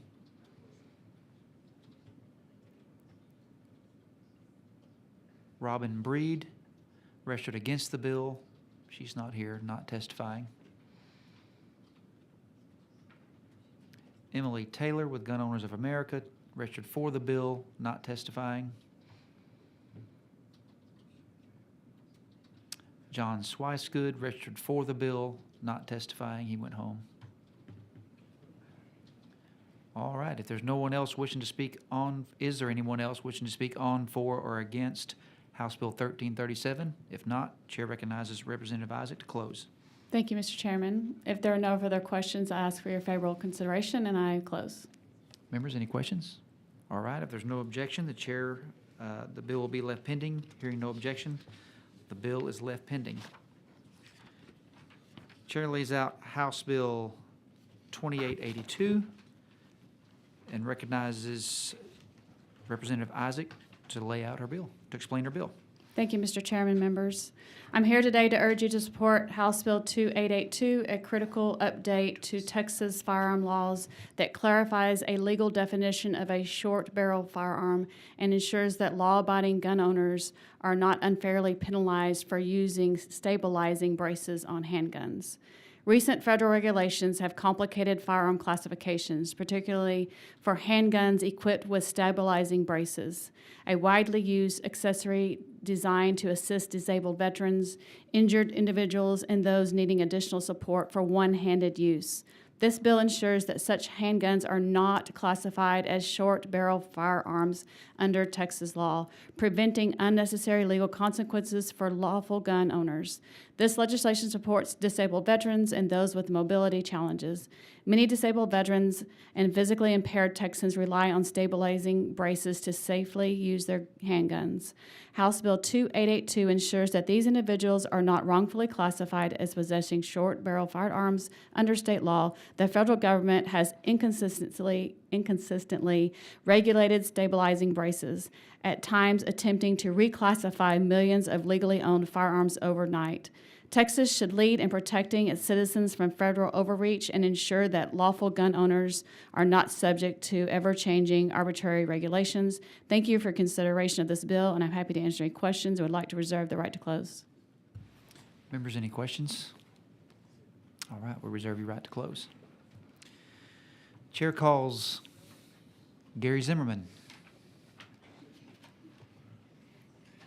My name is Gary Zimmerman. I'm representing myself, and I'm for the bill. Like I said earlier on the other short barrel firearm bill that we were considering today, as a licensed carry instructor, I have taught some veterans who have used the stabilizing brace in my class when they were doing their shooting qualification. It has helped those veterans, and it's perfectly legal to use in obtaining your license to carry. In fact, it's perfectly legal in all 4 states that I teach a license to carry class. Veterans need this. We're all about veterans. Texas is all about veterans. We have all sorts of benefits for veterans. Why isn't this a benefit for veterans as well? So please pass this so my veterans that I teach can continue to qualify for their license to carry. Thank you. Thank you for your testimony. Members, any questions? Thank you, Gary. Chair calls Richard Hayes.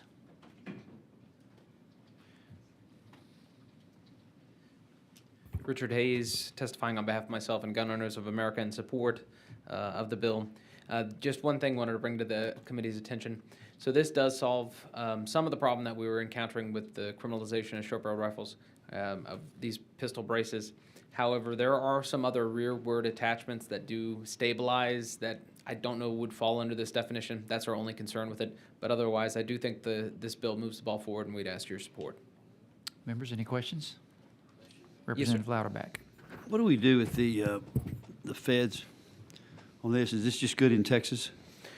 So this would, this is we're not going to have state authorities enforcing federal law based on what direction the wind is blowing in D.C. I mean, that's what it really comes down to. As the administration changes, it seems, whatever piece of plastic is in their ire, we don't want to criminalize that under state law. I feel bad for the cops on the ground out in Texas. They can't keep up with all this stuff, and so it's causing a lot of confusion. Well, I think this is in preparation for what we hope takes place with the Trump administration. Yes. Thank you. Any other questions, members? Thank you for your testimony. Thank you. Chair calls Chris McNutt.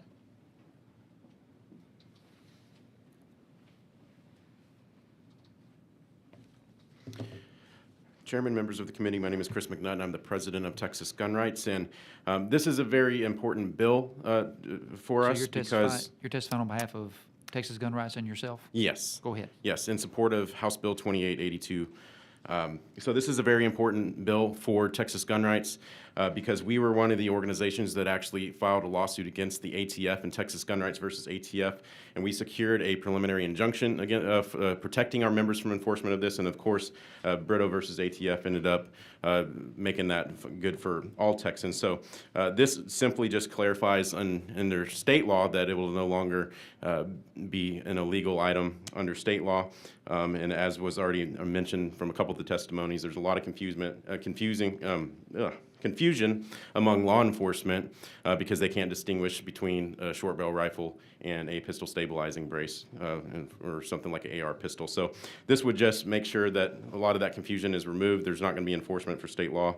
So it's a common sense bill to help eliminate this confusion and also codify the court ruling into law. So we urge the members of this committee to support the bill, and that's it. Members, any questions? Thank you for your testimony. Thank you. Chair calls Robin Breed. I believe she left, registered against the bill, not testifying. Emily Taylor, registered for the bill. I believe she's gone, not testifying. John Swicegood, registered for the bill, not testifying.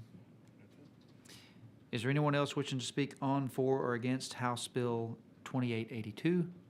If not, Chair recognizes Representative Isaac to close on her bill. Thank you, Mr. Chairman. If there are no further questions, I ask for your favorable consideration, and I close. Members, any questions? All right, if not, if there's no objection, the bill will be left pending. Hearing none, the bill is left pending.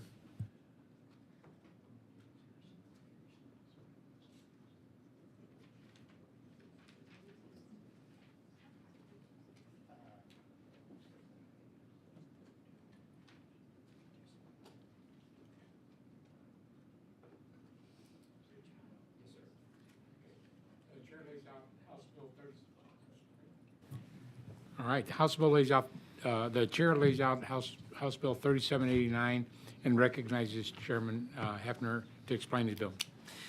Thank you, members, for hearing my bill today. Thank you all for hanging in there on another long day. The state statute that currently provides active and retired judges an expedited process to receive their license to carry inadvertently leaves out statutory probate judges. House Bill 3789 provides parity for statutory probate judges by adding to the list of active and retired judges who are eligible to use the expedited process available to all other Texas judges. This bill would simply ensure that statutory probate judges receive the same consideration as other judges. With that, I'd be happy to answer any questions and reserve the right to close. Members, are there any questions of the chairman? Seeing none, if not, thank you, Chairman Hefner. We'll reserve your right to close. Okay. We'll go to public testimony. The first person is Gary Zimmerman, testifying for yourself and for the bill. Exactly. I actually have a good friend of mine who is a probate judge up in the Dallas-Fort Worth area, and he saw this bill come up and he asked me to come down and tell you we support this bill. And since he's a friend of mine, I want to see this bill pass so he can carry and do the protections of himself and his family like he needs to. I don't want to see anything bad happen to my friend. So we need to pass this bill. And I appreciate Representative Hefner for filing this bill. Thank you. Thank you. Are there any questions of the witness? If not, thank you for your testimony, sir. The next person, that'd be Kyle Caruth. Hope I said that correctly. Testifying for Gun Owners of America and yourself for the bill. Is that correct? Yes, sir. Thank you. Please proceed. Yes, my name is Kyle Caruth. I'm the State Legislative Director for Gun Owners of America. And I'd like to say again, thank you, Mr. Chairman and Vice Chairman and the rest of the committee for being here. I know it's been a long day, and so I'll keep this brief. This one also is actually quite close to me. My previous wife was a Justice of the Peace. She was also a statutory county judge and also a state district judge as well. And while we have protections for individuals like her, we are still dealing with judges in particular, even probate judges alike. And we have seen across the state far too many incidences of violence against judges, whether that is probate or criminal or especially family court in particular. My own experiences, while we were married, we had the Texas Rangers come out and investigate at least 4 different times that individuals were threatening the life of my wife, of myself, and of my children. And no judge should have to go through that and deal with that. No one in Texas should have to, but especially a judge who we elect or appoint to oversee these hard issues on top of this. So with that being said, I'll simply close quickly, like I stated, that I think this is a wonderful opportunity for us to help protect those judges, those individuals that are, in fact, in a vulnerable situation. I know that, again, we've seen way too many judges shot in their driveway at home, shot right outside the courthouse, whatever the case is. So I would urge the committee to please pass this bill. Thank you. Thank you for your testimony. Are there any questions of Mr. Caruth? Thank you very much for your testimony, Yes, sir. sir. Thank you. Okay, that's it? Okay. Is there anyone else wishing to testify on, for, or against House Bill 3789? If not, the chair recognizes Chairman Hefner to close on his bill. Thank you, Mr. Vice Chairman. I close. If there's no objection, the bill will be left pending. Is there any objection? The chair hears none, and the bill will be left pending. Okay, the chair lays out House Bill 4675 and recognizes Chairman Hefner to explain the bill. Thank you, Vice Chair Lopez. Under current Texas law, there are several categories of persons who are prohibited from possessing a firearm. Example of these categories include perpetrators of family violence offenses and convicted felons. There is, however, no state law prohibiting a person who is not lawfully present in the United States to possess a firearm. This is illegal under federal law, but local and state law enforcement have no authority to enforce it. House Bill 4675 would add a subsection to Texas Penal Code Section 4604 unlawful possession of a firearm that creates an offense for a person not lawfully present in the United States to possess a firearm. An offense under this subsection would be a third-degree felony. As we work to secure our border and increase public safety in general, I believe House Bill 4675 would be a reasonable step toward those goals. Thank you all. I'll be happy to answer any questions and reserve the right to close. Thank you. Are there any questions for the chairman? Seeing none, either you're extremely tired or you really have no questions. Actually, I have a question. Okay, go ahead, please. I'll humor you. I was beginning to think it might be me. Chairman Hefner, thank you for bringing this bill. As you know, and many of you know, Colony Ridge is in my district, and there's a lot of illegals carrying weapons for nefarious purposes. And so I thank you for this, because that'll just make it stronger for us to be able to take care of that when we need to. So thank you. Thank you. That really wasn't a question, but anyway. I'll take it. That's an easy Thank one. you. Easy one to Sounded like answer. a question, maybe. Thank you very much. Do you agree, Chairman Hefner? I do. Okay, I do thank agree. you. There you go. Made it a question. Thank you very much. Anybody else? If not, we'll go to the testimony of witnesses. Gary Zimmerman, testifying for yourself for the I bill. haven't got home yet. My name's Gary Zimmerman. I'm for the bill. Me and my wife, we love to travel. We've been to most of the state parks around the state. We love our state parks. Two of our favorite one of my favorite state parks, and my wife, is Big Bend State Ranch State Park, which is down there by Presidio and down by the border. We both carry down there because we see a lot of illegal aliens coming across the border. And we're not for sure if they're carrying or not. And so I carry to protect myself. I would love to see this bill passed because they are illegal. They should not be carrying. And even the ones that make it all the way up to Dallas, Fort Worth, where I'm from, what makes me wonder is if they do have some firearms, where are they obtaining them? Because you can't legally buy them. So I would love to see this bill passed because it's one more nail in the coffin to help get rid of illegal aliens, which has been a huge problem, as we all know.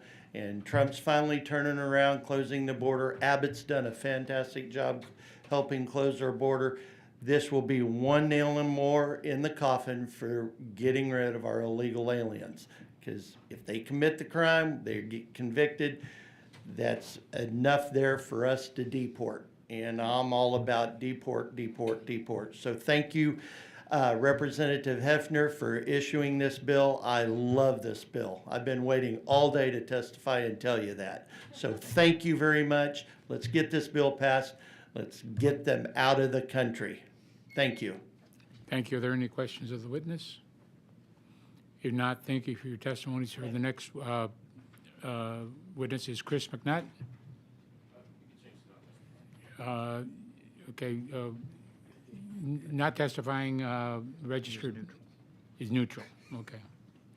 The next witness is Richard Hayes. Mr. Hayes, we show you registered as a Gun Owners of America and self testifying for. Is that correct? That's correct. Okay. So I just wanted to give the committee some background. This is consistent with both federal and Texas constitutional law. You know, when we look at who's protected by the Second Amendment, it's the people, it's the body politic of the United States.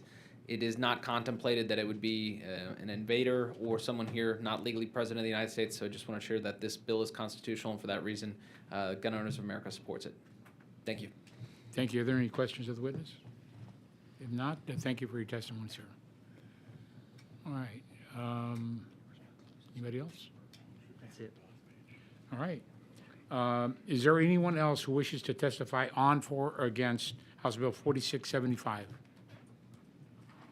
If not, Chair recognizes Chairman Hefner to close on the bill.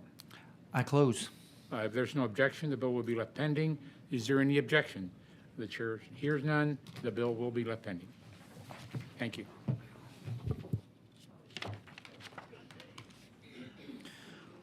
Once again, I want to thank all y'all members for being here all day. Thank you for everybody who testified. Members, that concludes today's agenda.